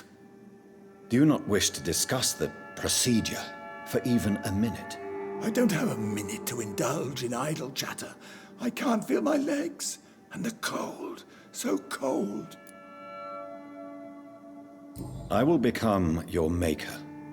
Do you understand what that means? Well, I certainly won't consider you my liege, or some such drivel. You can be assured of that. You'll need to feed on warm blood. Blood from mortals. How do you feel about that? I'm rich, Dr. Reid, and powerful. I'm sure I'll be able to acquire all the blood I need without ever having to sully my own hands. What do you know about the Guard of Priwen? What I do know is that I'll crush anyone or anything that would dare to oppose me. Let's move on then. Please, I'm cold and tired. I feel my life waning with every moment. But first, before you embrace immortality, what would you do with such a gift? That's a rather impertinent question, Dr. Reid, and I will do as I please. Answer me all the same. What will your first action be as an immortal? To save London. I will finance the most efficient quarantine ever seen. I will build a wall that will separate the sick boroughs from the healthy ones. Who gave you the right to decide the fate of thousands of people? My money. My money and my pending immortality gives me the needed authority, Doctor. I'm a businessman. I'm used to tough decisions. You really plan to build a quarantine wall across London? Yes, it will be tall and strong, separating the wheat from the chaff. By doing so, you will also create 2 separate prisons. Come, sir. An eminent doctor like yourself knows that such radical measures have proved efficient in the past. Let me guess. You mean to isolate the rich from the poor? This is a desperate measure for desperate times. England must prevail, Doctor, no matter the cost. Quarantine is not a bad idea, medically speaking. But I'm convinced this epidemic will not be contained by mere walls. As long as the right people are on the right side of the wall, that's all that matters. But you can't guarantee infection will not spread. Just one contagious carrier would be enough to create an apocalypse. The apocalypse is already knocking at the gate. We must be strong now. What if a new outbreak happens inside your walls? You'll have created a giant trap. That won't happen.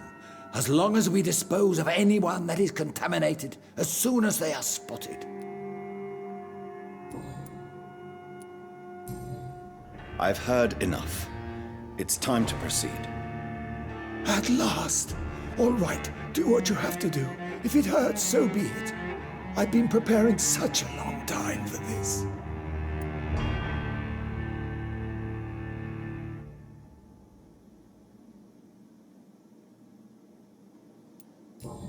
Listen to me, Aloysius Dawson. You will forget your fear of dying, for it has poisoned your mind and made you bitter and ruthless since the death of your twin brother. You don't understand. Death is oblivion, the eternal void. I know there's nothing there. I saw it in Robert's empty eyes. I saw myself in that coffin. Death is painful for those who remain, not for those who have passed. All that occult gibberish you filled your head with has made you forget this simple truth. No!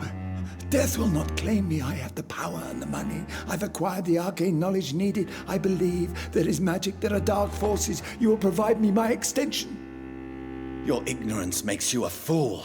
You have no idea. Look at me. Hunted like a beast, my family lost, cursed. I have not escaped death, I have become it. No, there must be a way. I don't want to go like my brother did. I have money, lots of money.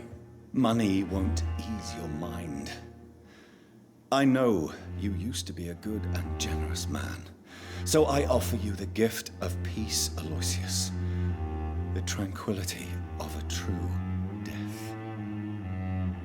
I accept your offer. And I understand. No more fear, I will die a man of dignity. And a man at peace.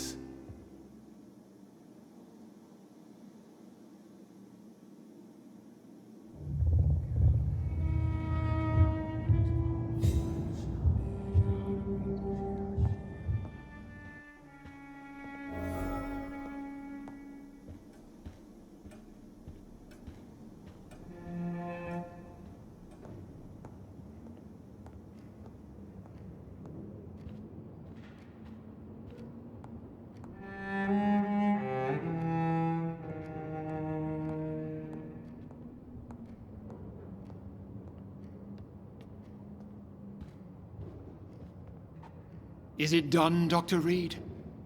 Is Aloysius Dawson reborn, as expected? I'm afraid Mr. Dawson finally chose to embrace life and death as a mortal. What do you mean? He has overcome his fear of dying. I let him rest and wait for death to come. What? This is unacceptable. Go back there and make him the powerful Ekon he's destined to be. No, Lord Redgrave. As a doctor and as an immortal, I can't. If you wish to make him your progeny, then proceed on your own. This is an outrage beyond words. This is betrayal, pure and simple. I should kill you on the spot. You swore on William Marshall's blood. Well, get rid of me then. From now on, you're an outcast. Banished. You are forbidden to ever appear in front of us again. Ascalon will smite you on sight, and your heart will be thrown to the rats. I'll leave you then. Have fun with your puppets and shadow plays, Lord Redgrave. Yes, go, traitor, and take that awful creature, that counterfeit of a woman I saw waiting for you, and be gone!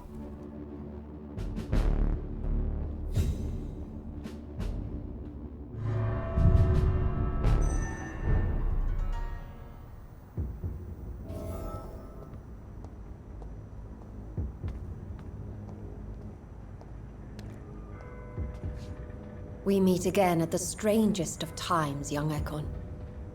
So do you serve the Earl of Bristol now? Old Bridget. What are you doing here? Your friend, the wise Ekon. She sent me to warn you. Did anyone see you? It's a long way from the dock sewers, and hunters are patrolling the streets here. Who said I took the streets? How do you think I survived for centuries in this city without ever being seen? I know all her secrets. How did you meet Lady Ashbury? She came to us in the sewers in search of answers. Just as you did. What kind of answers did you give her? I knew nothing of your maker, but we talked. We talked a lot. Her words and ideas are captivating. It is no surprise that you like her. I like her too. Lady Ashbury in the sewers? Now that's a sight I wish I'd seen. She said she was your friend, and that she sought the identity of your maker. So I answered her questions. Lady Ashbury? You know her? Tell me what's going on. The lady approached me but a few nights ago, wanting to meet the sewer skulls. Once she questioned Harriet Jones. She agreed to help us. Harriet Jones is still with you then? How is she doing? Harriet remains angry, but is recovering slowly. Her mind is twisted, but at least her body is healing. Tell me what is going on. The lady asked us to keep an eye on your mortal doctor friend while you were away. We spotted the hunters. They were discussing plans to attack tonight. Wait, slow down. I need to ask you something. I'm listening, but I do not have time to waste, so be quick. Where is Lady Ashbury right now? She said she will go home. She needed to speak with some old friends first, though. Do not worry, young Ekon. She is no fool, and just as strong as you. Why do I feel like Lord Redgrave was particularly irritated to see you? Far more so than the average Skull, if I may say. Because I used to know him quite well. And he is afraid I may remember who he really is. You're Elizabeth's informant. You're the one who told her about Lord Redgrave's lies regarding his lineage. Yes, but my words were not meant to hurt or threaten. I simply told the story of the sewer skulls, and of so many other forgotten children. How did Elizabeth find you? She presented herself humbly at our gate, and asked if we knew of any ancestral vampires hiding in London. She asked about Ascalon. She asked about many things. What do you think of her? Her soul is good, yet tainted with a deep sadness, and the scars of ancient wounds. Time does that to us immortals, for we have so much to dwell upon. Why did she come to you? I am old Bridget, the buried memory of the city. She sought the silent truths. Truths I have kept hidden for so long. No time to lose, then. I must go there right away. I shall return to my den. Have you a message for the lady? Should I see her before you? Yes. Tell her I love her. Is this still unknown to her? Go now and take care, young Ekon, for the flames are rising.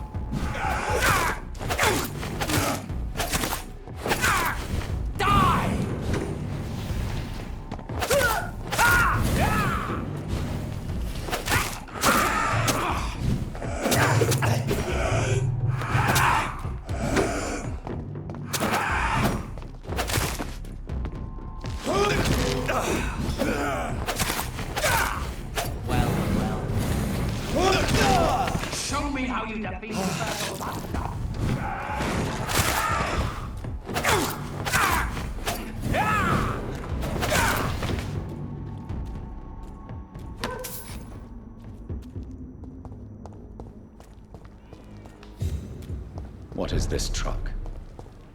Are the vampire hunters here already?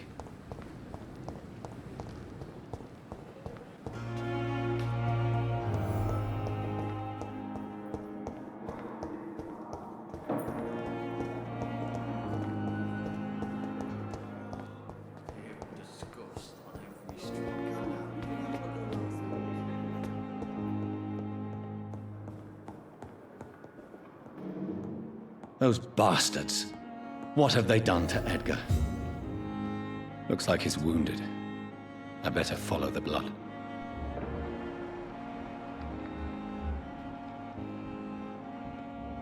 McCullum and his thugs are taking the credit for Edgar's abduction. They really mean business.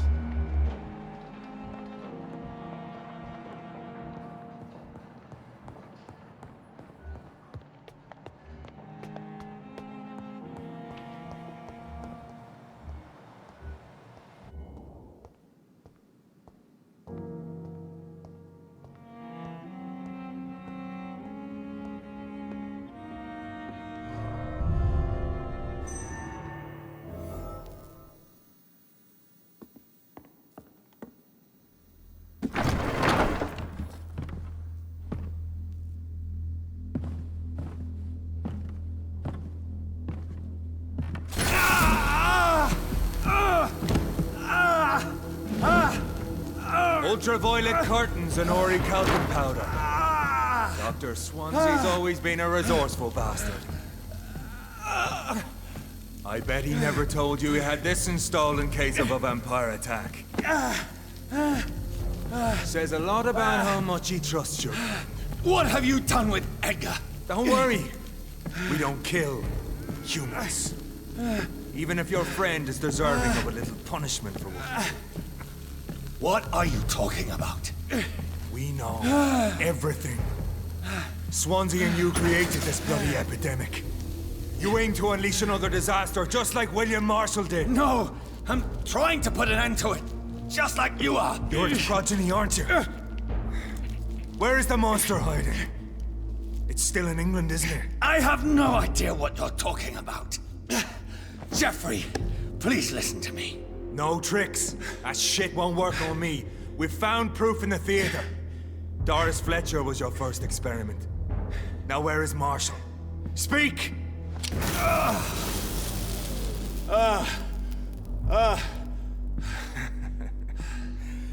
So much for modern technology. Time for the tried and true. Do you know what this is, Beast? This is a drop of King Arthur's blood. The blood of a true defender of Britain. Stronger than your evil powers.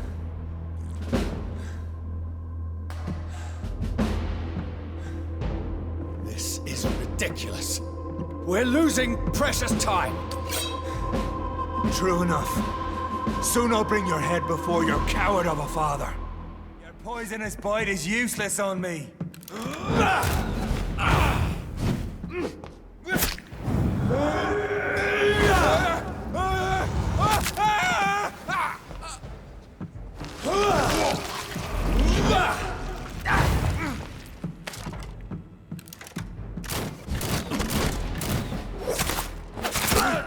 Freewood prevails!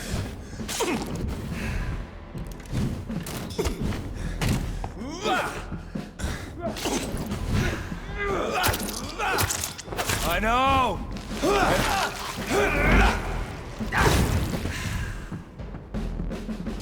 The blood of a true defender of this land will protect me. Or pin you down!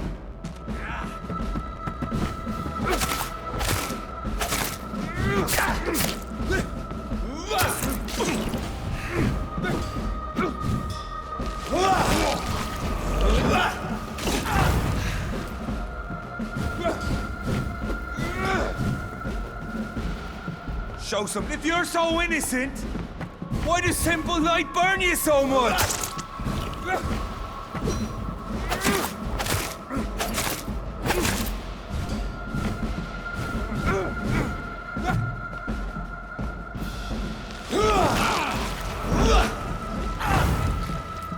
True light will cleanse you.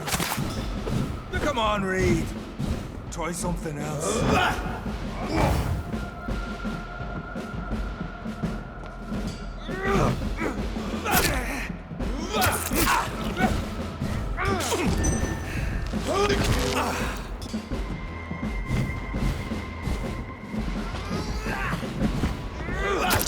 Your poison is biting.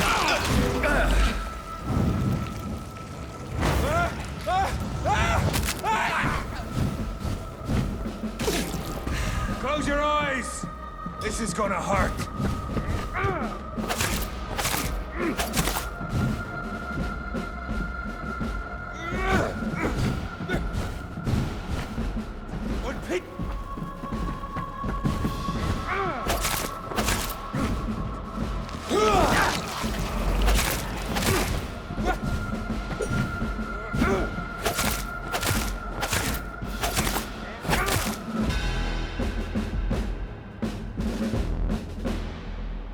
We are the guardian of justice. Priwen shall prevail. You can't accept the fact we're not enemies, can you? We always have been, and we always will be. Of all the evils that threaten mankind, your kind are the worst.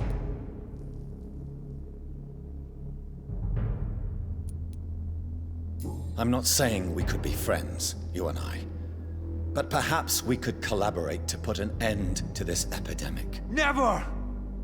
We are Priwen. We do not negotiate. We do not compromise. There is no way you'll ever let me be, McCullum. You'll always hunt me down, won't you? There is no escape, Leech. Kill me now. For there is no way you can sway me to your ideals.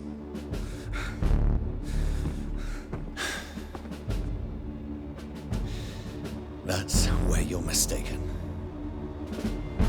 What do you mean?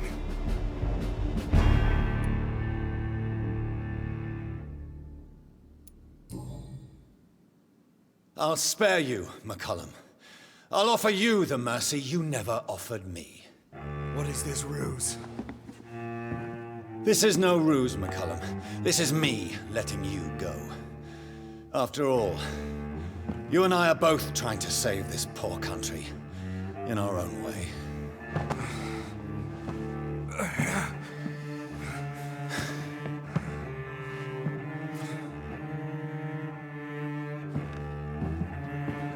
I'll kill you, Reid! Next time we meet, I'll end you! See? Progress already. You called me by my name. Until the next time. Goodbye, Hunter.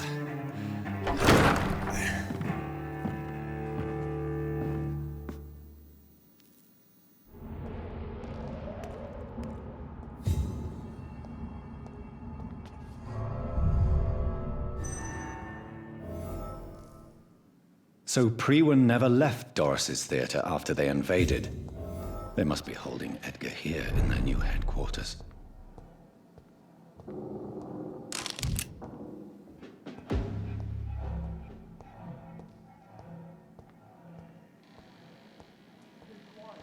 I don't like it.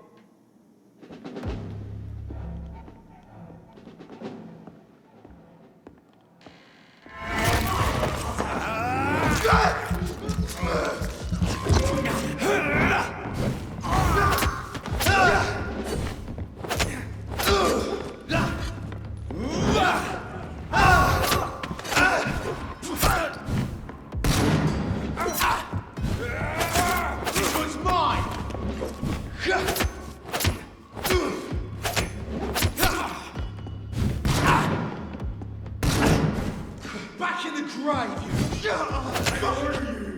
You step back!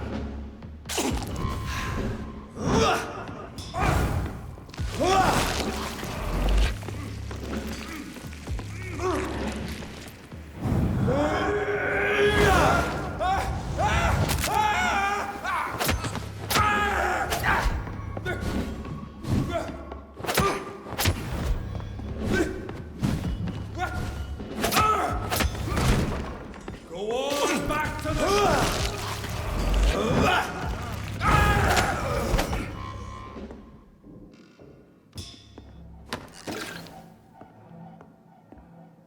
Doris Fletcher was about to become a disaster. I'm getting close to having all the evidence.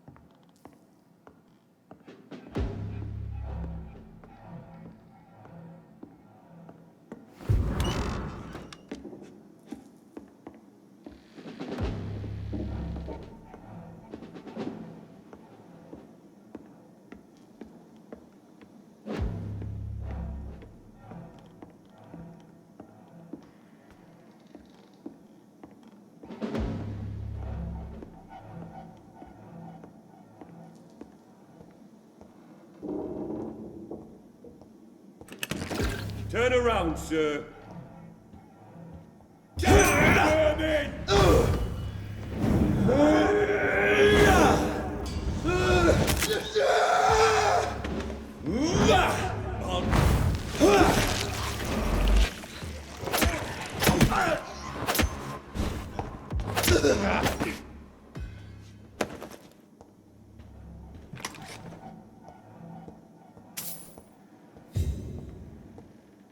It's locked.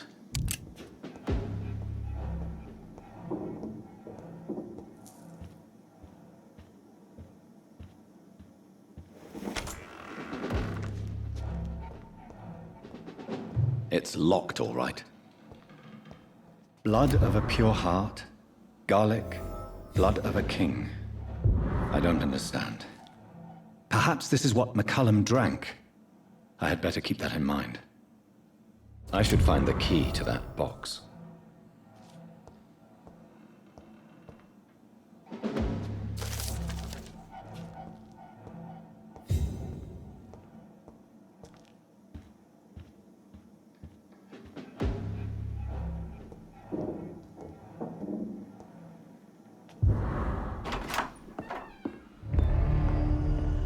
Edgar. Edgar, can you hear me? Jonathan, is it really you? Easy. Easy. Save your strength. I'm getting you out of here.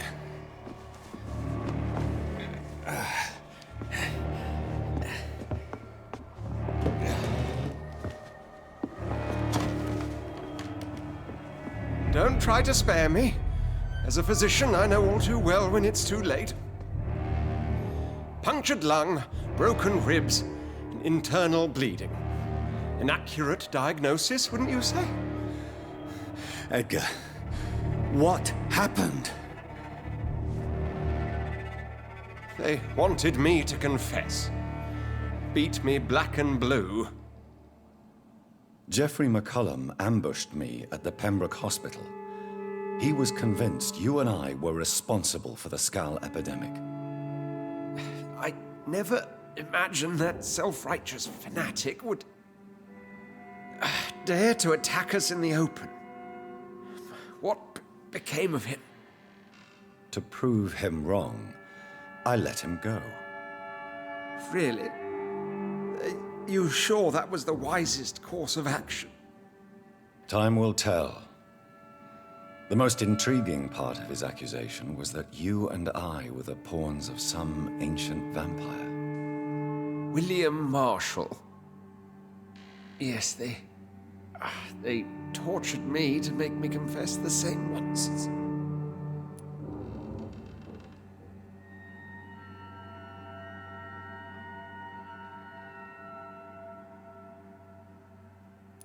Edgar, as much as I would like to believe you, I have a few concerns that require clarification.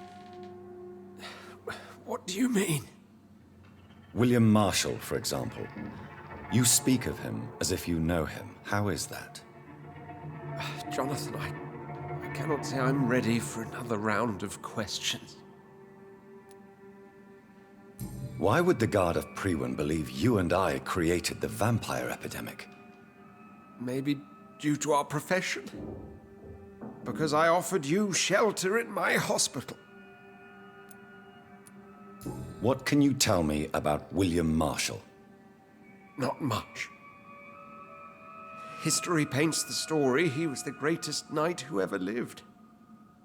Amongst the immortals, he had a yet greater legend. Why is the Guard of Priwen so obsessed with him? He was the only ancient vampire to escape the first great hunt launched by the Guard of Priwen in 1854. They believe he's an evil creature plotting his return. Why would he deserve such a reputation? I cannot say. The Brotherhood of St. Paul's Stole has next to no intelligence on him. All I know is that he's supposed to be the oldest of all the British vampires. While investigating the epidemic, I read some of McCullum's findings. I think you have some explaining to do. I have nothing to hide, Jonathan. Nothing at all. Do you know Doris Fletcher's real name? No, I'm afraid not. Her real name was Doris Jones. She was the daughter of Harriet Jones. What do you want me to say, Jonathan? Do you remember when we suspected Sean Hampton of killing Harriet Jones? Yes. The terrible episode that came as a shock to us all. Harriet Jones faked her own death. When I found her in the sewers, she confessed she wanted everybody to pay for what happened to her. That woman was extremely bitter. full of hatred and festering anger. Doris Fletcher visited her mother at the Pembroke Hospital. That's how she first got infected. I know nothing about that. Miss Fletcher once came to visit the sick. That is all I know. No, Edgar, there is more. Doris Fletcher was Harriet Jones's daughter. They exhibited the same symptoms: blind hate and strong physical mutation. What does this sad story have to do with us? Do you know where we are? Doris Fletcher's theater. This is where that hateful creature plotted to spread the epidemic across London. I only briefly met Miss Fletcher once when she visited the Pembroke Hospital. You say it was to see her mother. She seemed like such a sweet and graceful woman. My point exactly. The disease turned her into a bitter soul, driven by vengeance just like her mother. A symptom of all the infected patients. Certain diseases are known to produce similar effects. Rabies, for example. And rabies is not the devil at work. Come on, Edgar. Don't you see the pattern here? The epidemic, the link between Doris and Harriet, the suspicion of McCullum? How could I? I never saw Harriet Jones again after she fled the hospital. Doris and Harriet shared more than a hidden family bond. They were the embodiment of the epidemic and are linked to the Pembroke Hospital. Come on, Edgar, this is no coincidence. I swear I'm at a complete loss. All I did was administer vampire blood to cure old Harriet. There was no evil plan, no diabolical plot. You did what? I tested the regenerating and healing properties of vampire blood on Harriet Jones. My only intention was to find the cure for influenza, I swear. Whose blood did you use? William Marshall's? Mine? Lady Ashbury's. While transfusing her with human blood, humanely appeasing her hunger, I also kept samples of her blood for my research. You used her blood on Harriet Jones? My God, Edgar, that's unethical. You betrayed 2 of your patients at the same time. I made a mistake. But what is science if not trial and error? We both know it, Jonathan, we both know it. What a poor justification for your morbid fascination and thirst for glory. You have worked beside me. You saw what I'm doing at Pembroke Hospital. Jonathan, you know I'm not an evil soul. Just another victim of this tragedy.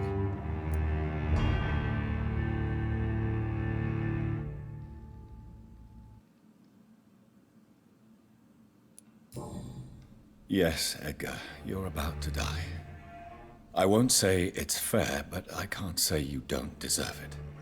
Your words hurt deeply, Jonathan. But they come from a friend. I helped you, remember? Yes, I remember.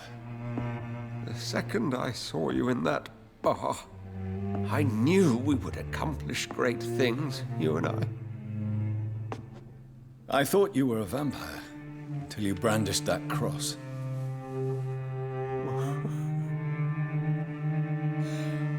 You looked so lost when you opened that door. For a few seconds, I thought you were there to kill me. I think we were both afraid. And now, I feel true fear. Is there an afterlife? What will become of me when I'm dead, Dr. Reid? I really cannot say, Dr. Swansea. In the end, life betrays us all.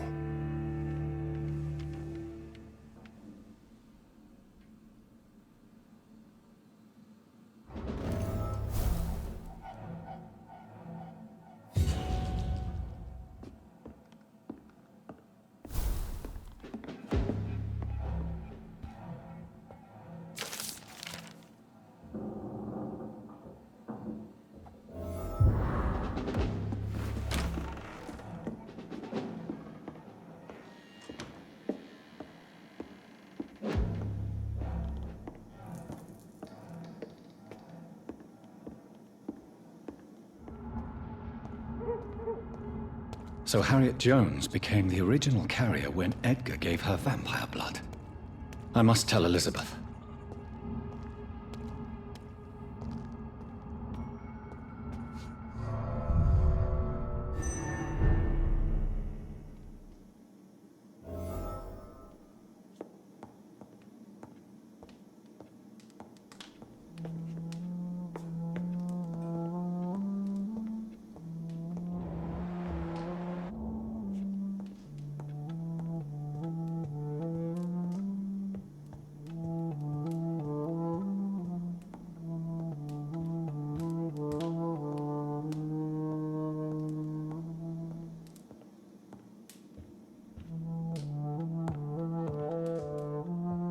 What good fortune brings you back to me, Jonathan?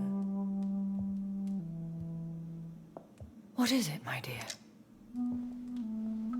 I'm afraid it's bad news, Elizabeth. The worst, actually. Please, speak up. Edgar is no longer in McCullum's grasp. I resolved that matter. Where is our good friend now?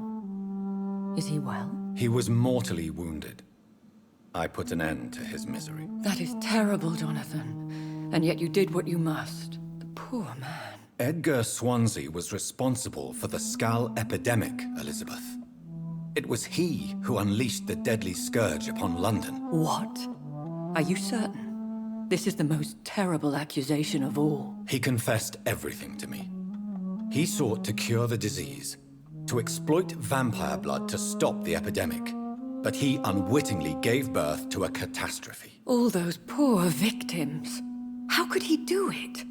What happened?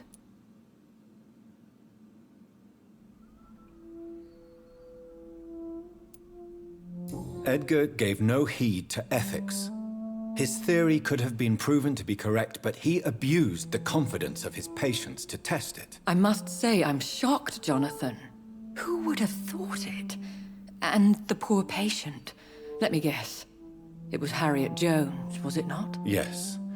That explains how Doris Fletcher was infected, and how she became an Icor. She secretly visited her mother at Pembroke. Then we have no choice. We must act quickly, Jonathan. We must return to the sewers and put an end to the threat poor Harriet embodies. I have one more matter to discuss with you. Harriet Jones was the primary case, but do you know what a healthy carrier is? There is a tone in your voice that frightens me, Jonathan. What are you trying to say? It was your blood Edgar used for his experiment on Harriet Jones. What?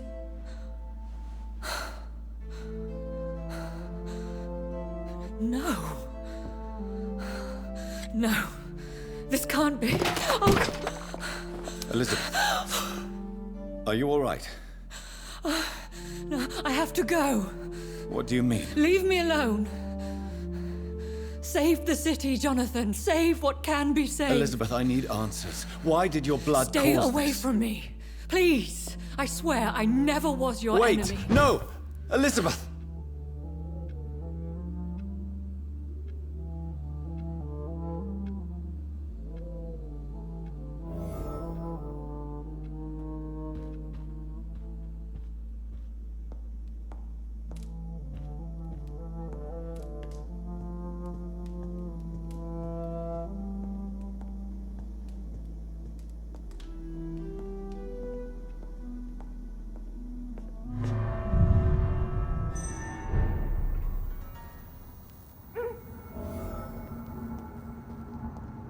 Now would be a good time to blend the recipe Marshall used when he fought the disaster.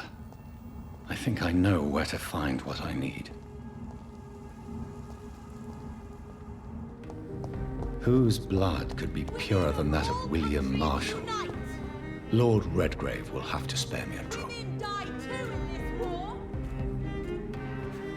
Sir, you are not welcome. Can't I forgive you, Father?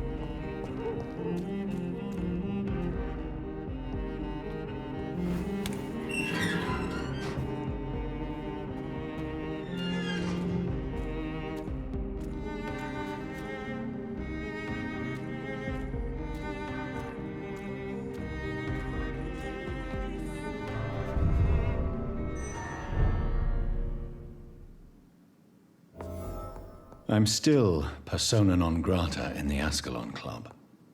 If I want to speak with Lord Redgrave, I'll have to.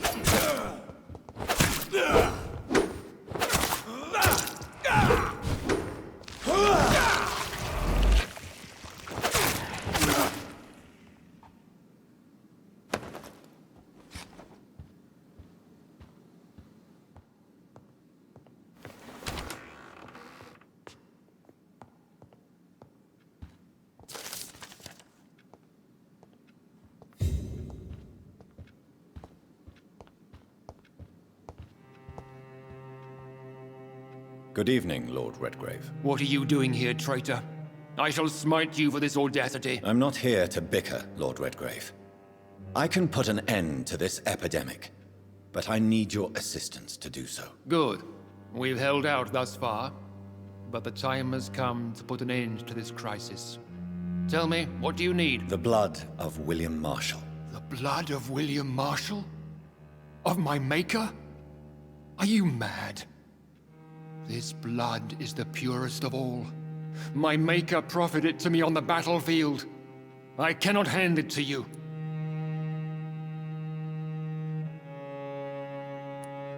This is more important than the club, you, or me. This is London's last hope. I see. Well, in that case, given the gravity of the situation, I suppose I can spare you a drop. Thank you, my lord. If you manage to save this city, you'll prove yourself a veritable servant of the crown. So Godspeed, Dr. Reid. Our fate lies wholly in your hands.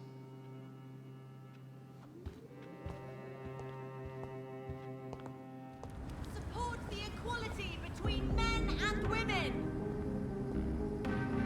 Women die too. Good evening, Miss Teasdale. How have you been since you returned home? Dr. Reid. Oh, thank God you returned safely from these awful streets. I was so worried about my father that I left without thanking you properly. Please don't mention it, miss. Good. I found him, you know. My dad. Or what was left of him. I think my abductor intended to do the same thing to me. What do you do for a living, Miss Teasdale? Before my kidnapping, I was a waitress in a pub. Now I'm unemployed. Were you fired? No. It's just that after my recent experience, I don't feel like I can go back to my normal life. I need to do something useful. Be very careful, Miss Teasdale. You were lucky to escape death once, but vampires lurk everywhere. You killed my kidnapper by yourself, didn't you? No offense, Doctor, but you're just a doctor. I don't see why I couldn't do the same. What do you intend to do? Dad always told me, Louise, if you want something, don't stop until you have it. I did my research and I found it. Ichabod Throgmorton, professional vampire hunter. I'll be his apprentice. What can you tell me about this area? I've never really liked this part of town. It was where my father wanted to live. I won't remain here much longer. What exactly don't you like about it? People here are contemptuous and elitist. My dad always said, Louise, always treat people like you want them to treat you.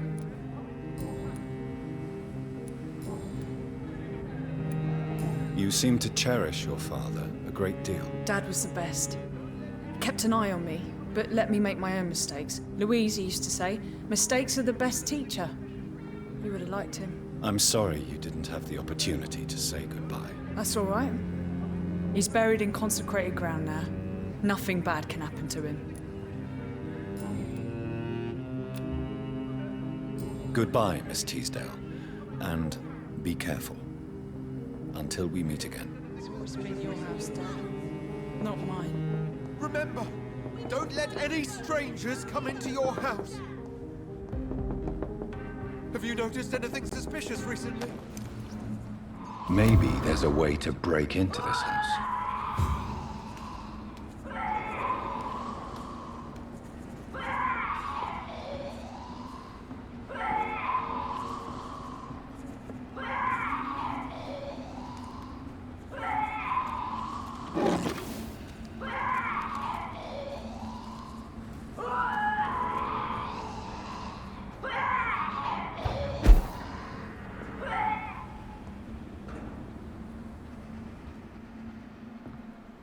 There has been a fight here.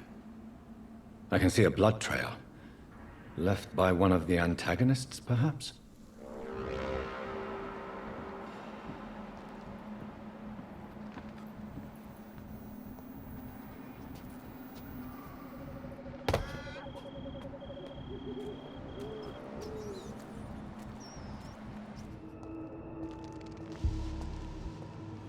Louise's father was determined to find and save her.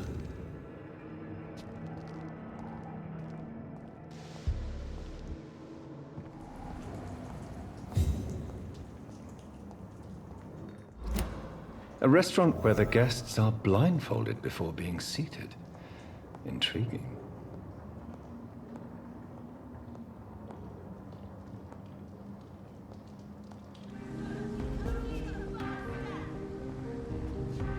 Good evening, Miss Teasdale. Can I help you, Dr. Reid?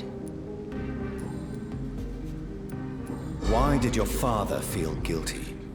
He seemed so eager to welcome you back, as though he'd done something wrong. Last time we saw each other, we had a terrible argument. I left the house and ended up in a pub. That's where the vampire met me. Dead drunk. I see. We argued a lot, me and Dad. But I always came home. I'm sure that's why he went to find me. He knew something bad had happened. Your father never gave up on you. In the end, he risked everything to save the daughter he loved. Yeah, that was my dad. Tough bastard, just like me. Even if I'd broken his leg, he would have gone looking for me. What do you mean? That last argument we had, it was more of a fight, actually. He slapped me and I kicked him hard in the balls. Louise, tell me what you really think about your father's sacrifice to save you. I'm proud he went after me. I forgive him all his harsh words, all his bloody attitudes. I only wish I could tell him how much I loved him. Yes. It can be traumatic, not having the chance to say goodbye to those we love. Yes, Doctor. And there's no treatment for that type of pain, isn't that right? That may be the last thing my father taught me.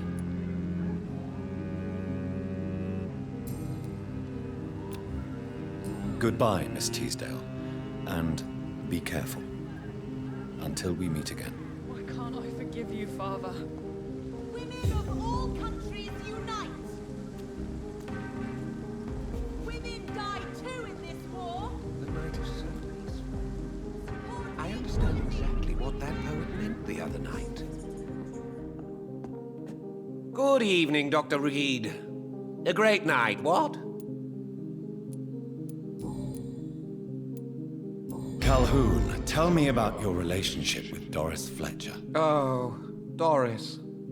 Cold fire and burning ice trapped in a perfect body. Our passion was as intense as it was brief. What an actress. How did you meet her? On a boat to France before the war. She was thinking about a career in Paris, and I was eager to try French gastronomy. We both returned disappointed. I expect you've seen her on stage, too. She really is the best actress of her generation. Such Frailty and such strength at the same time. I hope she'll play again soon. She's been away for too long. You sound surprisingly sad. Have you regrets? I think of her as a divine dish. I'm glad I was able to taste it, but I regret I could only get a bite of her mystery. You really loved her then? She fascinated me, Dr. Reid. I can't imagine what she must have endured through her life to reach such a level of emotion and sensibility.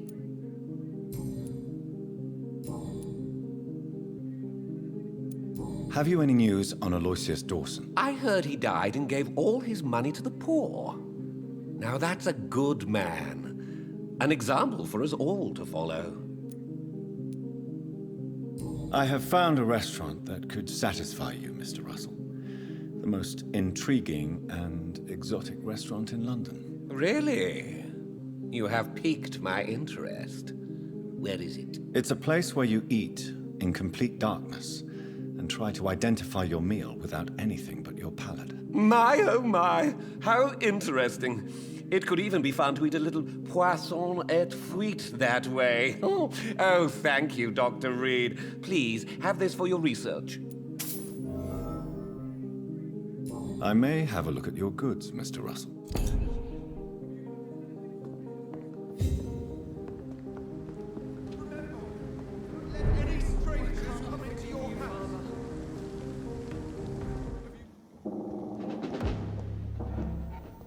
I really don't know if I should read this.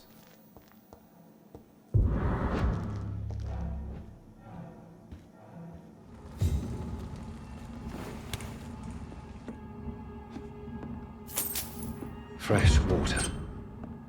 As long as it's not holy water, I may find some use for it.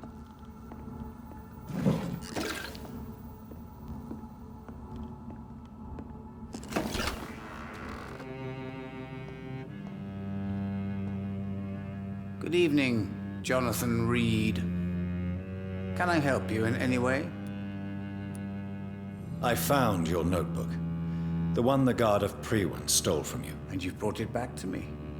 That's excellent news, Jonathan. Were you able to keep yourself from reading it? Yes. I give it back to you untouched. Then, my friend, you deserve a little something to reward your fortitude. Please, have this, with my gratitude. What's in the notebook? I can't answer you, Jonathan, since you chose not to open it.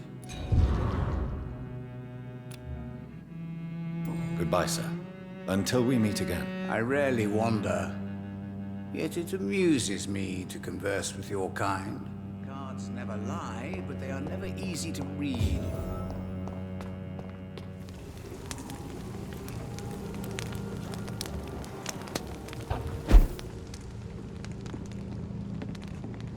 I've heard so many bad things recently. Hello, sir. Sorry to disturb you at this hour. I'm a doctor inquiring about the epidemic. May I come in? A doctor, you say? No, thank you. It cannot be safe for a blind man to live here alone. Let me enter, sir. I swear I mean you no harm. Well, a voice never lies, and yours clearly is the voice of a gentleman. All right, Doctor, come on in.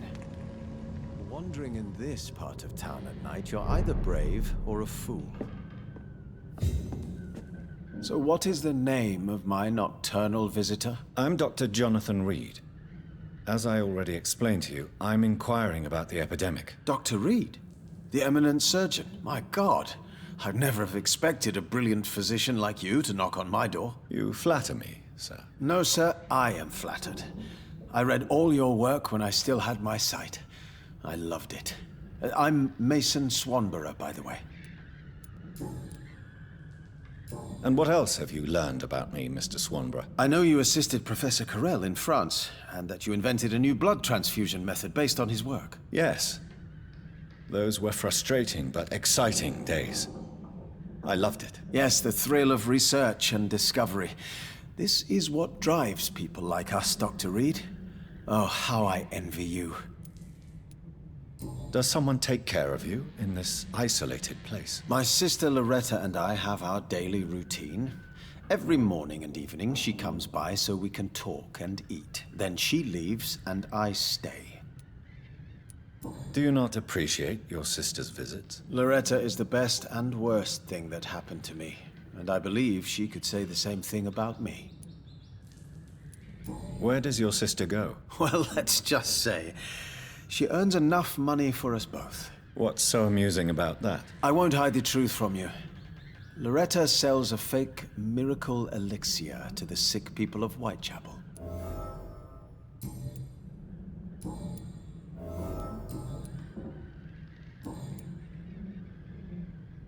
How is the sanitary situation evolving in Whitechapel these days? I hear them hissing and scratching at my door every night.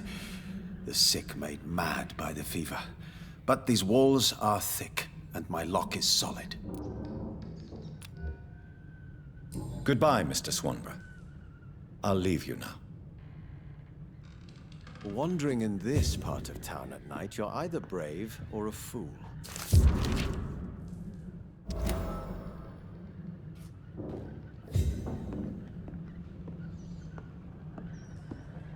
If McCullum really drank the blood of King Arthur, then I may have found another vital ingredient for my recipe.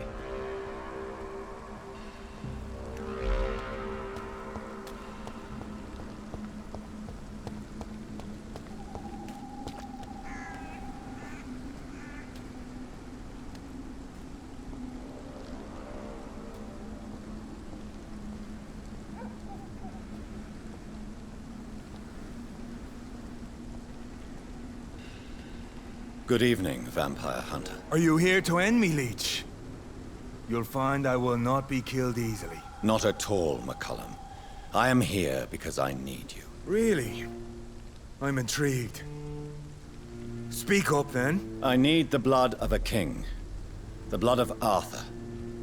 I'm certain you possess it, and I must have it. The Guard's most sacred and precious relic. Why would you? You found Marshall's memoirs. I should have destroyed that book. I need the antidote to save this city, McCullum. It is within me to take your words as truth. I want to, but I must know more. What precisely are your plans?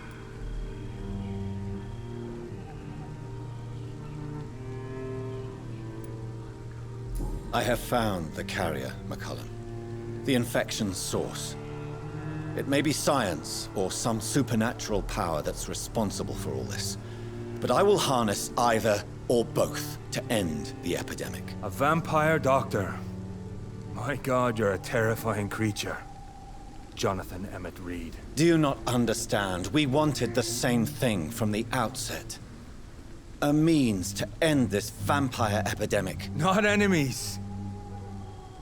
Maybe that is so. Take it then. I see no other hope for this city. If this is some trick, you will be damned, Dr. Reid. Thank you. Can we speak more? Indeed. Why not? Why are you here? The man who raised me after the brutal murder of my parents. He's buried here. Were both your parents killed by vampires? Yes. And yet worse. My father returned to Dublin a vampire and tore out my mother's throat. And who was this man? Carl Eldritch. One-time leader of Prewin. He killed my father in front of me. Helped me hunt my brother Ain after teaching me how to kill leeches. What will the Guard of Prewin do now? Will you stop the Great Hunt? Yes. But we shall continue to protect innocents from beasts like you and your red-headed friend. Like me? I am indebted to you for sparing me at Pembroke. But this won't always be the case.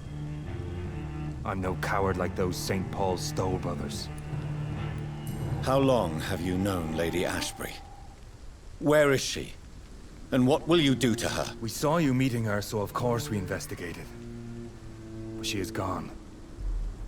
Our scouts reported she has sold some paintings and departed for an unknown destination. Adieu, vampire hunter. Until we meet again, blood drinker.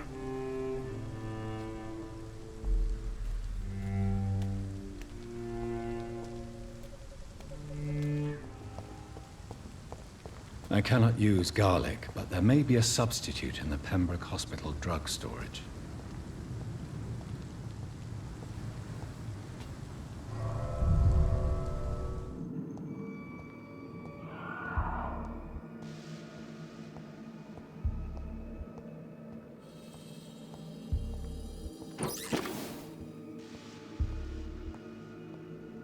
There it is.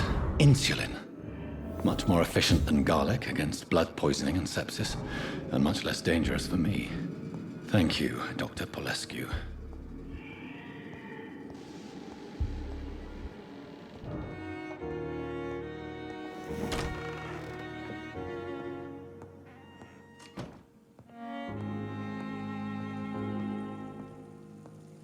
Done.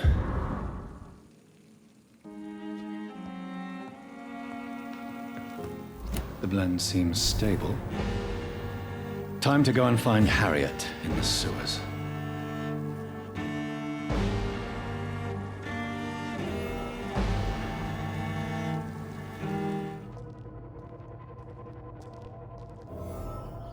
This place has been ransacked.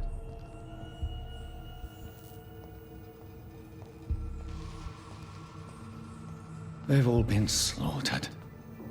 Pre-1. No, not their style.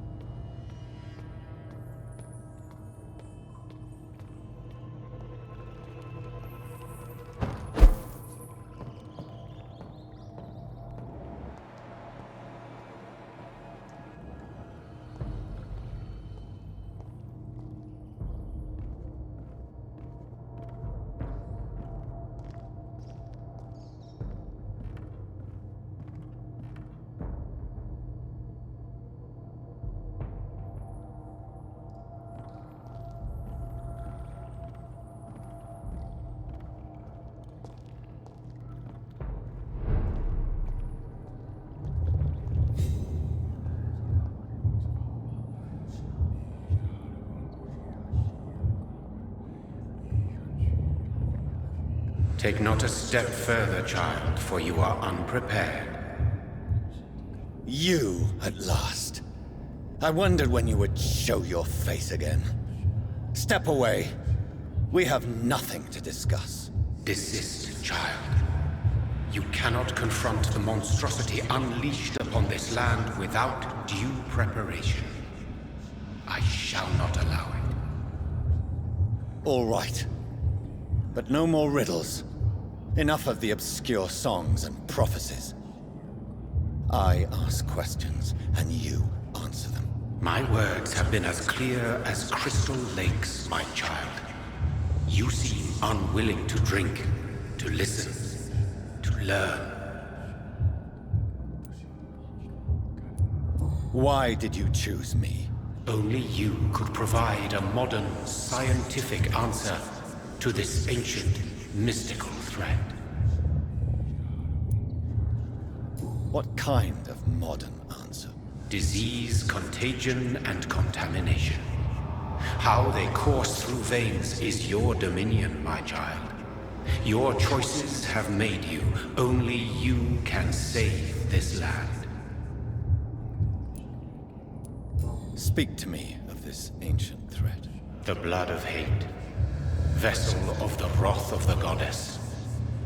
When she awakens, a disaster will be born into this world, for she is hunger and anger. What is your true appearance?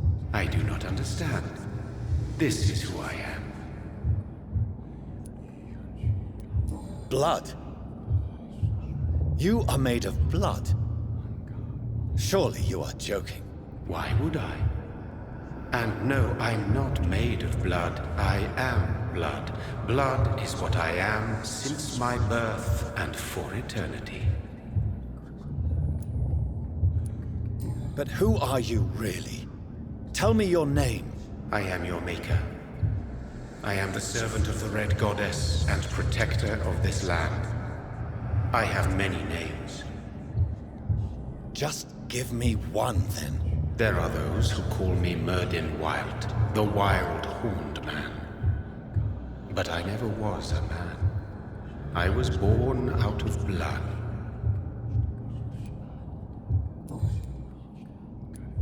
I'm here to stop Harriet Jones. She is the original carrier. The well from which this corruption flows. I have heard you, but be wary. Harriet Jones's mind is no more. She has metamorphosed into an apocalypse.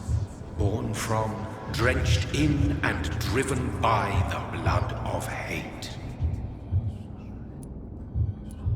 What is the blood of hate? It is the curse of the goddess.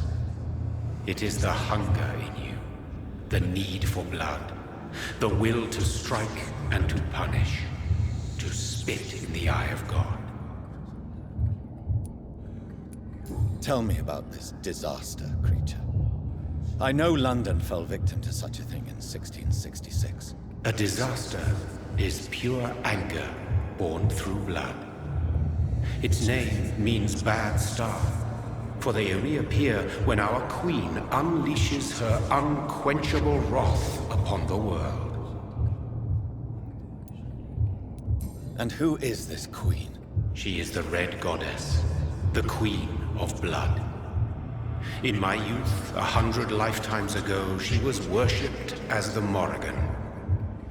She is my mother. She is yours, too. The Morrigan? The Celtic goddess of war? Is this a ruse of some kind? She has been worshipped in many forms throughout the ages. The true nature of the Red Queen is beyond your comprehension, eluding even mine. But know this. She is a vengeful mother. So the disaster is some sort of accident. A disease vampires carry dormant in their blood, waiting to emerge. That's your modern answer. But a disaster is at the same time both less and more. Tell me what it is then, in your own words. A disaster is the pure will of our queen. Whenever she dreams of walking this earth, she awakes in this putrid vessel. I only wish to know how to put an end to this epidemic. To perform an act so noble, you must protect yourself from its poisonous kiss, my child. I know. McCullum used such a serum when trying to kill me. However, I have produced a more efficacious version of the antidote. Your final task awaits you at the end of these tunnels. I've known for ages you were worthy of this challenge, my champion, Bittersweet. What will happen thereafter? What future awaits me beyond these dark tunnels? Your fate, my child, and the fate of this land A disaster is about to enter this world to smite us all and teach us humility. You are our final hope. Will it be over then? Once I've defeated this creature? Yes.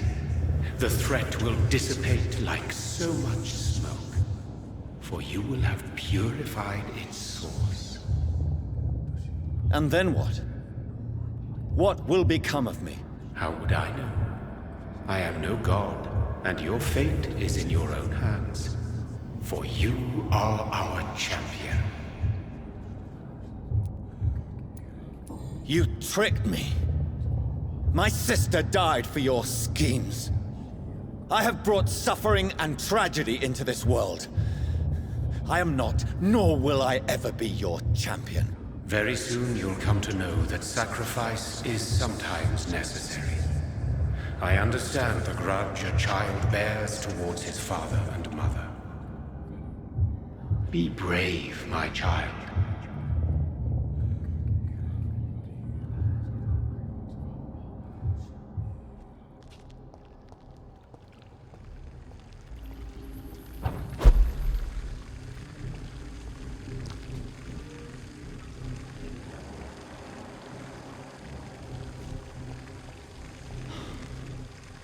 These poor skulls didn't stand a chance.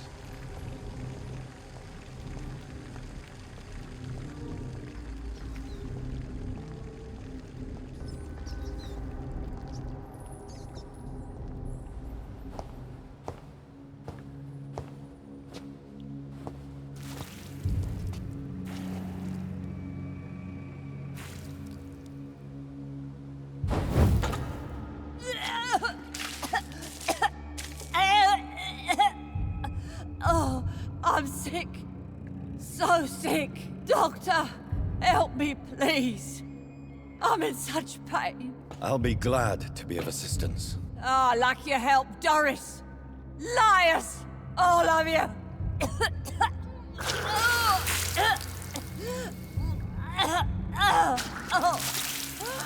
My poor baby. I've been such a bad mother. But the Queen herself forgave me. Gave me another chance. Harriet, you must stop all of this. I can't let you infect anyone else. How dare you interfere with the Red Queen's plans, Doctor? How can you stop the course of nature? My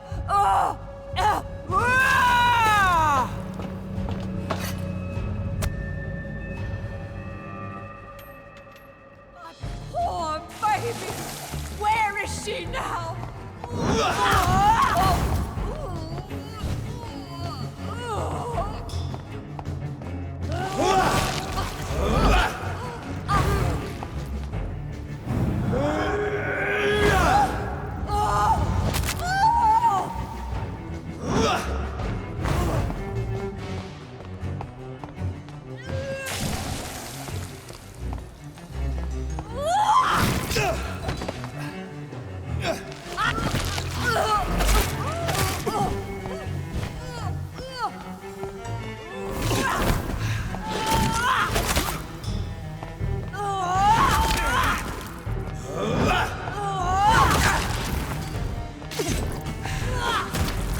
They took my daughter from me!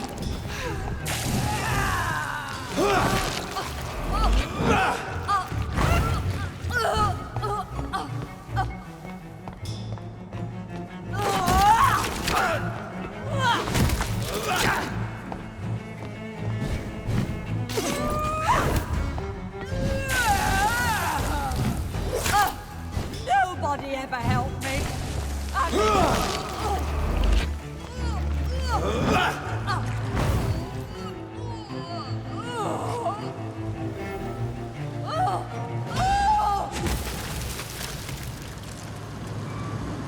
Is this a dream? Am I awake? Is this anger I feel? Is it wrath? I think it is. Oh, how infinitely, how intensely, how irredeemably are you all going to suffer now?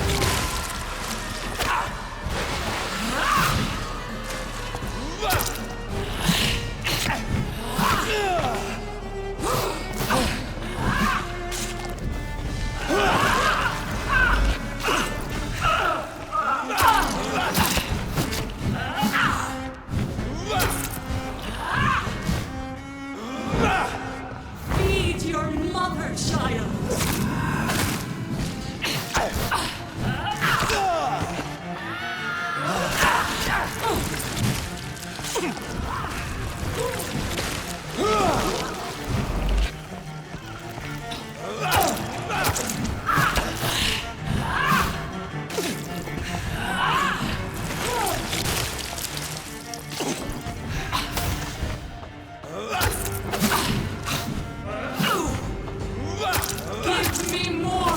They are so young, so tasty!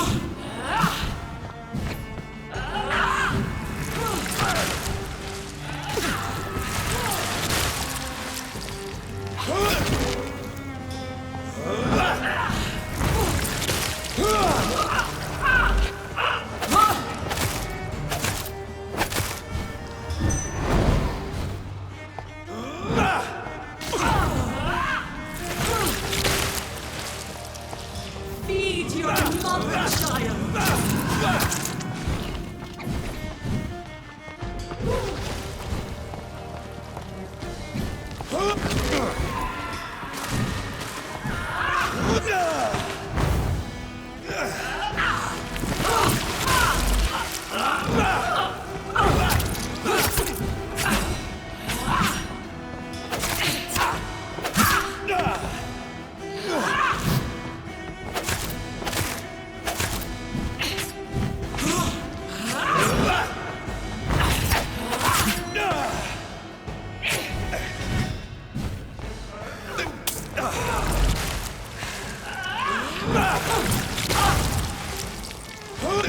Give me more! They are so young, so tasty!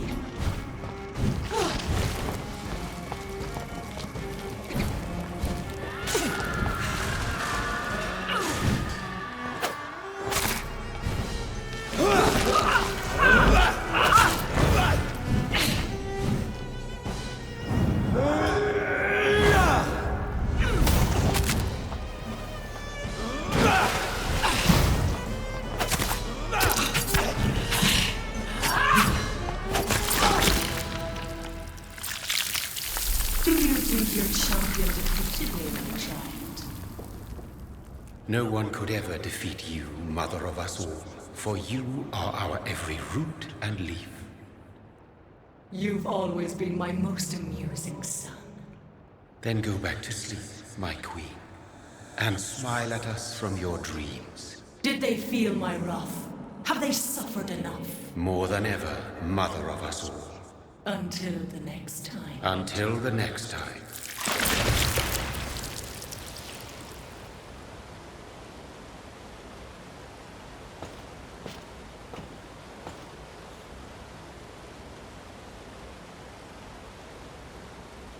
So it's over then, young Ekon. You have put an end to this terrible menace. Old Bridget? What are you doing here? This is my realm, Ekon. This is Suaskal territory. But they were all massacred by the monstrosity that Harriet became. Others will come, engendered by deceitful vampires. I don't mean you, of course.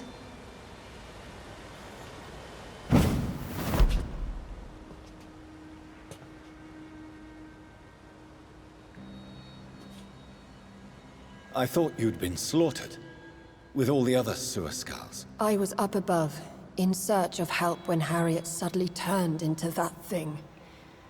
I have no idea what it was. It's over now. London is no longer shrouded in the disaster's shadow. We're all safe. Yes, you prevailed in the end. I hope you'll forgive me for the way I treated you when first you presented yourself at our gate. No need to apologize, really. Perhaps there will be no stories told or songs sung of what happened here today. But I'll know the truth. Jonathan Reid, newborn vampire, stepped forward and saved us all. I'm honored to be part of this city's legend. Thank you, old Bridget. May I ask you just one question? How could I refuse you anything now? I'll answer just as I answered Lady Ashbury when we met a few nights ago. Who are you? Really? I was born with the name Bridget Eleanor Wellington. In 1738, my beloved and immortal husband decided to preserve my beauty and youth forever by making me drink his blood. You were Lord Redgrave's wife. Then the pompous fool rejected you, did he not? It was about 200 years ago. peace found me in time. And I sincerely hope it will find you too, now that all is over. No, it's not over. I may have ended the vampire epidemic, but I still need answers from the woman I love. I feared you would say that. Go then, young Ekon, and face your fate. Just remember that I'll always be here for you.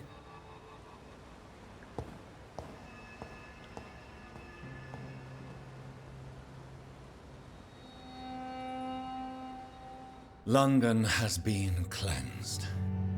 This catastrophe came about when an ancient, malignant will crossed paths with mortal imprudence. For now, we are safe. For now. My craving for blood remains. Red like hate, red like hunger, red as life and death, passing from one immortal to another, from predator to victim, patiently biding its time to rise again. London has been cleansed for now, but there's a simmering hatred, fear, and old grudges. When will we succumb, mortals and immortals alike? The next disaster is only a matter of time. My only hope now is to catch the woman I love, to understand why she fled, and unmask the secret that has been lurking in her blood for so long.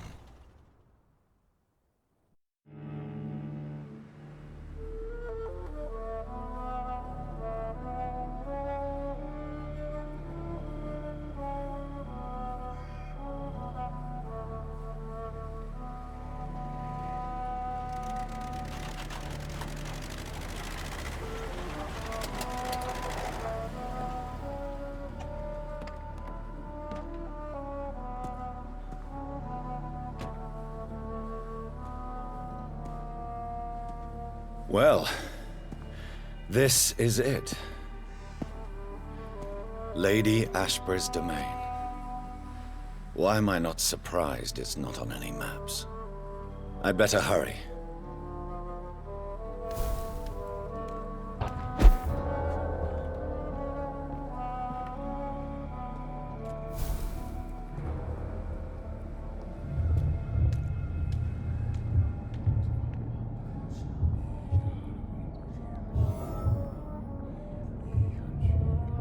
Beautiful morn, my child.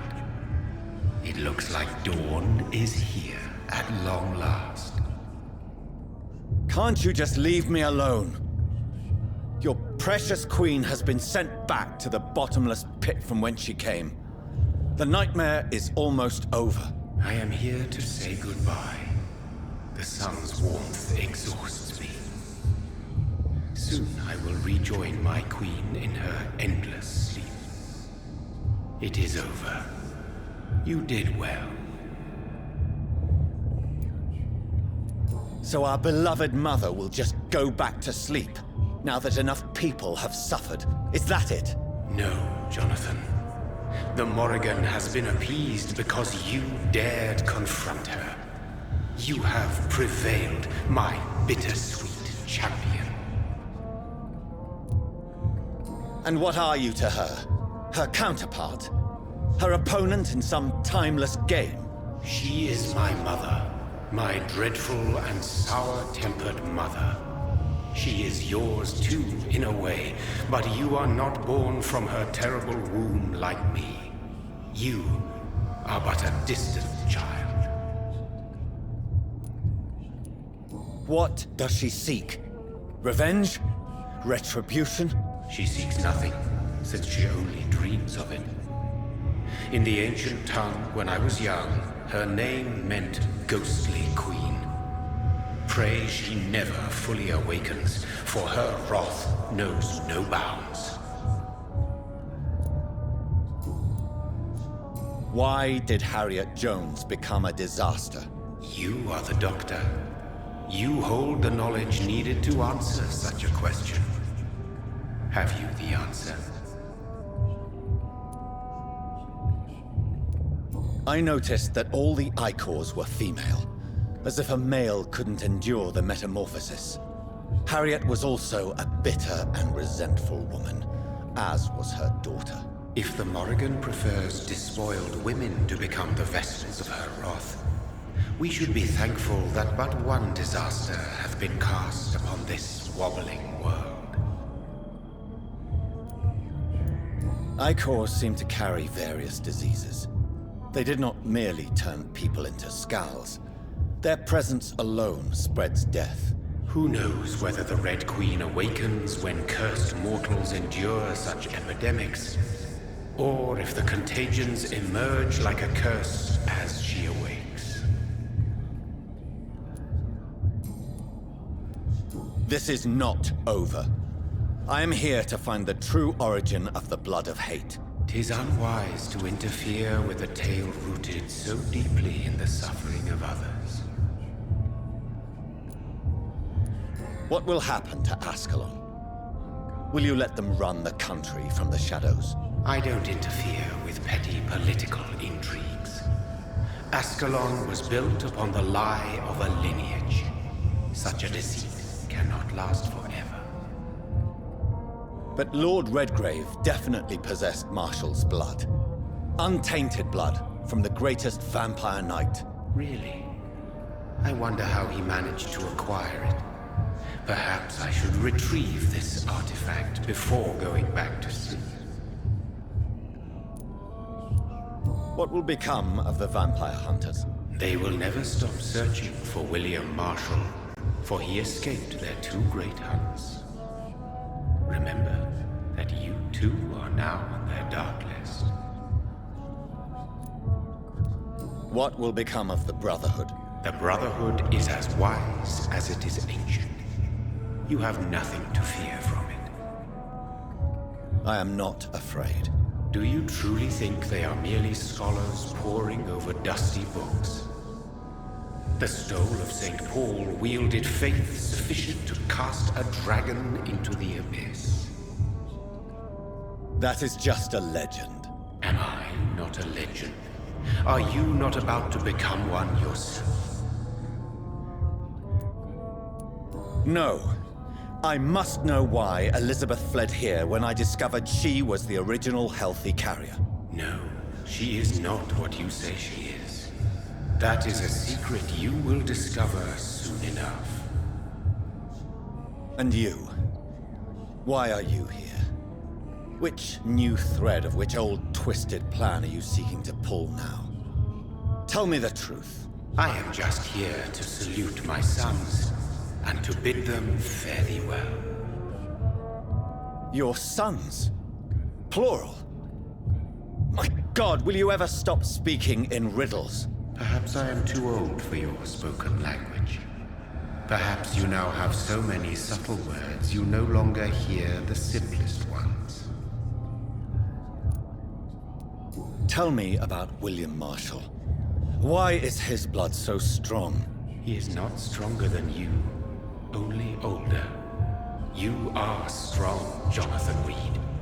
A champion of your time, chosen to defeat a threat spawned of this generation. Is he here? Is William Marshall here? Is that why you're here now, too? Have I not already answered that question? His blood was not tainted. The blood Lord Redgrave possessed. That which I used in the serum. But what if it had been? Then you would have failed, I suppose. For the blood of hate would have corrupted you too. When he fought me, Geoffrey McCullum used a serum made of King Arthur's blood. Since then, I have discovered that it was vampire blood. Whose blood was it? You just said it. It was the blood of a king. The blood of the champion I chose to save this land in its time of greatest peril. King Arthur was also your progeny. Why am I not surprised? Yes, he was. But he failed in the end. And for centuries the land suffered his defeat. Who are your sons? Why do you bid them farewell now? You are my son, as is William Marshall. This is madness. How many have you created? Who else? Shakespeare? Isaac Newton? Alfred the Great?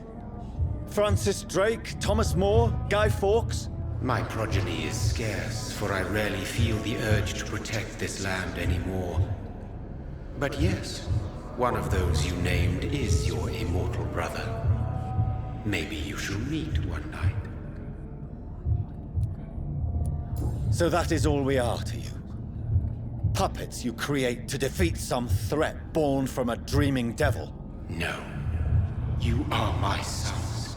I am proud of you. I mourn when you fail.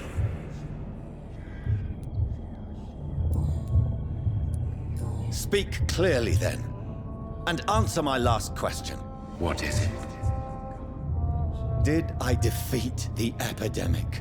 Now you've found the castle, Jonathan Reid. Only you can answer that. Farewell, my child. I shall dream about you soon.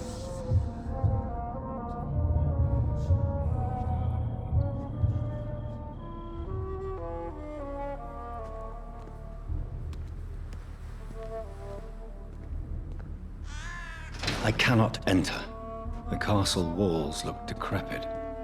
Maybe I can find a way to sneak in.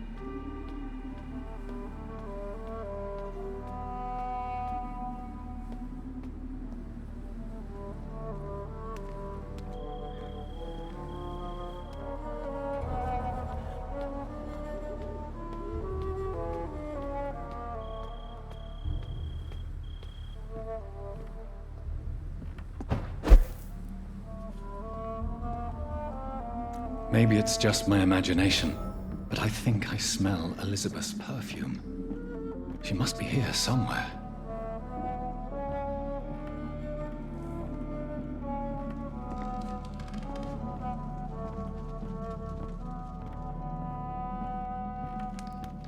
This castle is falling apart.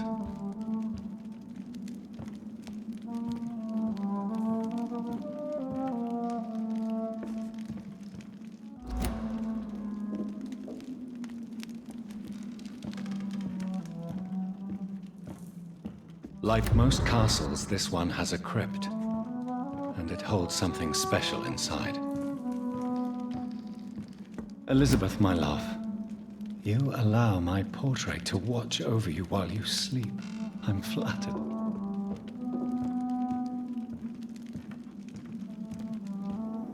That sweet fragrance, Elizabeth's perfume. She was here, and recently.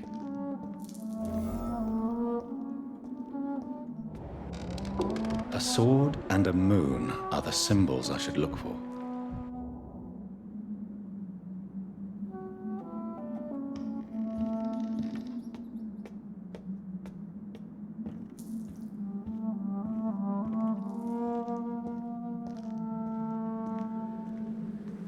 What are these symbols?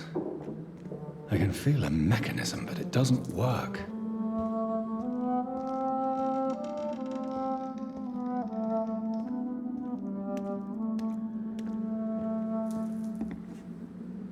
One last switch, and...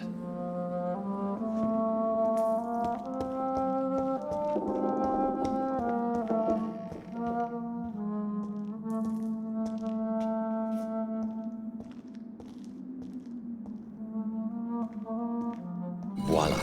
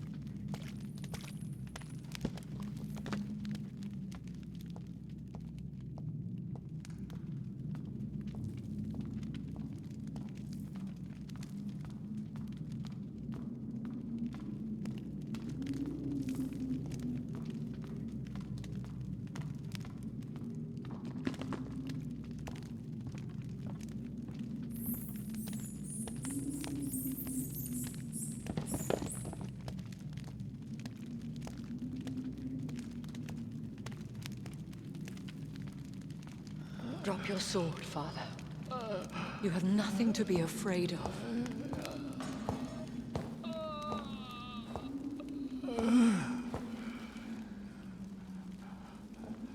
Shall we abandon this then?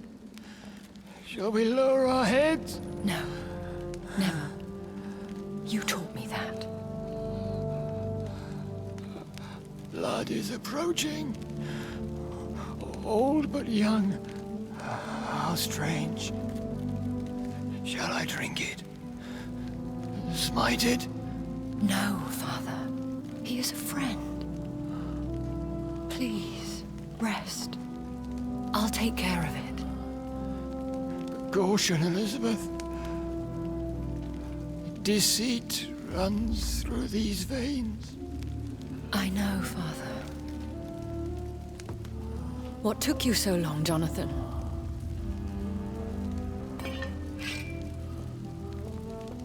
Is this really him? Yes. This is William Marshall, 1st Earl of Pembroke, servant of 5 mortal kings, former regent and savior of England.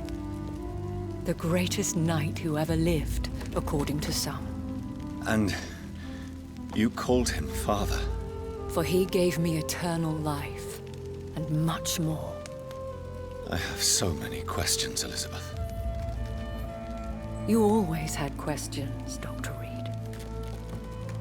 Now that I stand before you both, in this vault, I know not where to begin. We still have a few minutes left.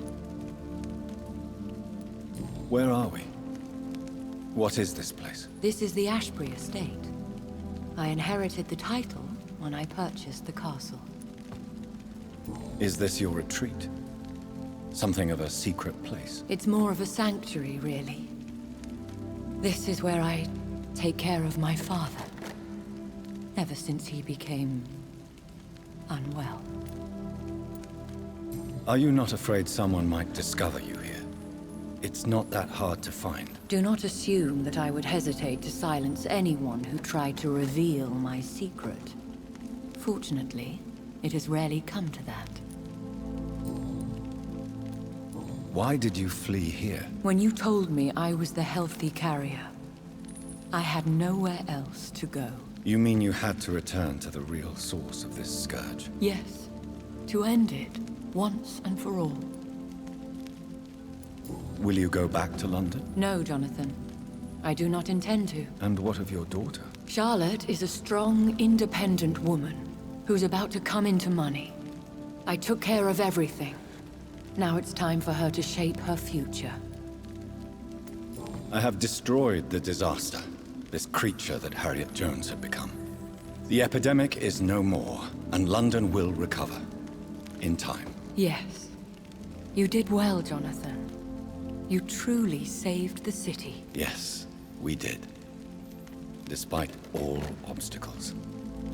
I'm truly convinced we did it together, Elizabeth. I cannot bear knowing I was the cause of all this.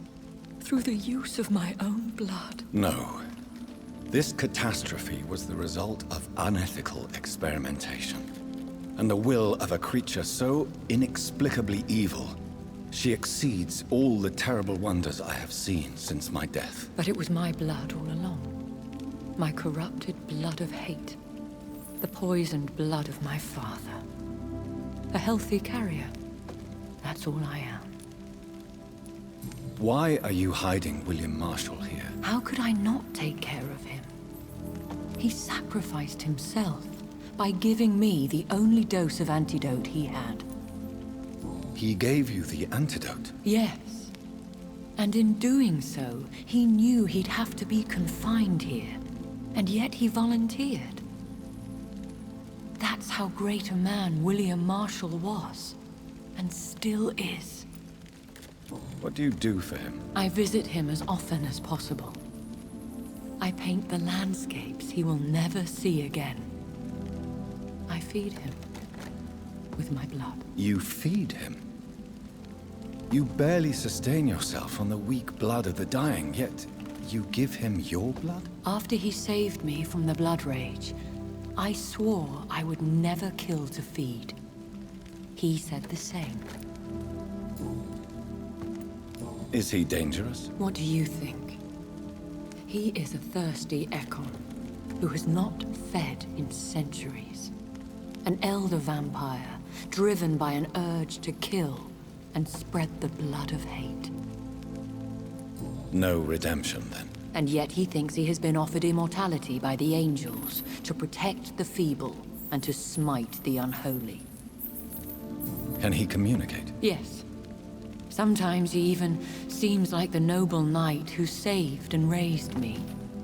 But you know, the malice never fully leaves his eyes. We could cure him. It's too late. The blood of hate has run for too long. The antidote would not work on him. I tried. Believe me, I tried. William Marshall infected you. He is the true, original carrier. Yes. But he saved me by sacrificing himself. Saved you? How? The tears of angels. The cleansing of impure blood by an older, more powerful blood. It worked on me, did it not? Yes. Blood is the definitive key to our species. Scowls, cleansing, lineage. Do you really think it worked? It has, Jonathan. I was nothing but a beast who took pleasure in slaughter. I roamed across Europe, reaping my bloody crop. It was the blood of hate. But my father's antidote cured me. Who are you, really? How could I answer that? I went through many lives and identities to reach this day. To you, I am Elizabeth Ashbury, and that's all I wish to be. I need to know more. I want to know who you really are. Where you were born. Where you lived. I was born Elizabeth Samantha Mary Englewood in 1551 in Hertfordshire. My parents owned a pub in Hoddesdon. Are you satisfied? How did you meet William Marshall? He was an Ekon for centuries when he found me. He saved me from certain death by making me his progeny. Why did he choose you? You should ask him that. Did you ever blame him? Not even when he was infected and bit me. He is my father. He raised me. He taught me how to behave. What about us? What do you mean? You know my feelings towards you, Elizabeth.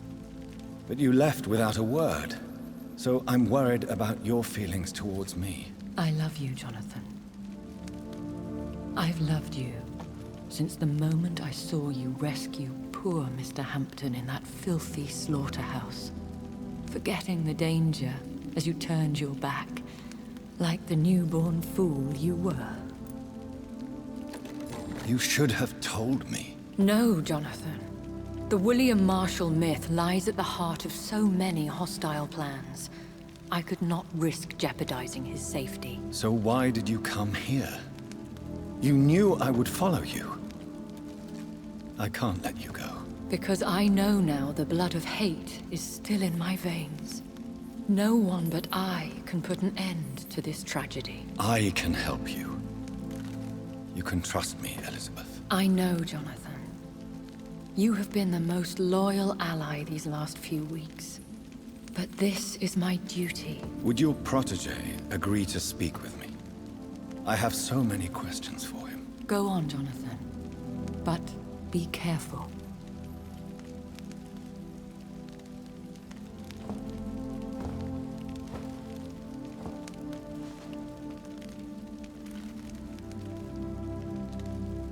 Yes? Sir William. My God. You really are William Marshall. You served Richard the Lionheart and his brother, King John. It is such a privilege to meet you. I did in my day. Come closer if you want to speak. for my hearing isn't what it used to be. I think your hearing is fine, sir. What is it you want, then? I found your research on the antidote. The tears of the angels. What ingredients did you use? Once I understood what the ingredients were, I used the tears of King Richard and the pure blood of the valiant Boadicea. King Richard and Boadicea? How did you find such relics? It took me many years to locate their hiding place. Then I had to learn the formula. If I recall, it belonged to an ancient brotherhood. The Order of St. Paul, I believe. And did it work? Yes. The tears cleansed my poor Elizabeth's blackened heart. It was such a blessing to see her smile again. I found and defeated the disaster that was threatening to smite London. You should know that the city is safe for now, Sir William. Then may I call you brother? Did you resist its poison?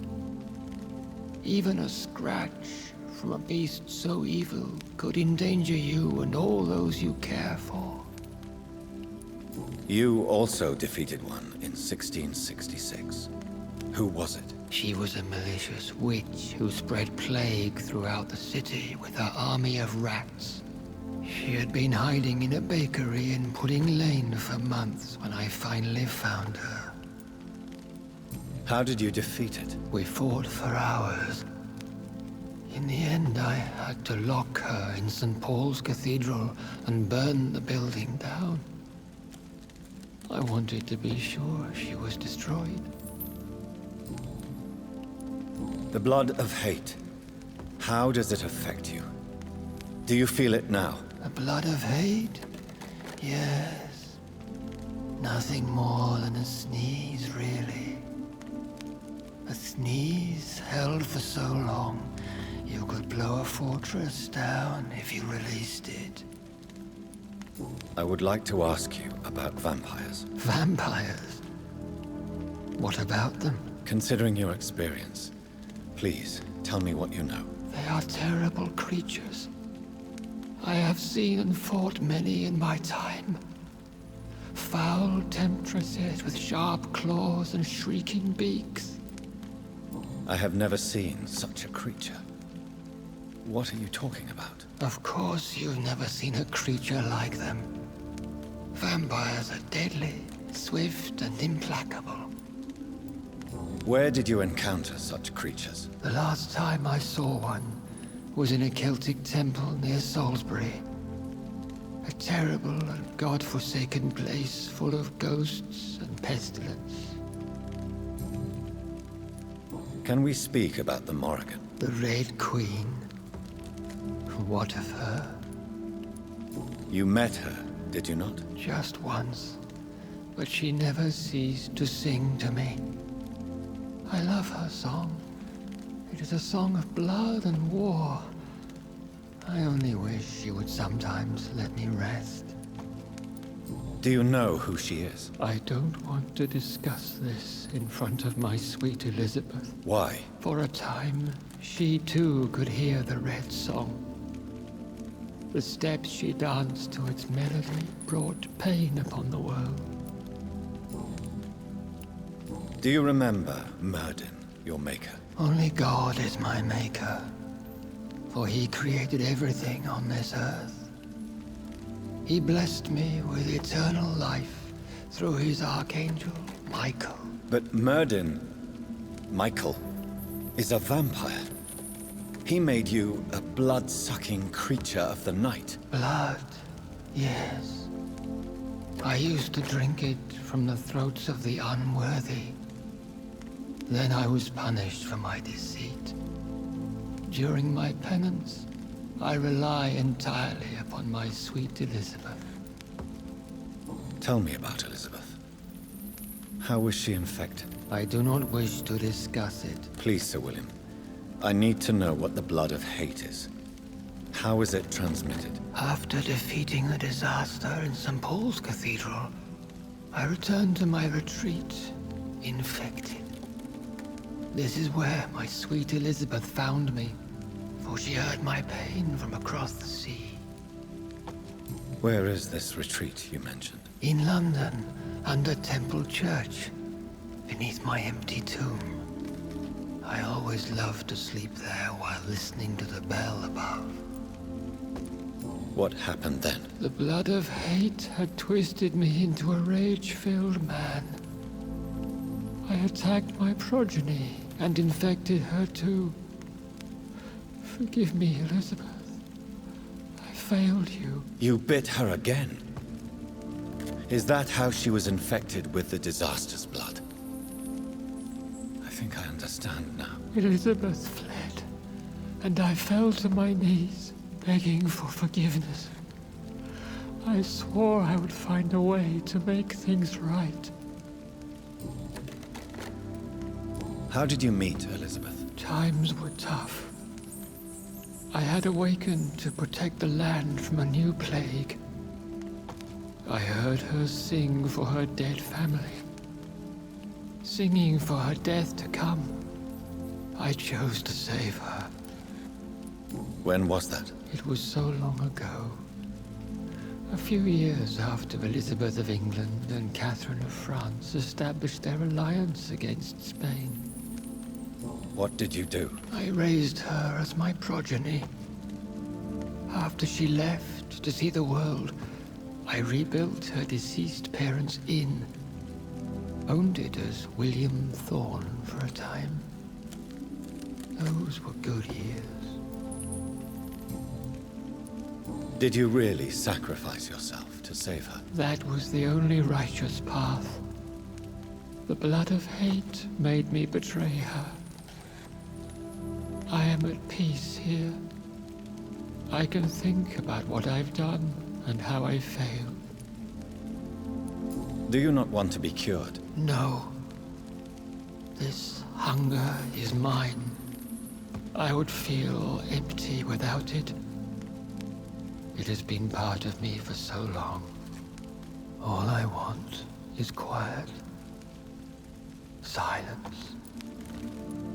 You agreed to be confined here, then? Yes.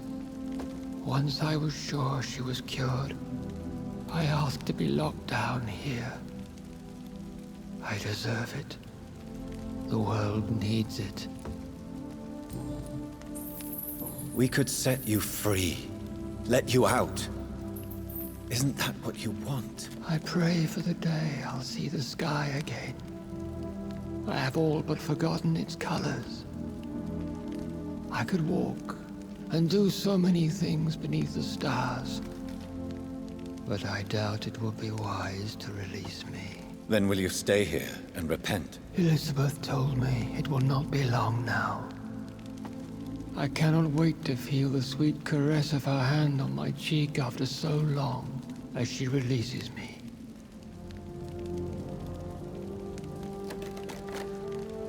Has the time come? Yes, Father. Why not unleash me then? To see the sky a final time? You already are the sky, and all its stars. I'm not defeated, for I welcome the sword you bear, for it is mine. You were never defeated, my lord.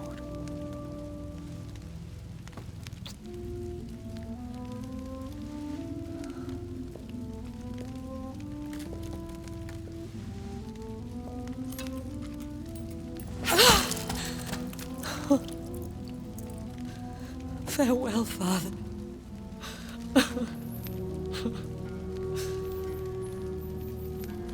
And to you also, Jonathan. What do you mean? I can't stand what I've become. This healthy carrier, as you put it. The flames will purify the poison that runs in my veins. No! I won't allow this to happen. I am death, Jonathan. Wherever I go, I can't stand it. I am Dr. Jonathan Reid, champion of Myrddin, chosen to save England from the vampire epidemic. I could cure you. What do you mean? We are creatures of blood, Elizabeth. Everything about us is in our blood. With time, I could perfect the antidote William Marshall gave you. Trust me, for time is on our side.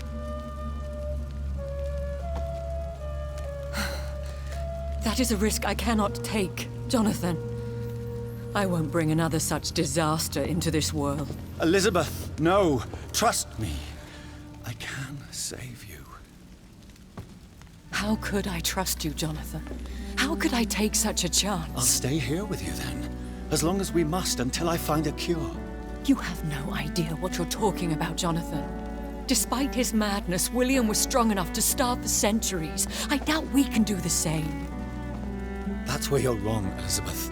Since I murdered my poor Mary after my rebirth, I vowed to never take a life again, and I've succeeded. I'm not sure I have the strength of character.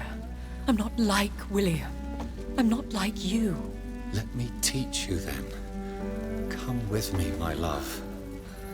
Oh, Jonathan, if only this could be true, but I really don't know.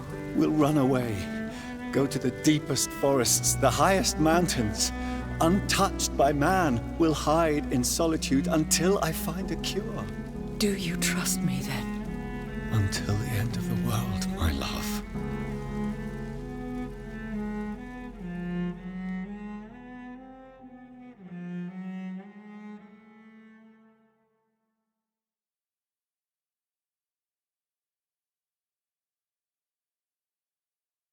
One prayer for the summoned, called by this song. Child born from darkness, whose path he must find. Now the song is sung and your path chosen. England is safe, for you have prevailed. I wish you a peace duly earned for the centuries yet to come. And they will come. I bid thee farewell, my champion bittersweet. My queen sleeps once again, and I'll soon join her slumber.